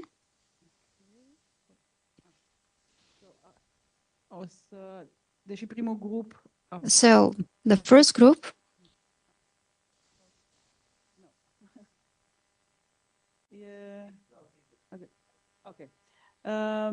niciodată nu știu unde.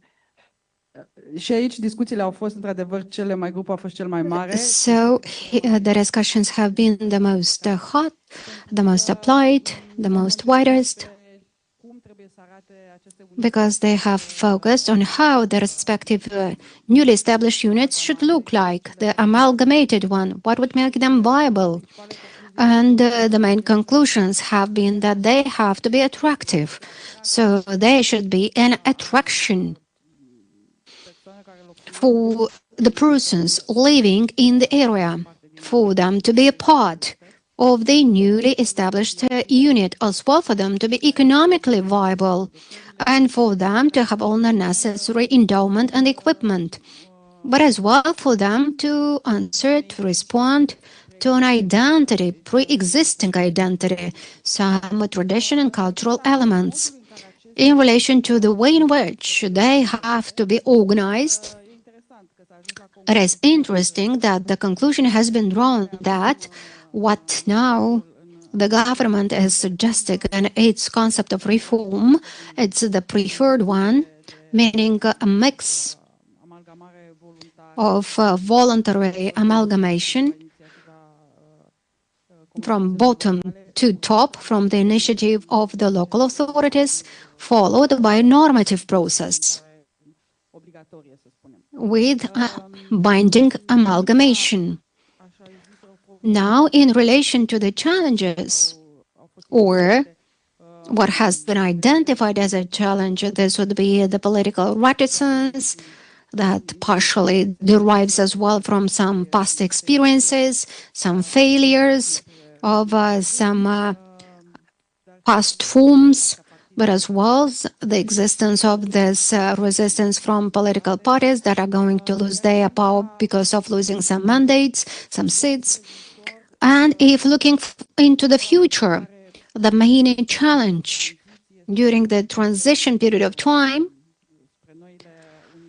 towards the newly established units, and the main concern refers to the budgetary allocations towards all the localities that would be a part of the new unit. Deci, primul grup, să spunem, The first group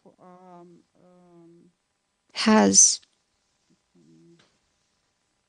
a fost legat de tackled the discussions related to allocation of the competences, but as well of the roles, subsidiarity, and they have focused a lot on what is not working currently.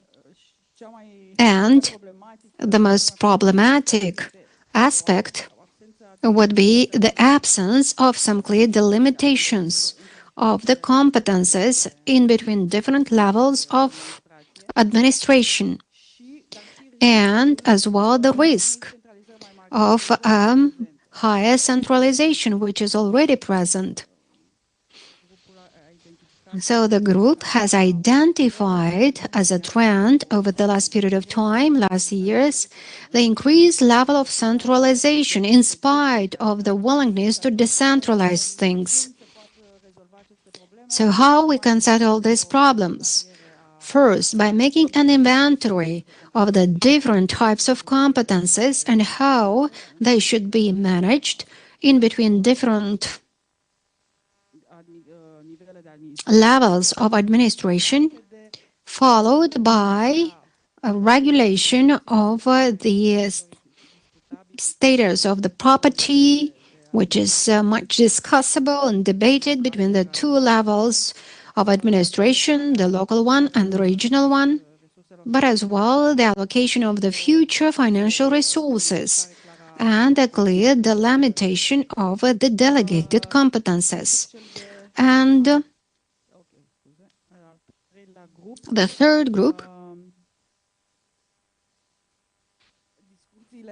so here, so this has been the international group, wherever we have had experts with diverse experiences from other countries, and they have suggested some models for coordination, different models of mechanisms of coordination among different levels. And we are talking about the two types of coordination on the vertical and the horizontal axis. So the coordination on the vertical, here we have opted for a model very centralized somehow, or managed at the central level, the French model, wherever the coordination is carried out based on a contract with local authorities, which are concluding a clear contract with the government to delimit the competences and to allocate the resources. The horizontal coordination, some examples have been provided from Bosnia, wherever nothing else functions, but nevertheless it seems that there is a voluntarily association between municipalities as a solution that has been found at the local level. In France, there is an element that has been imposed, and it is binding to have this cooperation with the neighboring municipalities, while in Armenia, an example which is not only specific for Armenia, but also is present in some other countries, and namely the election of some professionals, some managers of the city that carry out the coordination and make the so-called project management for the city. And by the end, I don't know, I have selected here the most important conclusions. So, the main takeaways. It is important for us these ideas identified by the group And amalgamation, territorial amalgamation is necessary. This is a conclusion that has derived from all our discussions. But it should be viable, it should be legitimate from democratic point of view, there should be real participation from behalf of the citizens, who would be based on the identified elements. The coordination mechanisms, well, here we still have to discuss to see if we have to institutionalize it or not. It seems that what is more centralized functions better in Moldova, maybe, but the competences, whenever they will be clearly established, should be doubled by building capacities, administrative capacities, and human resources, and fiscal resources. So these were the discussions in our group that has been facilitated excellently by Sanida. Thank you so much. As well, thank you for preparing the format of the presentation. And I really hope that it has been useful for everyone. Thank you very much, Anna Maria, Georgios, Anna Maria.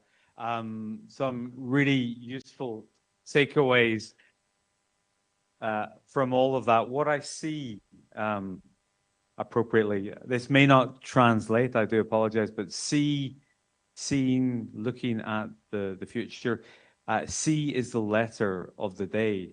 The conference organized by the Congress of the Council to promote the principles of the Charter. We've talked about challenges and concerns in this reform process. We've talked about the importance of clarity, cooperation, coordination, competences and capacity, complementarity of approaches, coherence, consultation, communication, a citizen-centered approach that is culturally sensitive, and then this centralization, decentralization debate. So let's see what comes of this reform process. Thank you. I'd ask you to take your seats, and we have one more little interactive thing before the presidency of the Republic of Moldova will conclude this conference. As you know, this event is organized in the context of the Council of Europe roadmap towards a new democratic pact for Europe. A key contribution to that, or a starting point for that, was the preparation of the Reykjavik Principles for Democracy. The steering committee that Georgios represents in Strasbourg, the CD-DEM, has prepared parameters for application and implementation of these principles. And we have a colleague, Ivo Charapinja from Bosnia-Herzegovina, who will lead you through a bit of an interactive session to look at some of the key elements from these principles. Ivo, here you are. This will be done through Mentimeter, so I invite you to get out your smartphones, scan a QR code that will be on the screen shortly or has been distributed throughout the room, and engage with Ivo. Ivo, the floor is yours. Thank you very much, Niall, especially when I saw that you put my photo from the Council of Europe from Strasbourg. It's been the hardest task for me to make you engage now in the end of the day, but I hope you are still here and that you will actively participate, because we made it very simple for you. So through today's conference, we have already discussed how multi-level governments can reinforce the democratic resilience, build public trust, and help reforms deliver concrete results for citizens.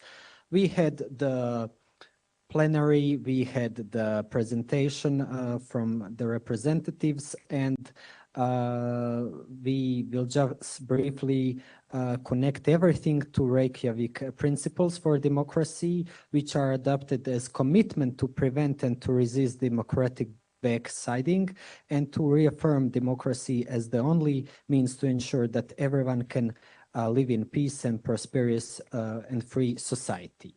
So the aim of this session is to bring these discussions from today and to reflect collectively on how these principles are for application and implementation.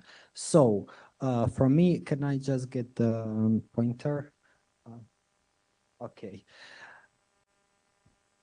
We made some, technical options for English-speaking participants and Romanian-speaking participants. So I will ask kindly all the Romanian-speaking participants to scan this code, or if is it problematic, you can go to menti.com and just enter these numbers.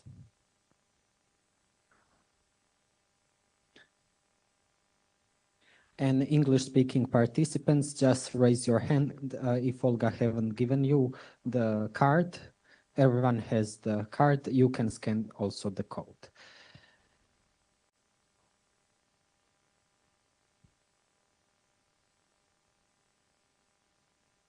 Mm-hmm.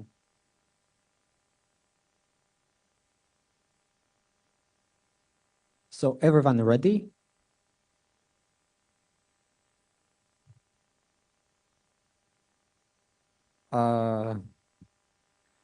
In one word, describe what builds trust in democracy.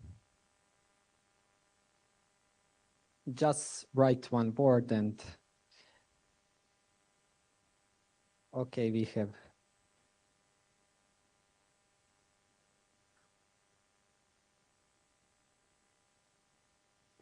Can English speaking participants see on their screen because you have different screen?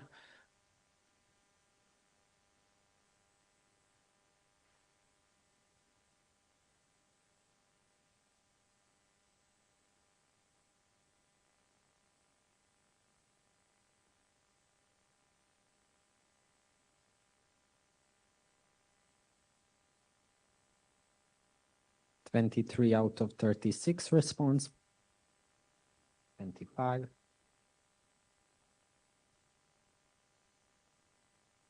10 still remaining.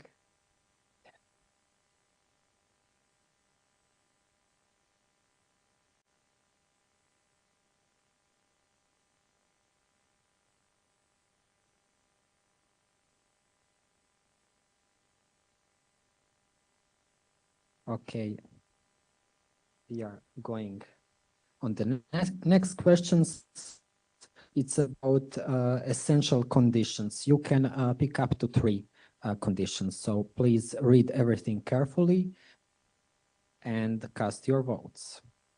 You have only 3 votes. And then press submit.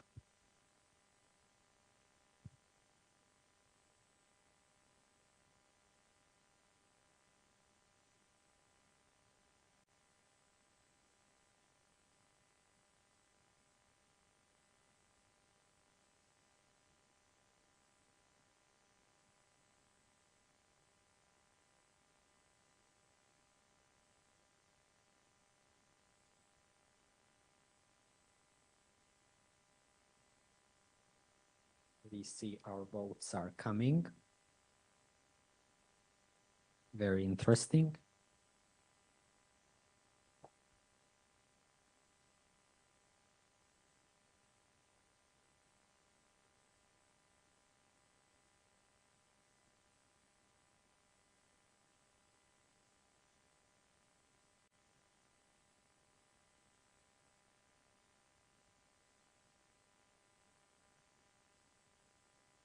We can already see 3 conditions have majority, but we will wait a few more minutes.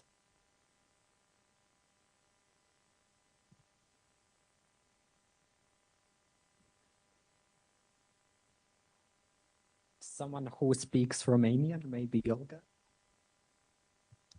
The first one, let me see, is human resources and finances for these responsibilities, if I see.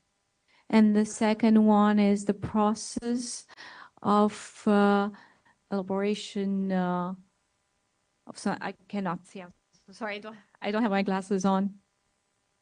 So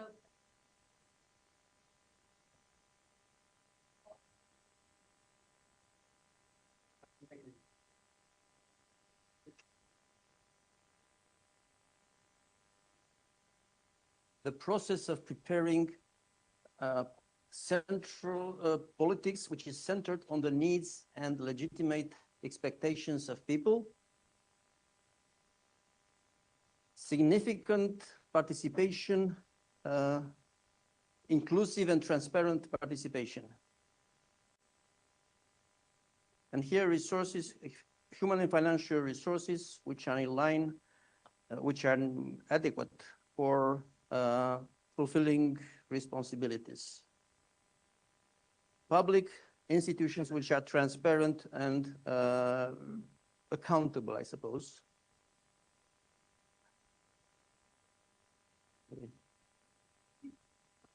Thank you very much. Interesting to see that the clear definition of roles of everybody is not taking the most of the vote, because when we are talking in the subgroups, especially the Senate, yeah, if we have a kind of a, the reform, then the competencies, who is doing what should be really, really clear. Otherwise, if it's not clear and divided, then it will be a mismatch. And I think it's the second one with the nine votes, but yeah. We can see our voters already actively participated, so they...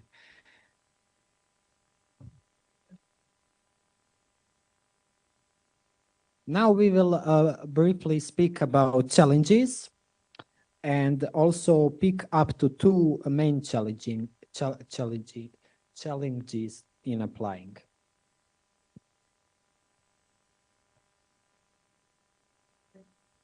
Read everything and you can only vote for two and then press submit.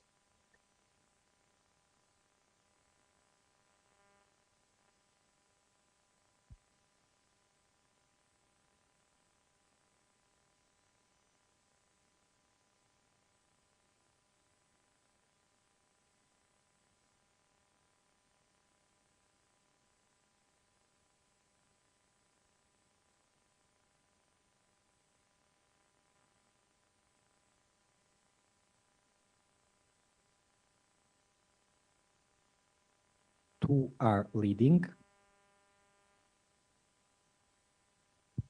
I think it's about capacity of administrative, right?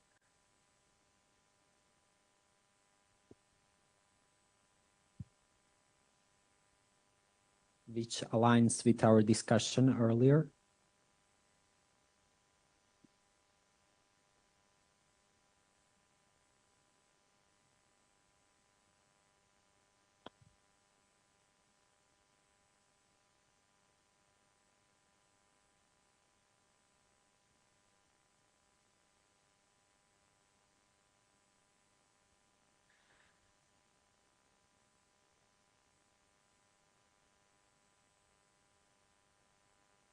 Don't forget to press submit.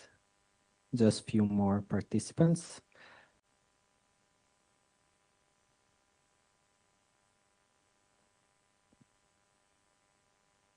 Okay.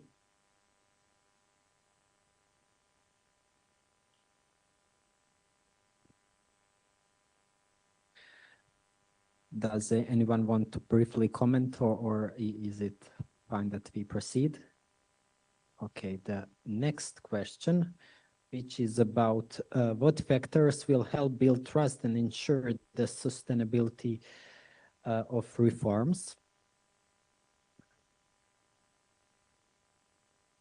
Also, you have up to two, maximum two. Yes, I did.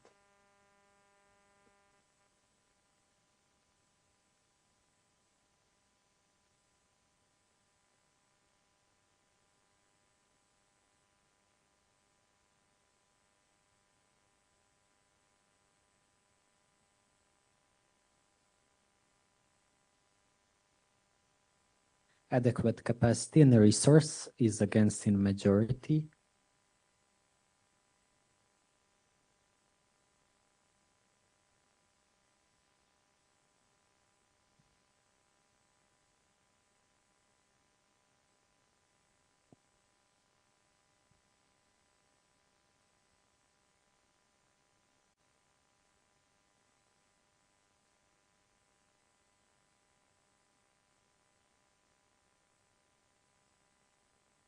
25 votes.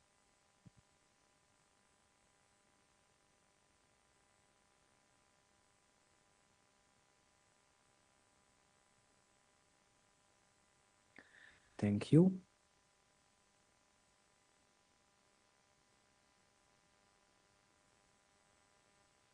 And the final question, what can be done to improve multi-level governance framework? Also two options, you can pick two options.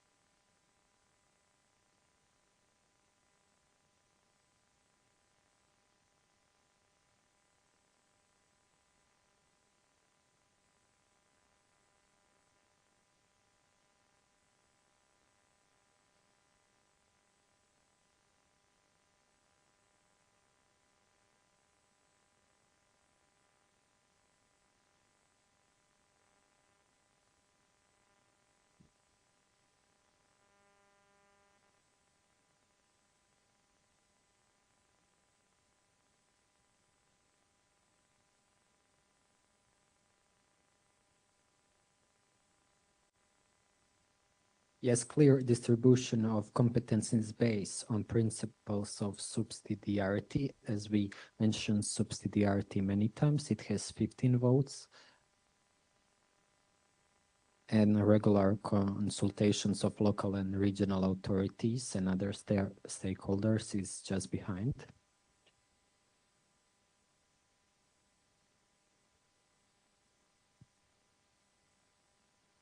Okay, I think there is just one last slide.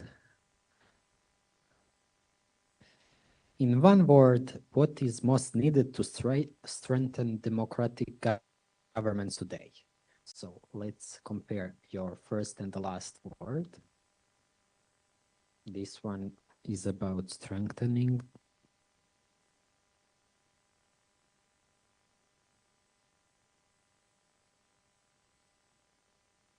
I recognize professionalism and integrity and responsibility, resource, yes.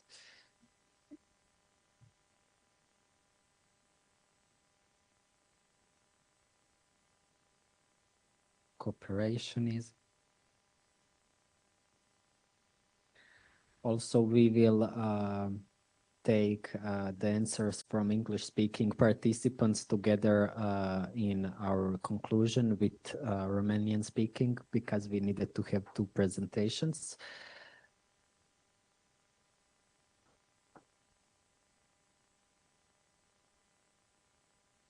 And the last slide, also I wanted to share with you that this is what deliberation is. There is like more than 30, 40 of you here, but if I gave microphone to everyone, like if you just introduce yourself and say where you come from, all 30 minutes of the session would be over. So we wanted to include you to actively participate. I saw there were 36, 26 votes, so some didn't participate but that's also fine. Everything is free will here right now. So thank you very much. Your conclusions will be included.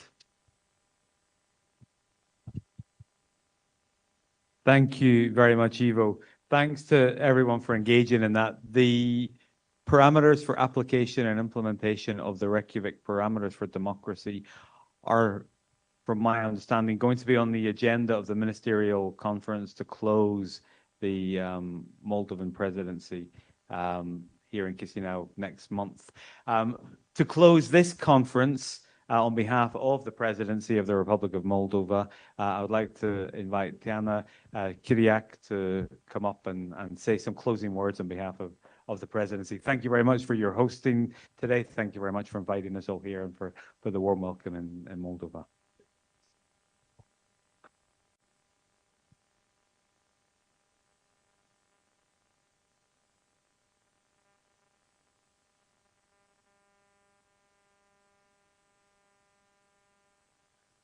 Good evening, it's already evening. dear participants, dear development partners, colleagues who have worked for this event. It was hard, but I hope it was a constructive, nice event. Today's discussions confirm that democracy is not a principle any longer, is not something volatile, is a living, dynamic system that has to be strengthened on a permanent basis, not only during events, which happen occasionally, but permanently on all levels. The concept of multi-level governance that you discussed about is not a theoretical option. It's a practical need.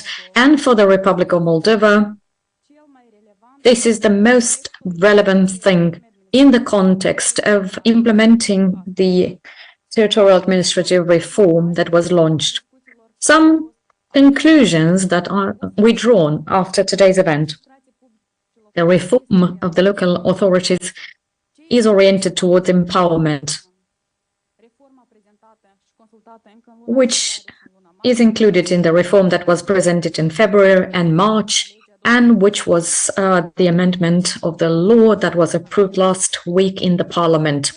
The municipalities have to be strong to provide public services that are qualitative and to meet the needs of the population. A clear coordination between the levels of governance is the key of success, regardless of the triviality of this, but only through a daily cooperation between the central and local authorities with these concentrated services, we would reach the much expected results. People need services. The citizens from the municipalities need to be happy when they walk in the community. There is light, there is water, there is sanitation, there are good roads. We can't speak about efficient mechanisms between a good coordination between the central, regional, and local levels. We need disconcentrated, decentralized services. We need to build public trust, but public trust stems from concrete results that we deliver as elects. During the election campaigns, we had promises, and if we fail to implement the promises, the trust will be eroded in either the central or local authorities. In the last 5 years, through targeted projects, we developed the regions of the country. People have trust, in particular in the local elects, mayors, councillors, less in politicians. That's why the citizens don't only assess the reforms and the concepts, strategies or policy documents, they assess the reforms based on water supply, light in the community, good roads in the community. So the reform, which is implemented currently in Moldova, focuses on better services in our communities, services that are closer to the citizens, accessible and more qualitative. Regarding participation, multi-level governance speaks about the citizens' participation and the participation of the civil society in all decision-making processes at the local level. We've seen that the reforms in which the local authorities are engaged, along with the civil society and the citizens, are better and sustainable over time. Inclusion is not only a principle jotted on the paper, is a democratic and successful factor, which means that the reform has to be implemented. And if we speak about the voluntary amalgamation, there are already over 400 requests from the municipalities. At the end, I would like to give or share with you some takeaways. We don't have a sustainable reform unless we have clarity at the institutional level, political will, cooperation between authorities, responsibility at all levels. The road is not an easy one, but we have a clear vision. We want to be a EU member state. Thank you very much indeed. I would like to commend the contribution of each and every one of you. I would like to appreciate the Council of Europe. Thank you very much for the support that you have provided to the current reform.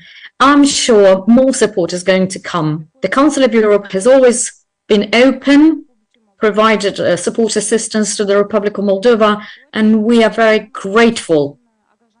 They've always had a steady commitment towards efficient governance, closer to the citizen, and a more active involvement of the civil society organizations. This is all from my side. Thank you once again. Thank you for the active participation.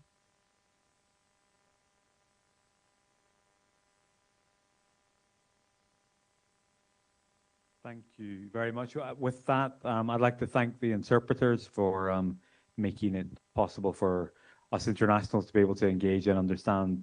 And thank you all for your participation and engagement throughout the day and for staying to the bitter end. I wish you all a lovely evening. Thanks and safe trip home.